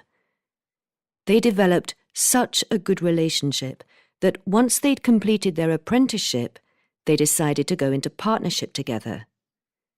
Now, they have set up a business under joint ownership. They have taken out membership of the Association of Electricians and are beginning to attract a great deal of work. D. Abstract nouns with no suffix. Anger, faith, luck, sense. Belief, fear, principle, sight. Calm, humour, rage, speed. Chance, idea, reason, thought. A. Form and meaning. A compound adjective has 2 parts. It is usually written with a hyphen. For example, well-dressed, never-ending, sky blue. Its meaning is usually clear from the combined words. The second part of the adjective is often a present participle, ending in ing, or past participle, ending in ed, except for irregular verbs. B. Personal appearance. A number of compound adjectives describe personal appearance. Here is a rather far-fetched description of a person, starting from the head down. Tom was a curly-haired, sun-tanned, blue-eyed, rosy-cheeked, thin-lipped, broad-shouldered, left-handed, long-legged young man, wearing an open-necked shirt, brand-new tight-fitting jeans, and open-toed sandals. C. Personality and character. Other compound adjectives describe a person's character. Melissa was absent-minded, easygoing, good-tempered, warm-hearted, and quick-witted, if perhaps a little big-headed, two-faced, self-centred, and stuck-up, informal, at times. D. Prepositions and particles. Another special group of compound adjectives has a preposition or particle in its second part. The workers' declaration of an all-out strike forced management to improve conditions. Once there were fields here, but now it's a totally built-up area. That student's parents are very well off, but they don't give him much money, and he is always complaining of being hard up. I love these shoes, and although they're worn out, I can't throw them away. This area was once prosperous, but it now looks very run down. E. Collocations. Here are some other compound adjectives with typical noun collocations. Air-conditioned rooms. Bulletproof windows on the president's car. Business class ticket. Cut price goods in the sales. Duty-free items. Handmade furniture. Interest-free credit. Last-minute revision for an exam. Long-distance lorry driver. Long-standing relationship. Off-peak train travel. Part-time job. So-called expert. Sugar-free diet. Time-consuming writing of reports. Top secret information. World-famous film star. F. Changing compound adjectives. You can vary the compound adjectives listed by changing one part of the adjective. For example, curly-haired, long-haired, red-haired, and wavy-haired. First-hand, knowledge, first-class, ticket, and firstborn, child. A. What are compound nouns? A compound noun is a fixed expression which is made up of more than one word and functions as a noun. Such expressions are frequently combinations of two nouns. For example, car park, human being, science fiction. A number of compound nouns are related to phrasal verbs, and these are dealt with in Unit 76. B. How are compound nouns written? If you understand both parts of the compound noun, the meaning will usually be clear. Compound nouns are usually written as two words. For example, tin opener, bank account, pedestrian crossing. But sometimes they are written with a hyphen instead of a space between the words. For example, self-control. Sometimes they may be written as one word. For example, earring, trademark, babysitter. Note that there are no strict rules about which compound words should be written in which way. There is a lot of variation even between dictionaries. C. Stress in compound nouns. Usually the main stress is on the first part of the compound, but sometimes it is on the second part. In the common compound nouns below, the word which contains the main stress is underlined. Alarm clock. Contact lens. Mineral water. Voicemail. Blood donor. Credit card. Package holiday. Windscreen. Burglar alarm. Heart attack. Steering wheel. Windscreen wiper. Bus stop. Light bulb. Tea bag. Youth hostel. D. Grammar of compound nouns. Compound nouns may be countable, uncountable, or only used in either the singular or the plural.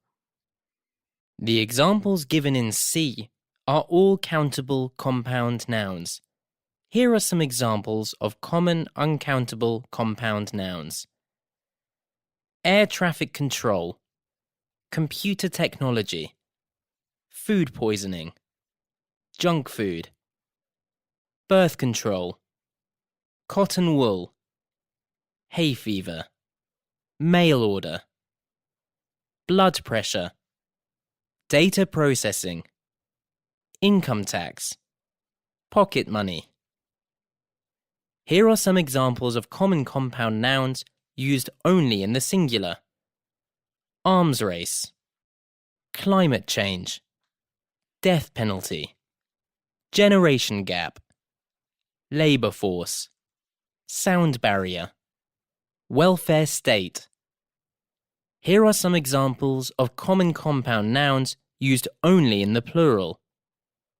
Grassroots, kitchen scissors, race relations, sunglasses, headphones, luxury goods, roadworks, traffic lights. A. Compound nouns based on phrasal verbs. An example of a compound noun based on a phrasal verb is a takeover, from to take over. In sections B to E, you will see these types of nouns in context. The meaning of the compound noun is given in brackets. To form the plural, S is added to the end. For example, workouts. B. Journalism. Nouns based on phrasal verbs often have an informal feel to them, and they are particularly common in newspaper reporting. In response to the pay offer, there was a walkout at the factory. There is going to be a crackdown on public spending. An inquiry into the recent breakout from the local prison has recommended measures to tighten security there. Last month saw a tremendous shake-up in personnel. Last week we reported on the breakup of the mayor's marriage. C.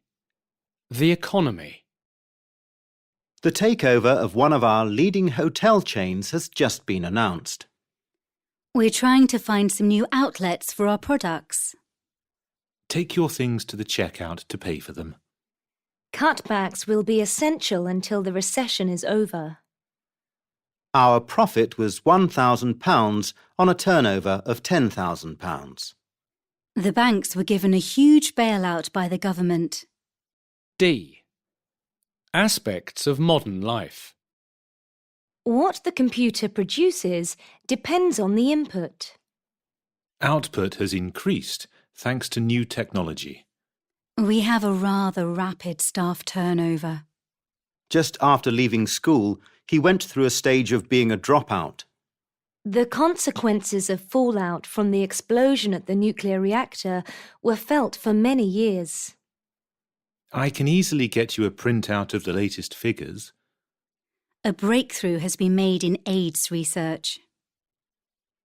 E. General. The following words can be used in more general circumstances. Many of the problems were caused by a breakdown in communications. The outlook for tomorrow is good. Sunny in most places. There are drawbacks as well as advantages to every situation. The outcome of the meeting was not very satisfactory. TV companies always welcome feedback from viewers. It was clear from the outset that the setup would cause problems. We parked in a lay-by on the bypass. The outbreak of war took many people by surprise. A. What are binomials? Binomials are expressions, often idiomatic, where two words are joined by a conjunction, usually and. The order of the words is normally fixed. For example, odds and ends. Small, unimportant things. For example, let's get the main things packed. We can do the odds and ends later. Not ends and odds. Give and take. A spirit of compromise. For example, every relationship needs a bit of give and take to be successful. You can often tell something is a binomial because of the sound pattern, which may be a repetition of the same first sound or a rhyme. Tears are part and parcel of growing up. The boss was ranting and raving at us. The old cottage has gone to rack and ruin. He's so prim and proper at work. The hotel was a bit rough and ready. She has to wine and dine important clients. They stole my wallet. I was left high and dry with no money. B. Pairs of near synonyms. At other times, the clue is that the words are near synonyms. You can pick and choose. It's up to you. My English is progressing in leaps and bounds. My English is progressing by leaps and bounds. It's nice to have some peace and quiet now that the children have left.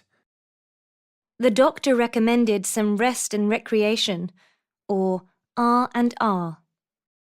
First and foremost, you must work hard. C. Binomials composed of grammar words. Many grammar words combine to form binomials. There are cafes here and there along the seafront. We've had meetings on and off, or off and on. I've been running back and forth, or to and fro, all day. She's better now and out and about again. She ran up and down the street. D. Binomials linked by words other than and. You've got your sweater on back to front. He won't help her. She'll have to sink or swim. Slowly but surely, I realised the boat was sinking. Sooner or later, you'll learn your lesson. She didn't want to be just friends. It had to be all or nothing. Well, I'm sorry. That's all I can offer you. Take it or leave it. It's about the same distance as from here to Dublin, give or take a few miles. A. Abbreviations pronounced as individual letters.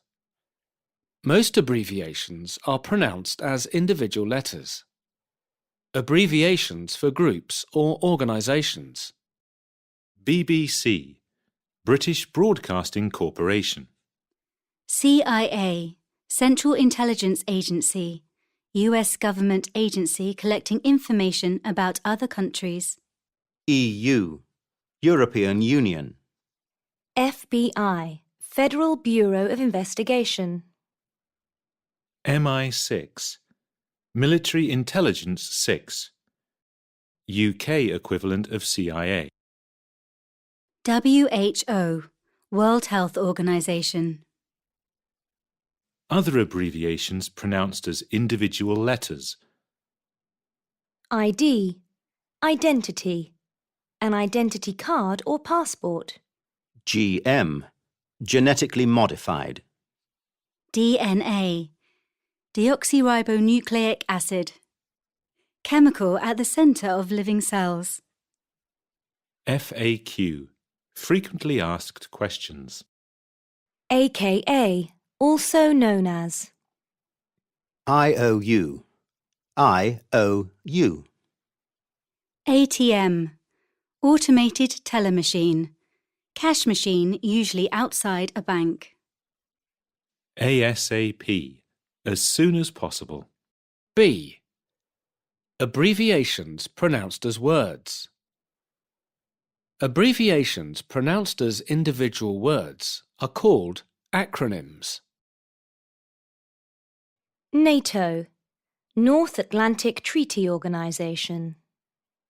PIN, personal identity number. For example, for a bank or credit card. SAD, seasonal affective disorder, lacking energy and enthusiasm in winter in latitudes where there is little sunlight at that time.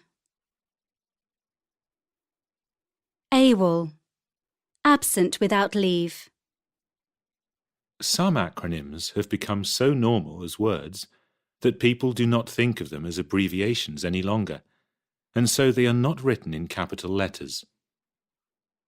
Laser, radar, scuba, sonar. C. Clippings. Some words are often used in an abbreviated form in informal situations. We say, for example, kilo instead of kilogram, or gig for gigabyte. Other examples include Aircon, air conditioning. SatNav, satellite navigation system. Uni, university. Mobile, mobile phone, or US, cell, cell phone. Carbs, carbohydrates. Sci-fi, science fiction. High-tech, high technology. D. Written abbreviations. Some abbreviations are most frequently used in writing. PTO. Please turn over. Turn to the next page. PS. Postscript. Written at the end of a message or letter, when you want to add something else. RSVP. Répondez, s'il vous plaît. French, meaning please answer. Written at the end of an invitation to indicate that you should reply. RIP, rest in peace. Often written on a headstone where someone is buried after they have died. A. Learning and remembering multi-word expressions. Fixed expressions, also known as idioms, often have meanings that are not clear or obvious. For example, the expression to feel under the weather, which means to feel unwell, is typical. The words do not tell us what it means, but the context usually helps. Think of multi-word expressions as units, just like single words. Always record the whole expression in your notebook, along with information on grammar and collocation. For example, this tin opener has seen better days. Multi-word expressions of this type are often rather informal and include a personal comment on the situation. They are sometimes humorous or ironic. As with any informal words, be careful how you use them. Never use them just to sound fluent or good at English. In a formal situation with a person you do not know, don't say, "How do you do, Mrs. Watson? Do take the weight off your feet." Instead say, "Do sit down," or "Have a seat." B. Organising multi-word expressions. Multi-word expressions can be grouped in a variety of ways. It is probably best to use whichever way you find most useful to help you remember them. Grouping by grammar. Verb and object. Get or get hold of the wrong end of the stick. Pull a fast one. Poke your nose in or into. Verb and prepositional phrase. Be over the moon. Feel down in the dumps. Be in the red. Grouping by meaning. For example, expressions describing people's character or intellect. He's as daft as a brush. She takes the biscuit. They're a pain in the neck. Little Sam's as good as gold. Grouping by a verb or other key word, for example, expressions with make. Why do you have to make a meal out of everything? I think we should make a move. It's gone 10 o'clock. Most politicians are on the make. I don't trust any of them. I'm afraid I'm making heavy weather of my essay. C. Grammar of multi-word expressions. It is important when using these expressions to know just how flexible their grammar is. Some are more fixed than others. For instance, barking up the wrong tree is always used in continuous, not simple form. For example, I think you're barking up the wrong tree. Not, I think you bark up the wrong tree. A good dictionary may help, but it is best to observe the grammar in real examples. Note how units 89 to 94 group expressions in different ways. For more information on multi-word expressions, see English Idioms in Use by Michael McCarthy and Felicity Odell. A. Vowels. The phonetic transcription is provided for some of the words below. Check you understand the symbols, which are used by most good dictionaries. See page 258. To master English pronunciation, it is helpful to learn the 22 phonemic symbols for English vowel sounds. These are important because the vowel letters can be pronounced in many different ways. A. cat. About. Wander. Last. Late.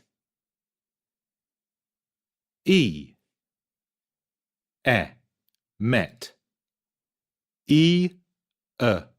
Meter. I, alive. Give.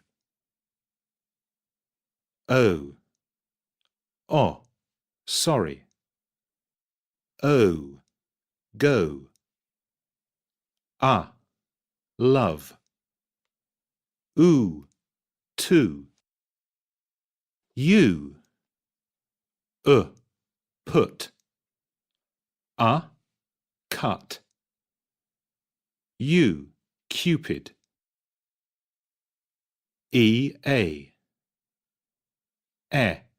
Head. Team. React.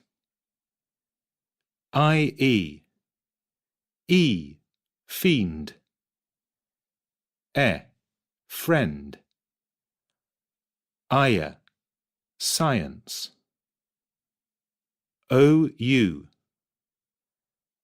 Hour.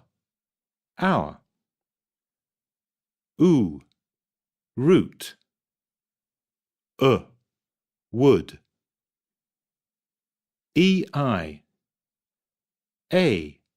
Rain. Receive. Reinforce. Double O. Cool. Cook.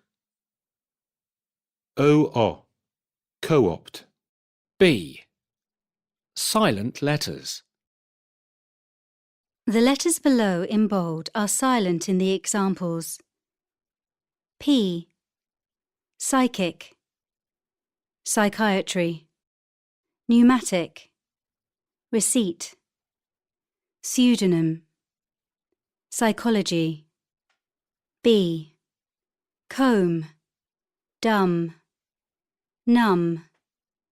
Tomb. Climb. Womb. Lamb. B.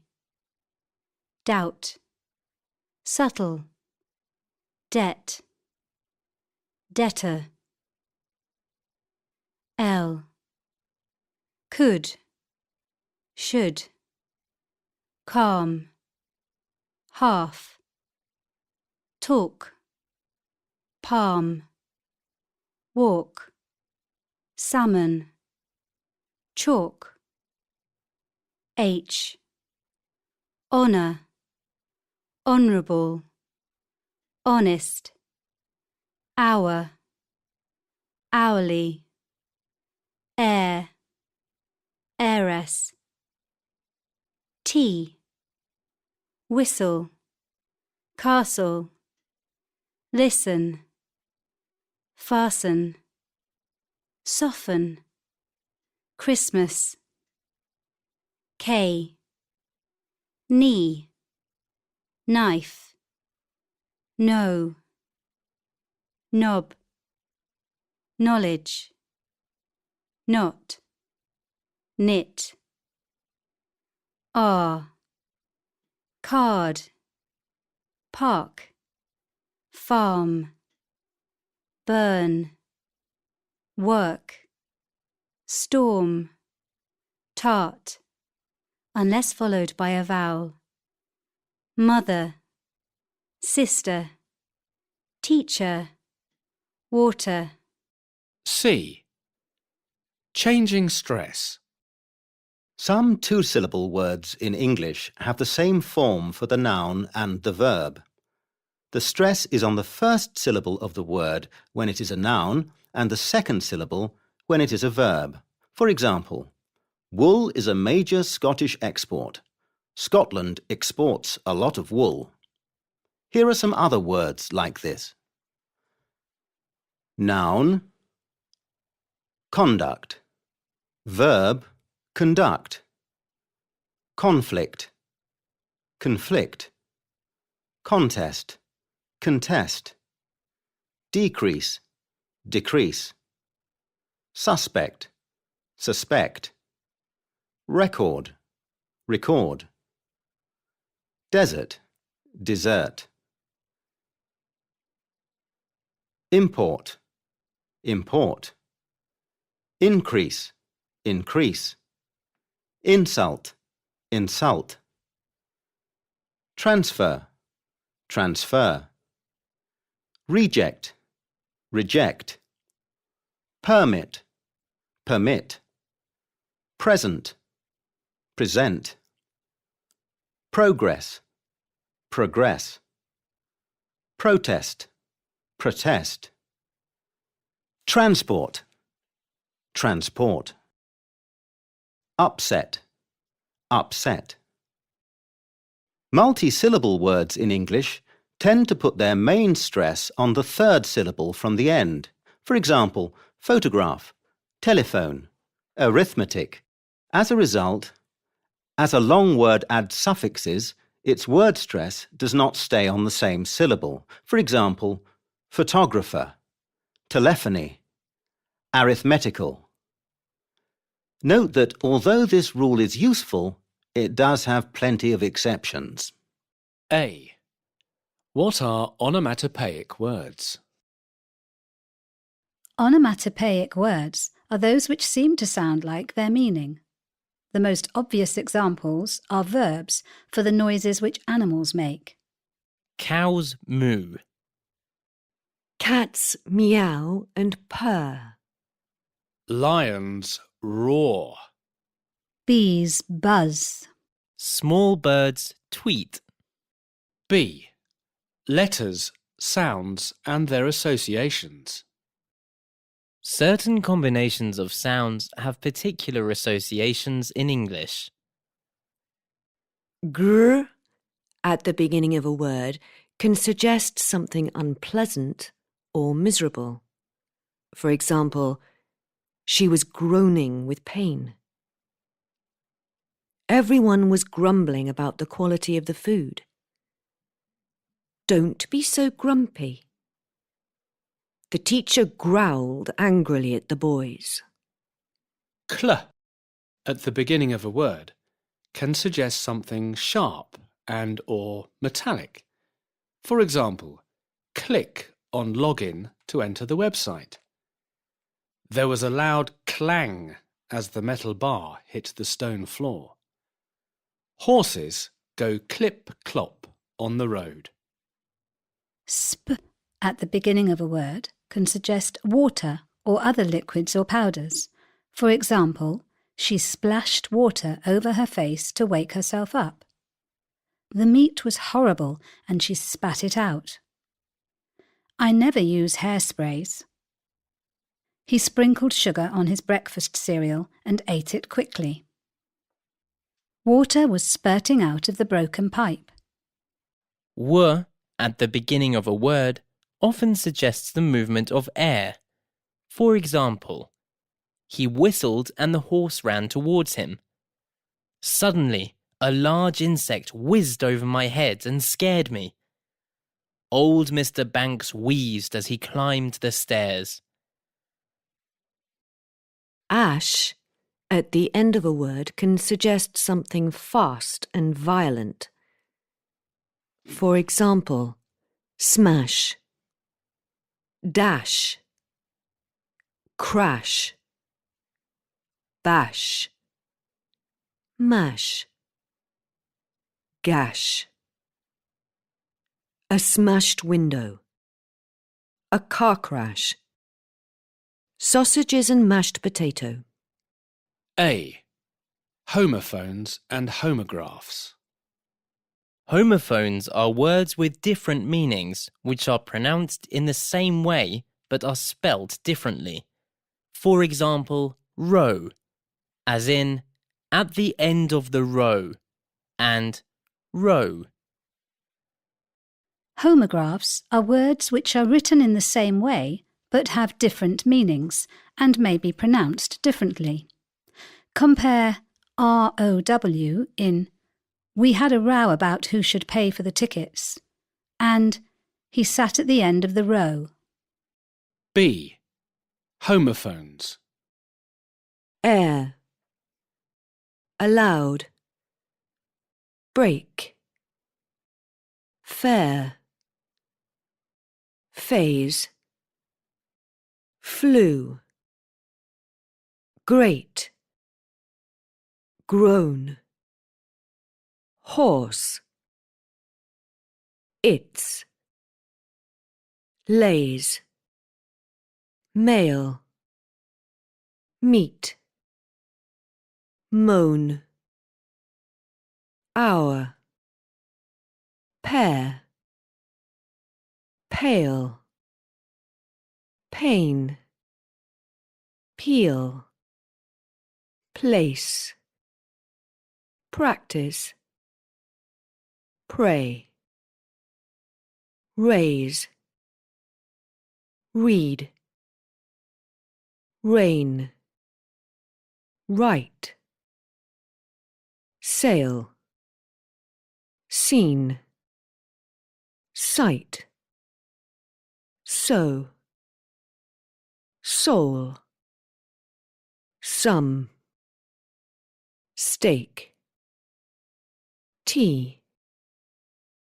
there, through, tire, toe, waste, weight, week, weather, wine, wood.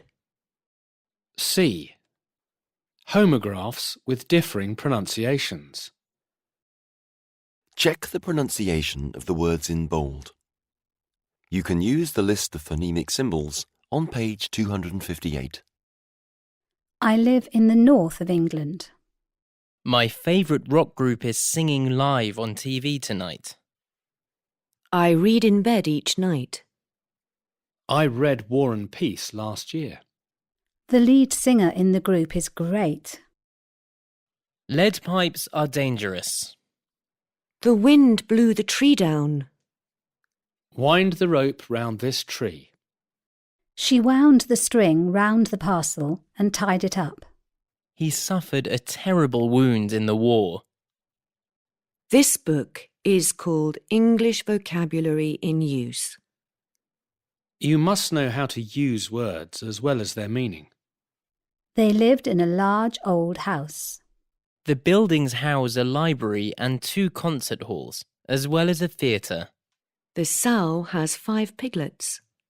The farmers sow the seeds in the spring. Bathing the baby at night may help her to fall asleep. On a sign at a beach, no bathing. A. What are uncountable nouns? Countable nouns can be used with a or an and made plural. For example, a hat, 2 hats. Uncountable nouns are not normally used with a or an or the plural.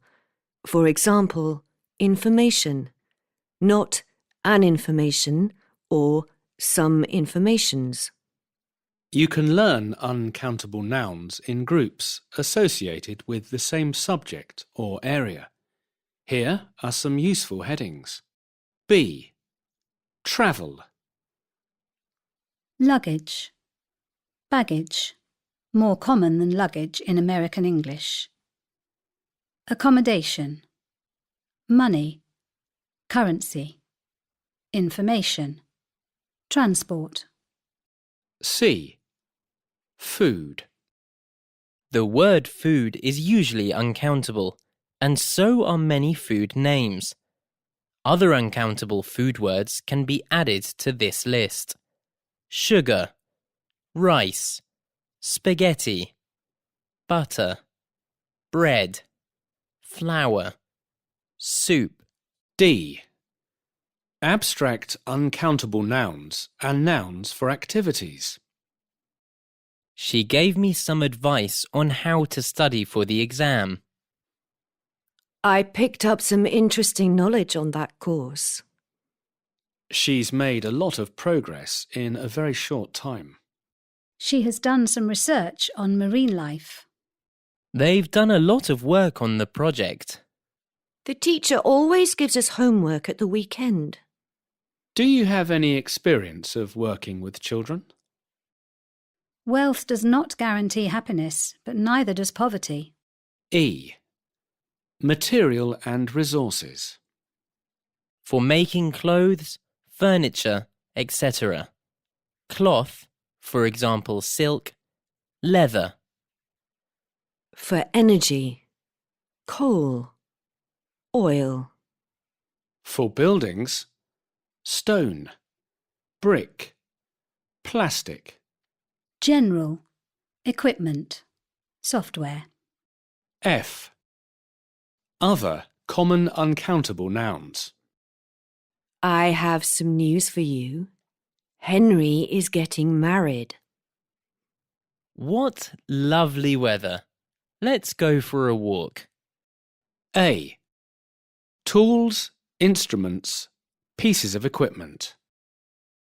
Scissors, pliers, earphones, tweezers, tongs, headphones, binoculars, scales, handcuffs, shears, glasses or spectacles, goggles. B. Things we wear.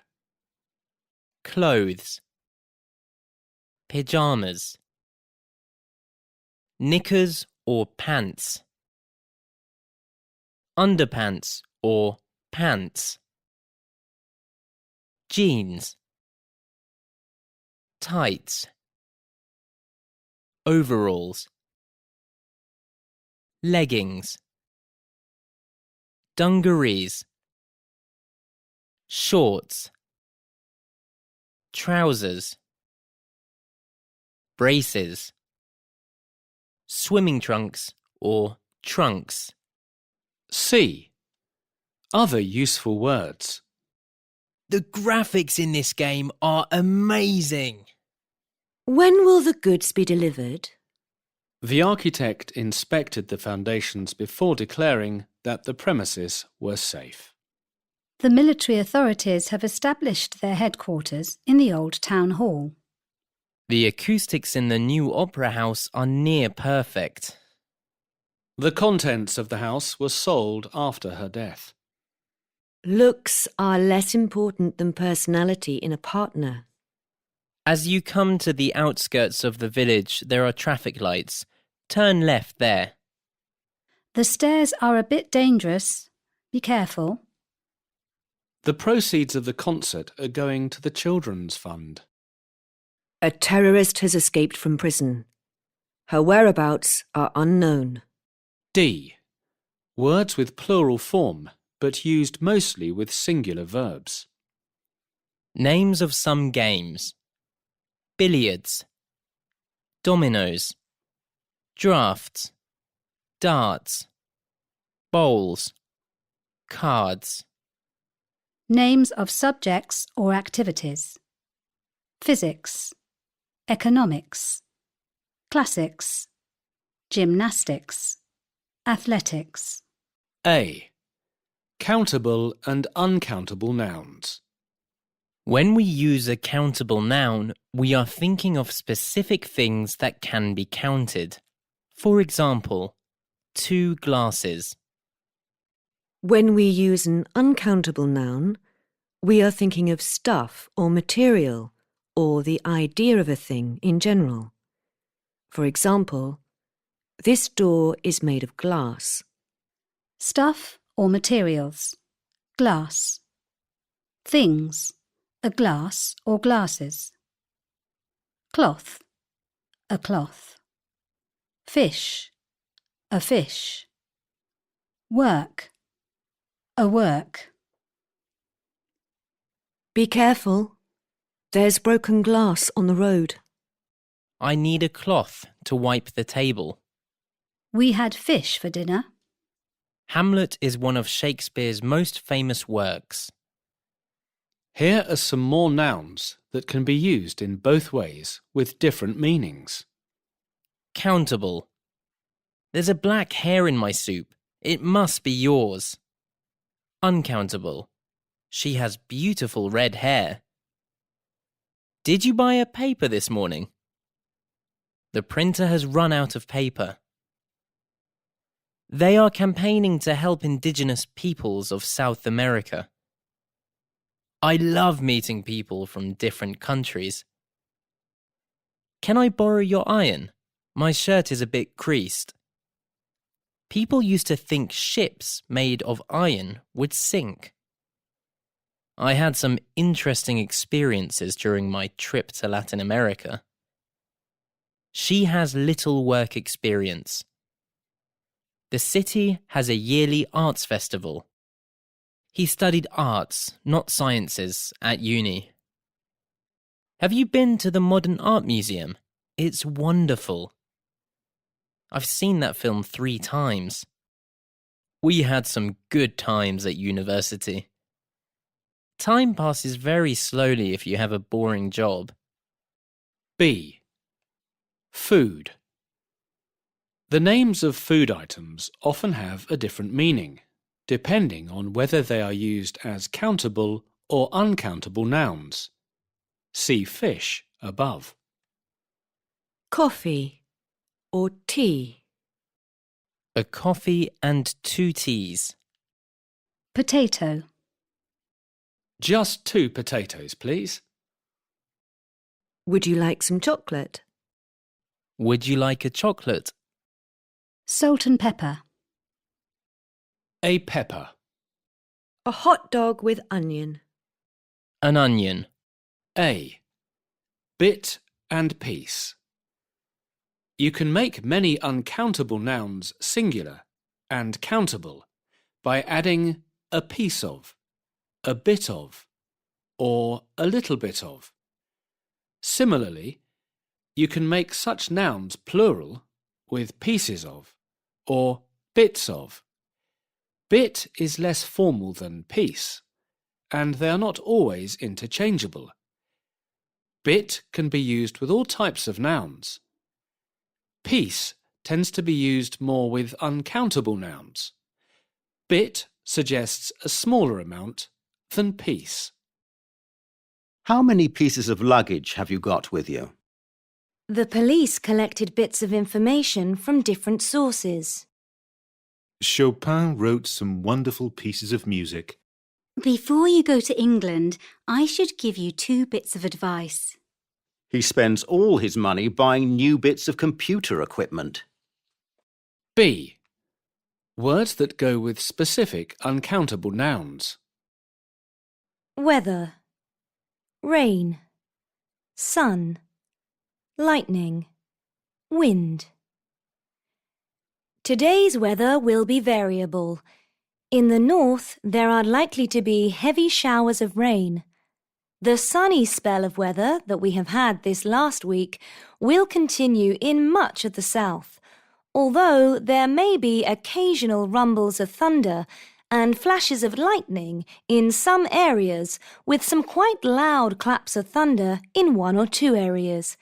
These will be followed by a few spots of rain, but gusts of wind should soon blow them away and the sunshine will then return. See Unit 6 for more weather words. Groceries. I need a loaf of bread, a couple of slices of ham, 2 bars of chocolate, a tube of toothpaste, 2 cartons of milk, and 3 bars of soap. Slice can also be used with toast, bread, meat, and cheese. Nature. Look at the ladybird on that blade of grass. What's happened? Look at that cloud of smoke hanging over the town. We could see little puffs of smoke coming out of the volcano. Let's go out and get a breath of fresh air. Put another lump of coal on the fire, please. Lump can also be used with sugar. Other words. I had an amazing stroke of luck this morning. I've never seen him do a stroke of work. Only in negative sentences, more emphatic than a bit of work. I've never seen him in such a fit of temper before. The donkey is the basic means of transport on the island. Jeans must be the most useful article of clothing ever invented. Jeans must be the most useful item of clothing ever invented. There was an interesting item of news about France on TV last night. C. A state of. Nouns used with a state of are usually abstract and include chaos, tension, confusion, health, disorder, uncertainty, poverty, agitation, disrepair, and flux. For example, the transport system is in a state of chaos. A. People. Collective nouns are used to describe a group of the same people or things. A group of people. Smaller number. A crowd of people. Large number. A gang of thieves. Rather negative. B. Words associated with certain animals. A flock of sheep or birds. For example, geese or pigeons. A herd of cows. Deer. Goats. A shoal of fish, or any particular fish. For example, a shoal of herring or mackerel. Note the use of singular here. A swarm of insects, typically flying ones. For example, a swarm of bees or gnats. A pack of can be used for dogs, hyenas, wolves, etc., as well as for playing cards. C. People involved in the same job or activity. These nouns are used with singular or plural verbs, depending on your point of view. A team of reporters or rescue workers was or were at the scene of the disaster. The crew was or were saved when the ship sank. The company is or are rehearsing a new production. The cast is or are all amateurs. The public has, or have, a right to know the truth. The staff are on strike. Normally used with a plural verb, general word for groups who share a place of work. For example, teachers in a school, people in an office. D. Physical features of landscapes. In the picture we can see a row of cottages near a clump of trees with a range of hills in the background. Out on the lake there is a small group of islands. E. Things in general. A pair of birds sitting on a branch. A couple of strawberries. A pile or heap of papers. Or clothes, dishes, toys, etc. A bunch of flowers, or grapes, bananas, etc. A stack of chairs, or tables, boxes, logs, etc. A set of tools, or pots and pans, dishes, etc. A. Containers and contents. Bag, barrel, basket, bottle, bowl, box, bucket. Can, carton, case, for example, for glasses. Crate, glass, jar, jug, mug. Pack, packet, pan, pot, sack, tin, tub, tube. B. More information about these containers. Container, bag, usually made of cloth, paper, plastic. Typical contents, sweets, shopping, mail. Barrel, wood and metal. Oil. Wine, beer. Basket, wicker, metal. Shopping, clothes, waste paper. Bottle, glass, plastic. Milk, lemonade, wine. Bowl, china, glass, wood. Fruit, soup, sugar. Box, cardboard, wood. Matches, tools, toys, chocolates. Bucket, metal, plastic. Sand, water. Can, tin. Cola, beer. Carton, card. Milk, juice. Case, leather, wood, cardboard. Jewellery, spectacles, wine. Crate, wood, plastic. Bottles. Glass, glass. Milk, water, wine.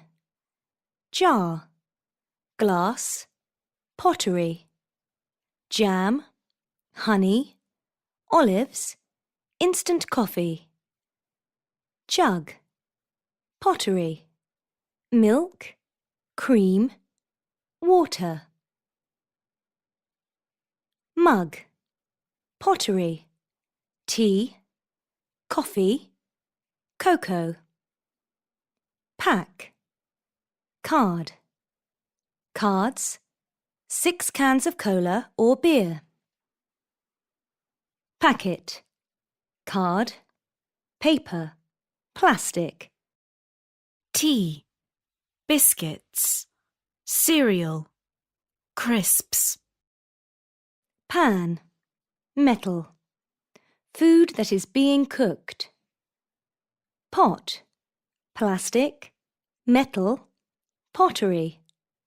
Yogurt, plant, paint. Sack, cloth, plastic. Coal, rubbish. Tin, tin. Tomatoes, sardines, fruit. Tub, wood, plastic, card. Flowers, rainwater, ice cream. Tube, soft metal, plastic. Toothpaste, paint, ointment. A. Phrasal verbs with do and make. Phrasal verb, do without, meaning, manage without. Example, we'll have to do without a holiday this year as money is so short.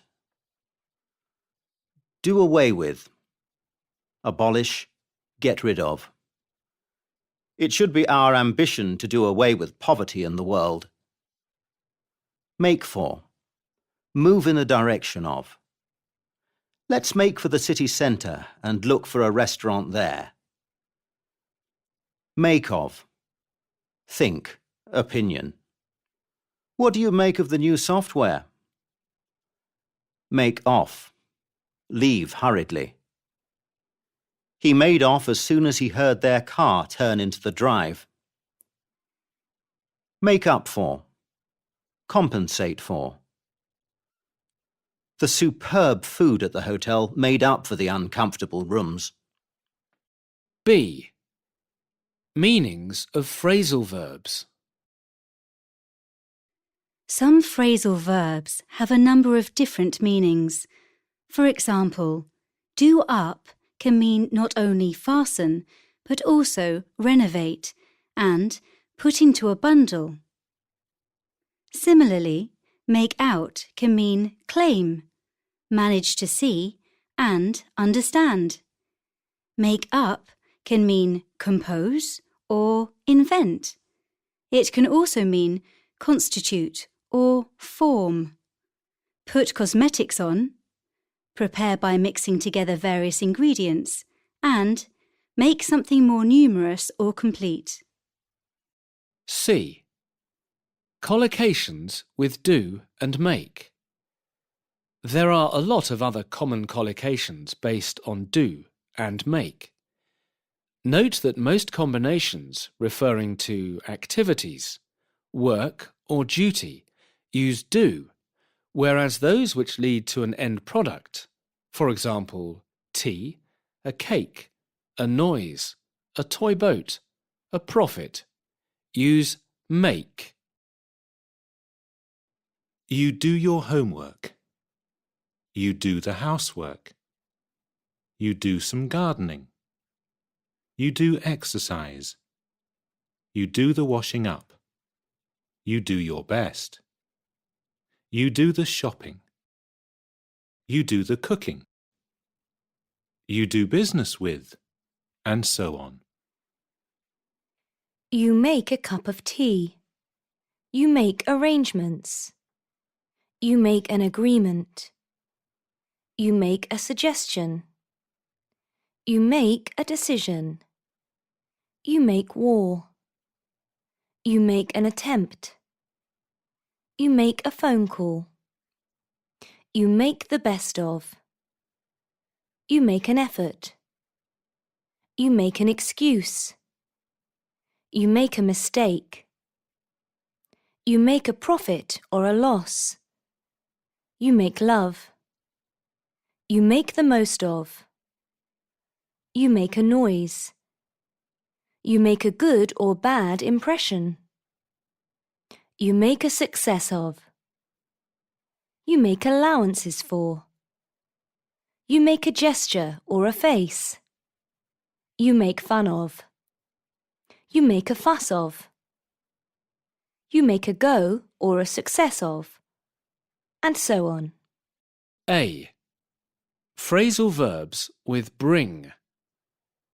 Each example is a typical spoken sentence, and a more formal equivalent is provided in brackets.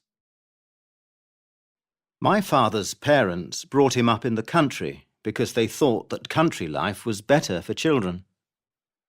Don't give up. I'm sure you'll bring it off in the end. Cold winds always bring on her cough. The strike brought about a change of government. Ford Motors are bringing out an interesting new model in the spring. I hope they don't bring back capital punishment. They promised to bring down taxes, but they have actually raised them.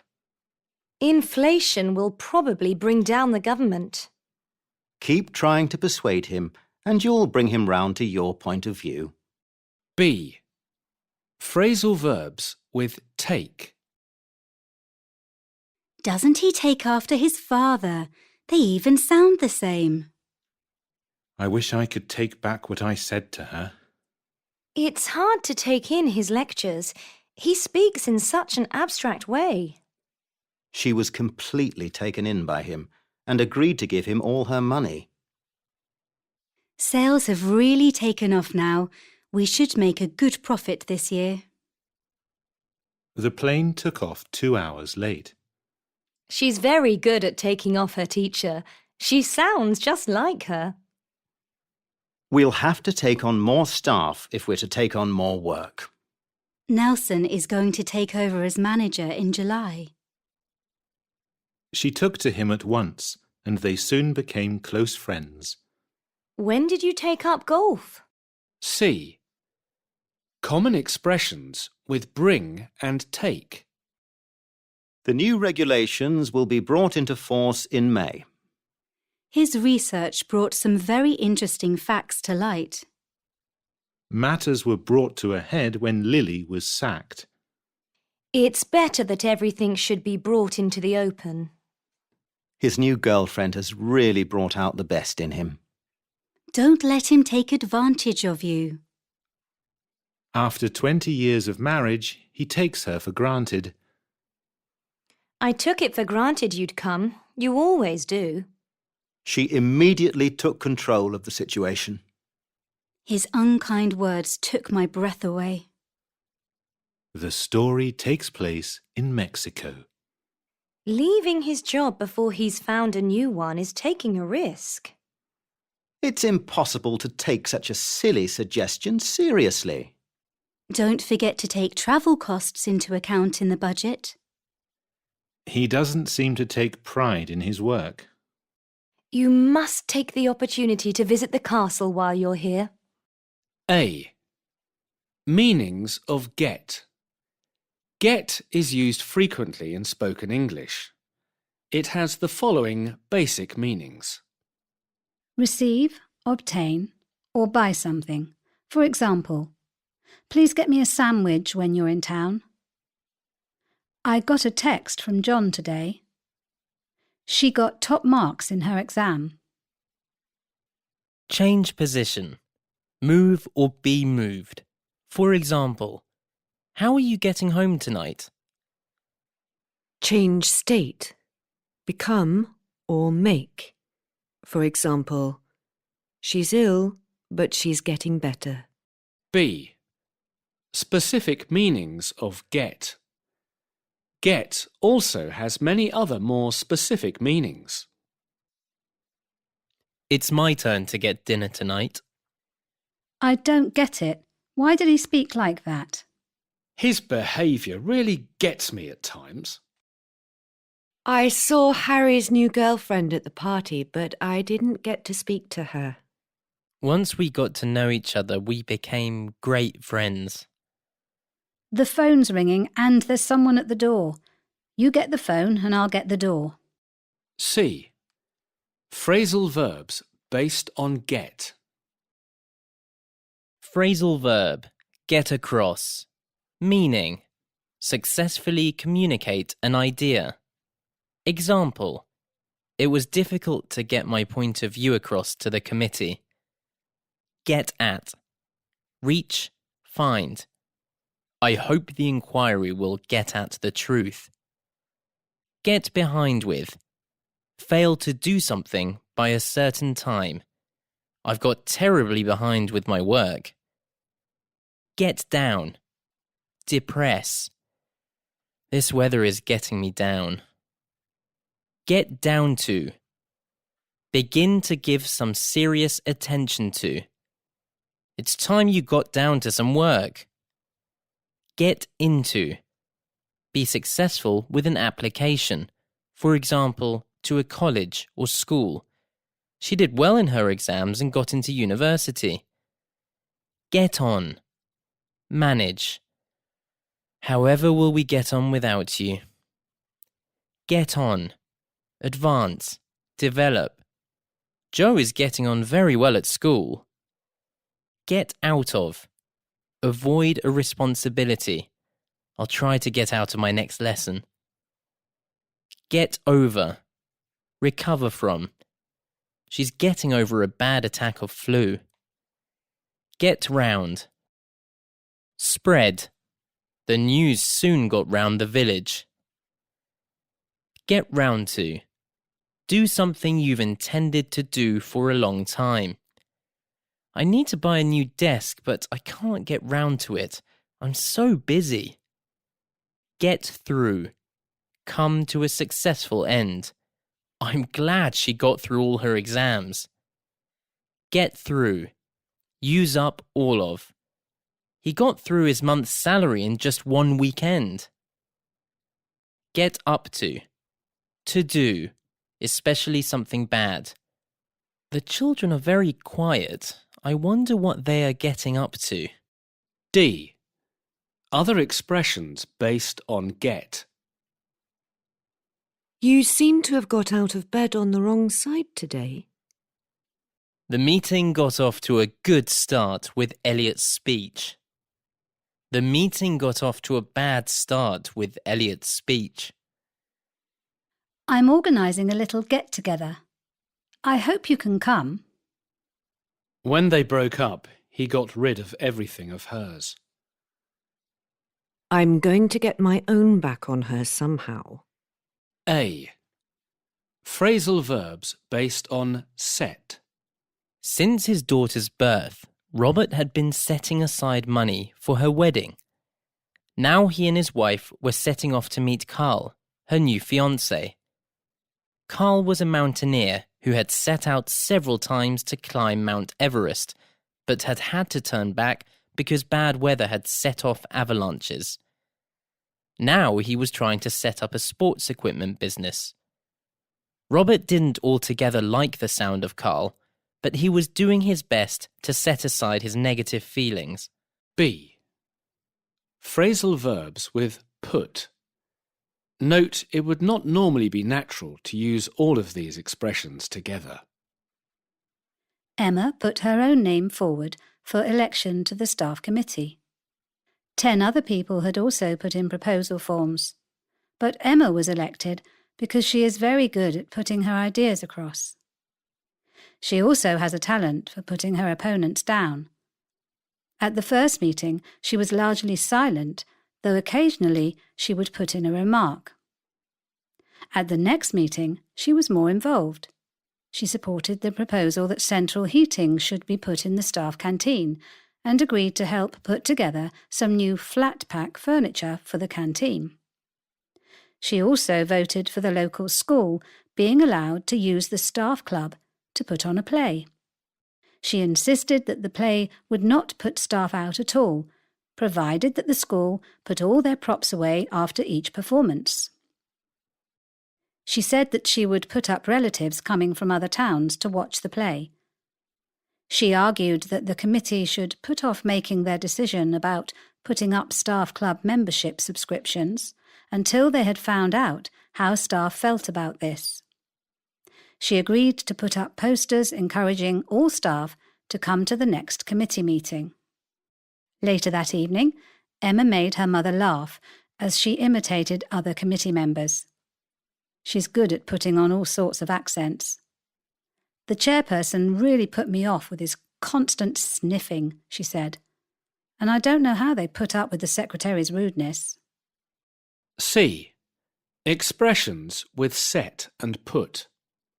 He has set his heart on becoming a ballet dancer. He has set his sights on becoming a ballet dancer. I've set myself a target of losing 5 kilos by the end of the year. They sat up till the small hours, setting the world to rights. They sat up till the small hours, putting the world to rights. Did someone set fire to the house deliberately? The prisoner will be set free tomorrow. Lottie had never set foot in Italy before. The Egyptian runner has set a new world record. Teachers have to try to set a good example for young people. To put your foot down. To be firm about something. To put pressure on someone. To try to force someone to do something. To put your mind to. To direct all your thoughts towards. To put 2 and 2 together. To draw an obvious conclusion. To put an end or a stop to something. To cause something to stop. To put someone's back up. To irritate someone. A put-up job. Something arranged to give a false impression. A. Phrasal verbs based on come. Did the meeting you were planning ever come off? When did the exam results come out? I must tell you about an important point which came up at the meeting. Please come round and see me sometime. Nothing can come between him and football. I came across a lovely old vase in that junk shop. How did you come by that bruise? How did you come by that car? Computer prices have come down recently. Sophia came up with a really good idea to raise money for charity. B. Collocations with come to and come into. Come to often refers to the idea of arriving at. Come into often refers to the idea of starting or acquiring. Come to and collocations. Come to an agreement. Come to a conclusion. Come to a standstill. Come to an end. Come to a decision. Come to terms with. Examples. The two sides have at last come to an agreement. Traffic came to a standstill because of the snow. The war finally came to an end in 2005. Come into and collocations. Come into and collocations. Come into contact with. Come into a fortune. Come into operation. Come into sight or view. Come into existence. Come into fashion. Examples. He came into a fortune when his uncle died. The new motorway will come into operation next March. After 2 hours at sea, the island came into sight. After 2 hours at sea, the island came into view. C. Phrasal verbs based on go. Some of these have a number of different meanings. Go on. What is going on next door? They went on working despite the noise. As the weeks went on, things improved. You go on. We'll catch you up later. He's always going on at me about my untidy hair. Go through. I wouldn't like to go through that again. Let's go through the plans once more. Unfortunately, the business deal we were hoping for did not go through in the end. Go for. He really went for her when she dared to criticise him. Which course have you decided to go for? Go with. Those shoes don't go with that dress. D. Other expressions based on go. I hope they'll make a go of the business, but they are taking a big risk. He's been on the go all day and he's exhausted. It goes without saying that we'll support you. Your work is good, as far as it goes. The story goes that they were once very close friends. They went to great lengths to keep it a secret. The business has gone bankrupt. Let me have a go. A. Look. I look forward to hearing from you at your earliest convenience. At end of formal letter. The police are looking into the matter. They need to look at all the evidence before reaching a decision. She looks down on anyone she thinks is inferior to her. It's hard to be positive, but do try to look on the bright side. B. C. Sue tries to see about arrangements for the conference at least a year ahead. Sue tries to see to arrangements for the conference at least a year ahead. We all went to see Yana off at the airport. It didn't take Tom long to see through her. That can't be Hamid. He's in Paris this week. I must be seeing things. C. Run. I ran into an old friend yesterday. I had no idea she was in town. Her patience has run out and she has told him she won't help him anymore. We've run out of milk. Let's run over the plans again to make sure we've thought of everything. Things may be hard now, but it'll be worth it in the long run. The trains have stopped running because of the avalanche. D. Turn. Everyone was very surprised when she turned down the promotion and explained that she was leaving the company. Naoko turned up last night. I haven't seen her for years. I'm going to turn over a new leaf this year and answer all my letters the day I get them. The fire bell turned out to be a false alarm. E. Let. He has been let down so many times in the past. I hope he won't be disappointed again. Don't let go of the rope or she'll fall and hurt herself. The accused was let off with a fine. When she let it slip that she had been given a pay rise, the other workers were very angry. F. Break. No one likes people who break their promises. The speaker broke off in the middle of a sentence. I'm dreading breaking the news to him. He's going to be very upset.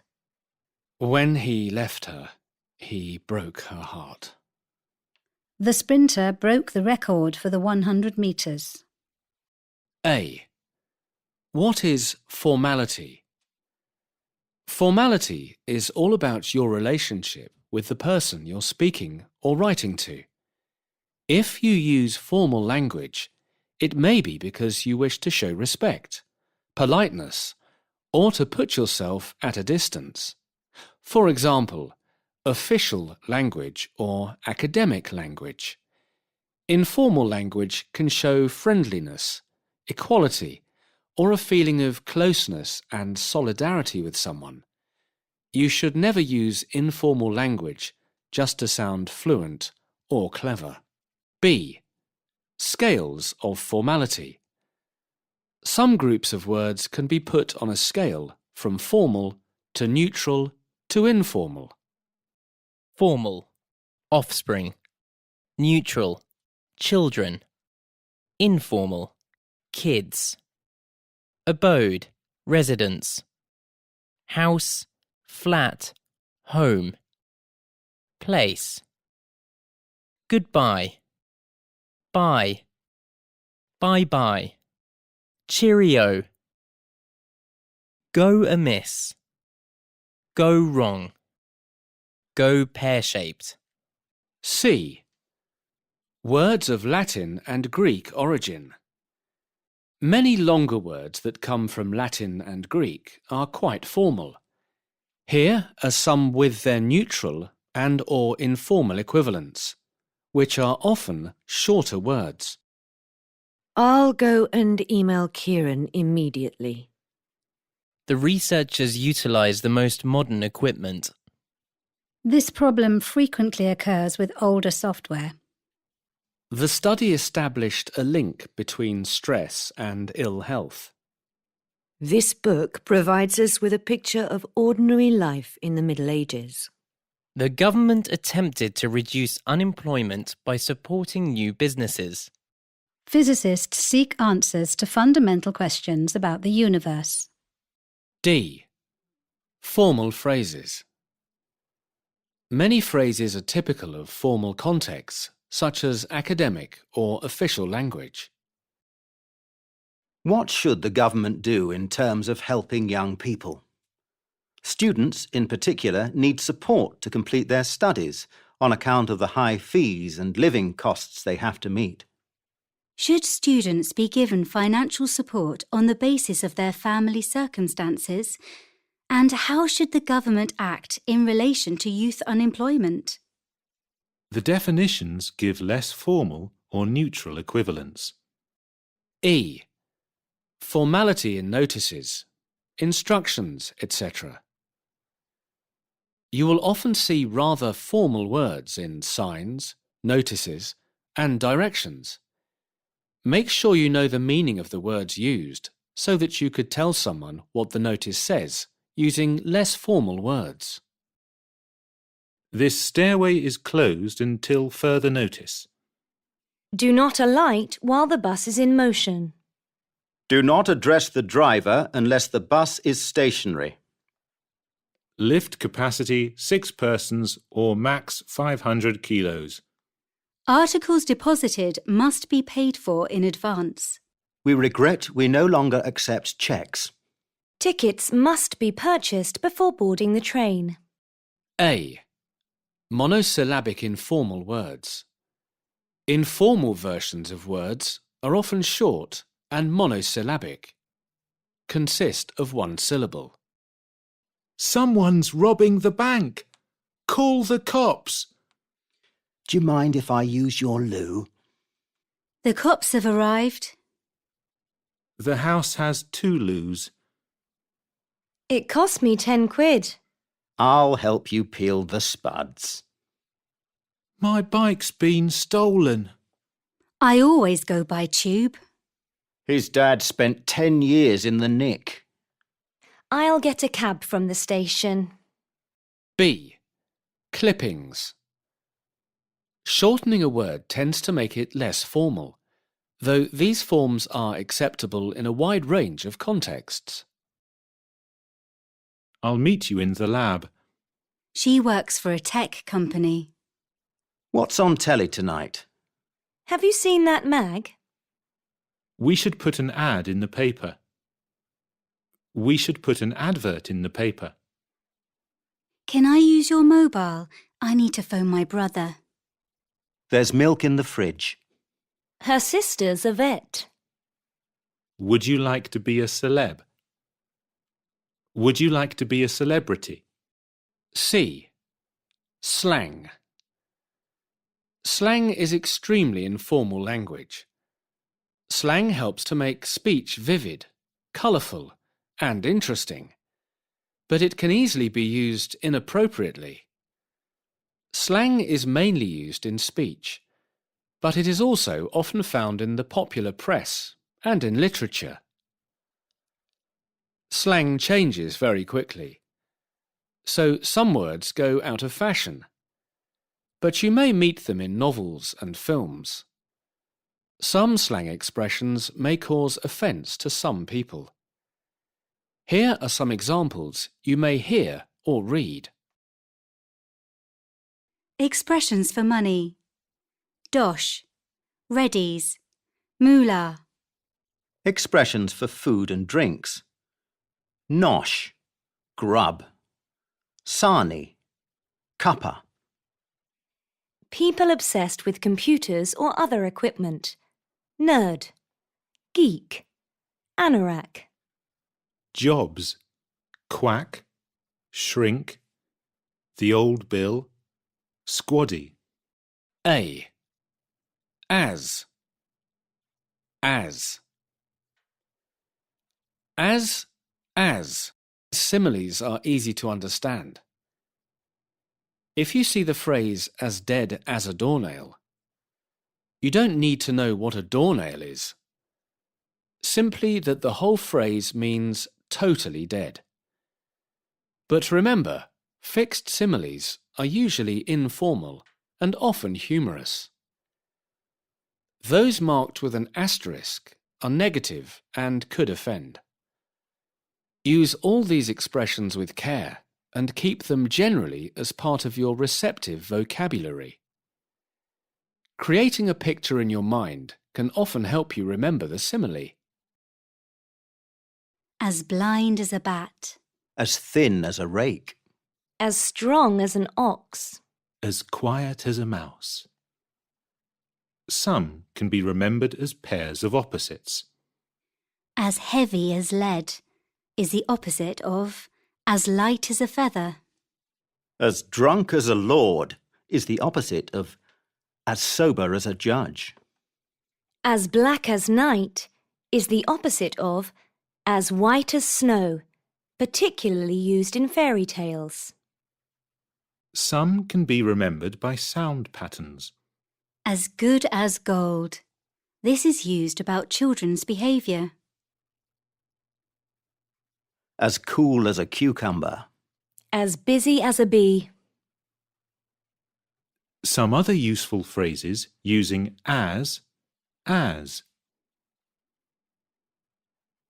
The bed was as hard as iron, and I couldn't sleep.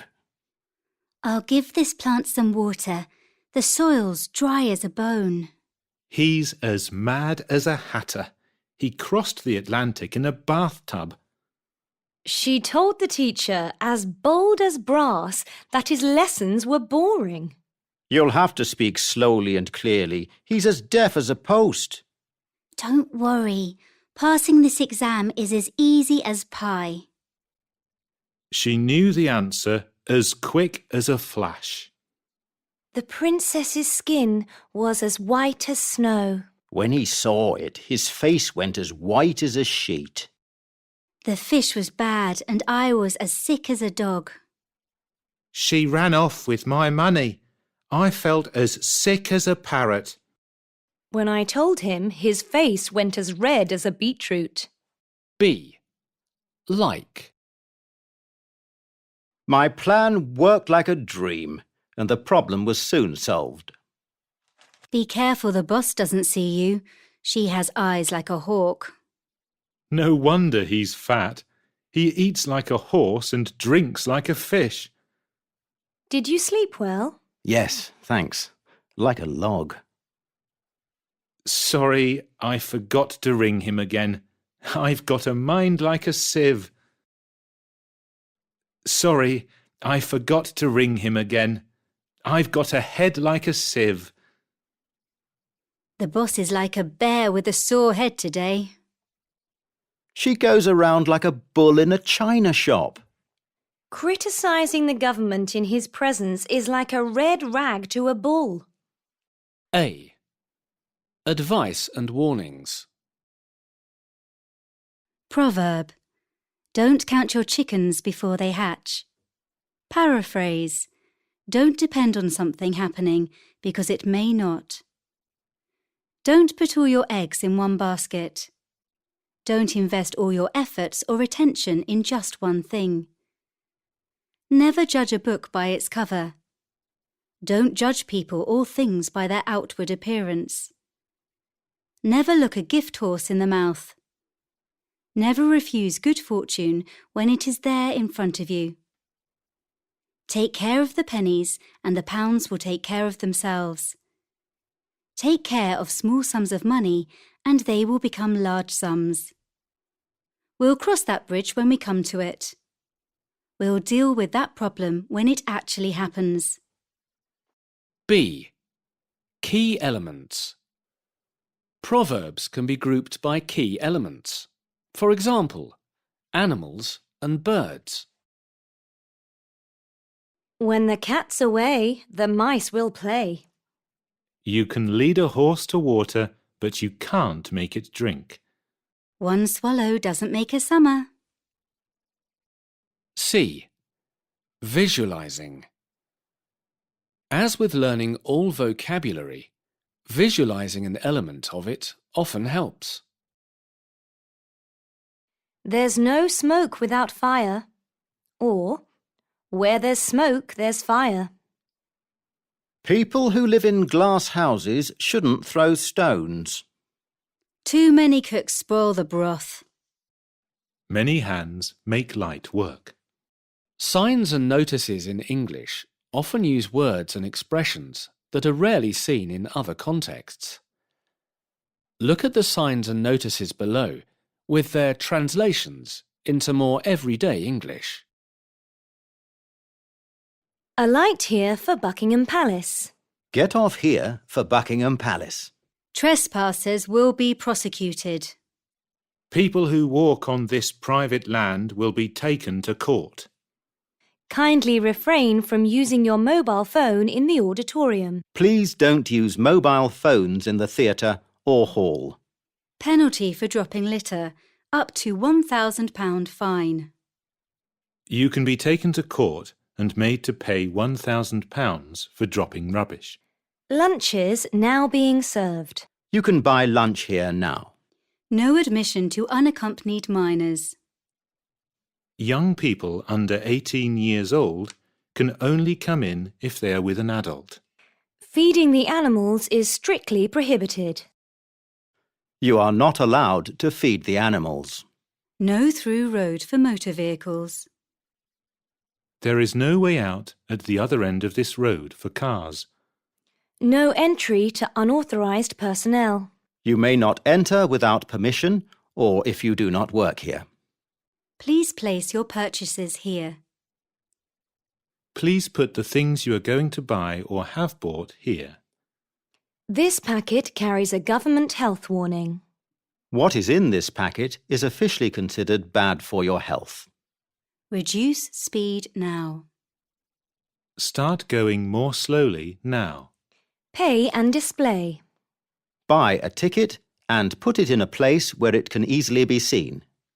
Cyclists dismount here. Cyclists should get off their bikes here. Fishing permit holders only. Only people with special cards giving them permission are allowed to fish here. A. The grammar of headlines. Newspaper headlines try to catch the reader's eye by using as few words as possible. Grammar words like articles or auxiliary verbs are often left out. For example, early cut in interest rates forecast.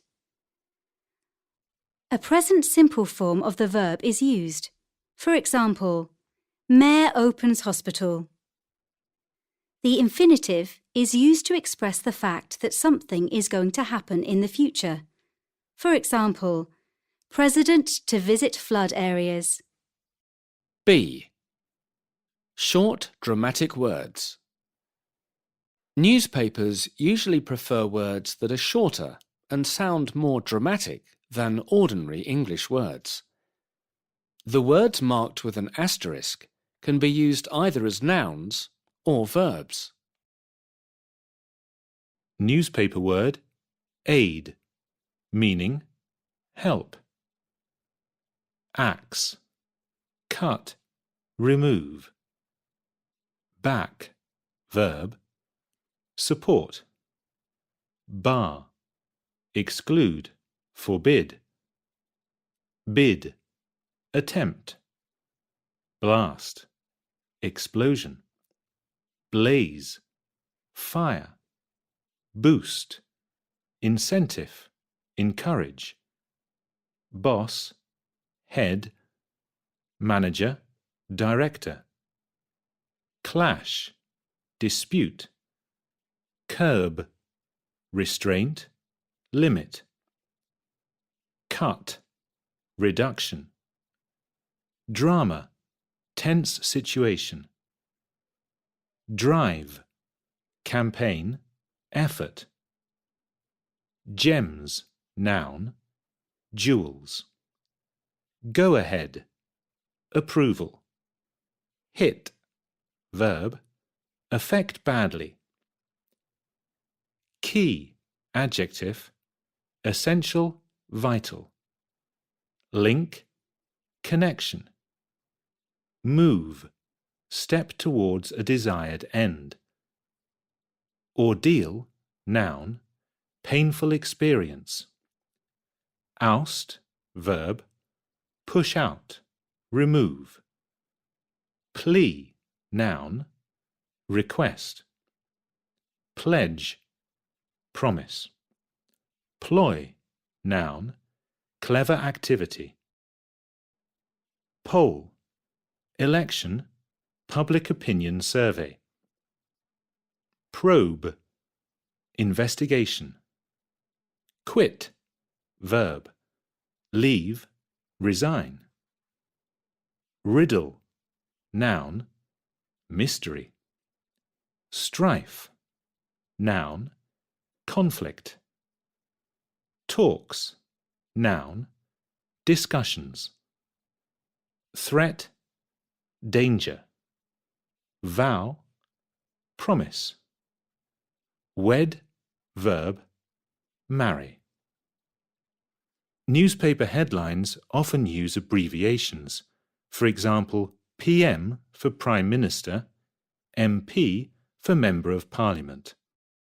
See Unit 78 for more abbreviations. C. Jokes in headlines. Some newspapers also enjoy making jokes in their headlines. They do this by playing with words, or punning. For example, a wet open-air operatic concert was described as torrential rain in most arias. An announcement that a woman working at the Mars Chocolate Company had got an interesting new job was Woman from Mars to be first Briton in space. Note the word Britain is almost exclusively found in newspapers. A. English in the USA. English in the USA differs from British English. Pronunciation is the most striking difference, but there are also differences in vocabulary and spelling, as well as some differences in grammar. Americans say the fall, while British English speakers say autumn. American speakers say on the weekend. British English prefers at the weekend. Yet, generally, British and American speakers have little difficulty in understanding each other. B. American English spelling. American English spelling is usually simpler. For example, British English words ending in OUR and RE end in OR and ER in American English. For example, colour, colour, centre, centre.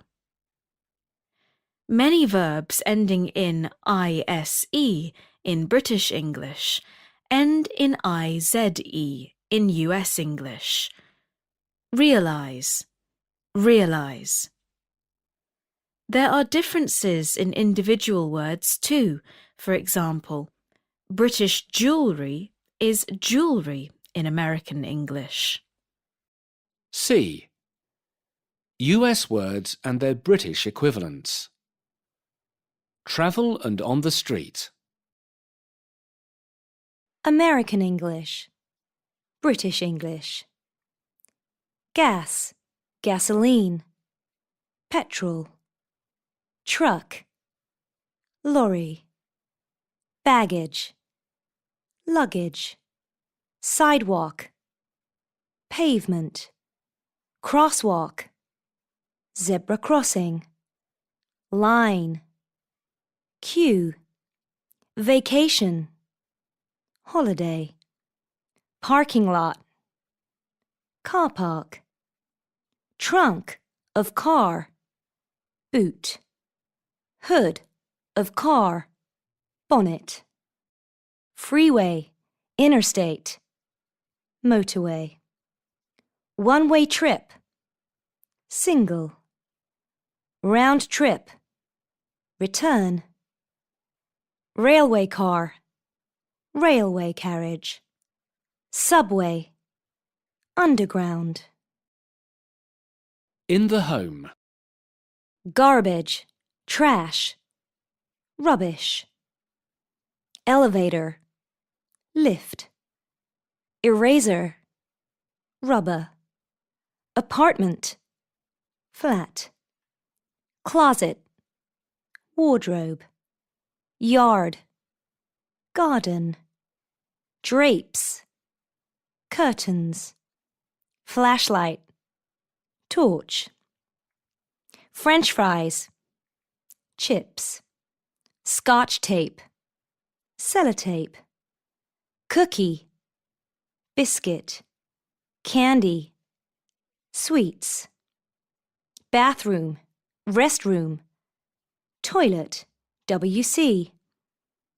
Diaper, nappy. Pantyhose, tights. Baggage is also common in British English, especially in the context of air travel. Washroom is commonly used in Canada.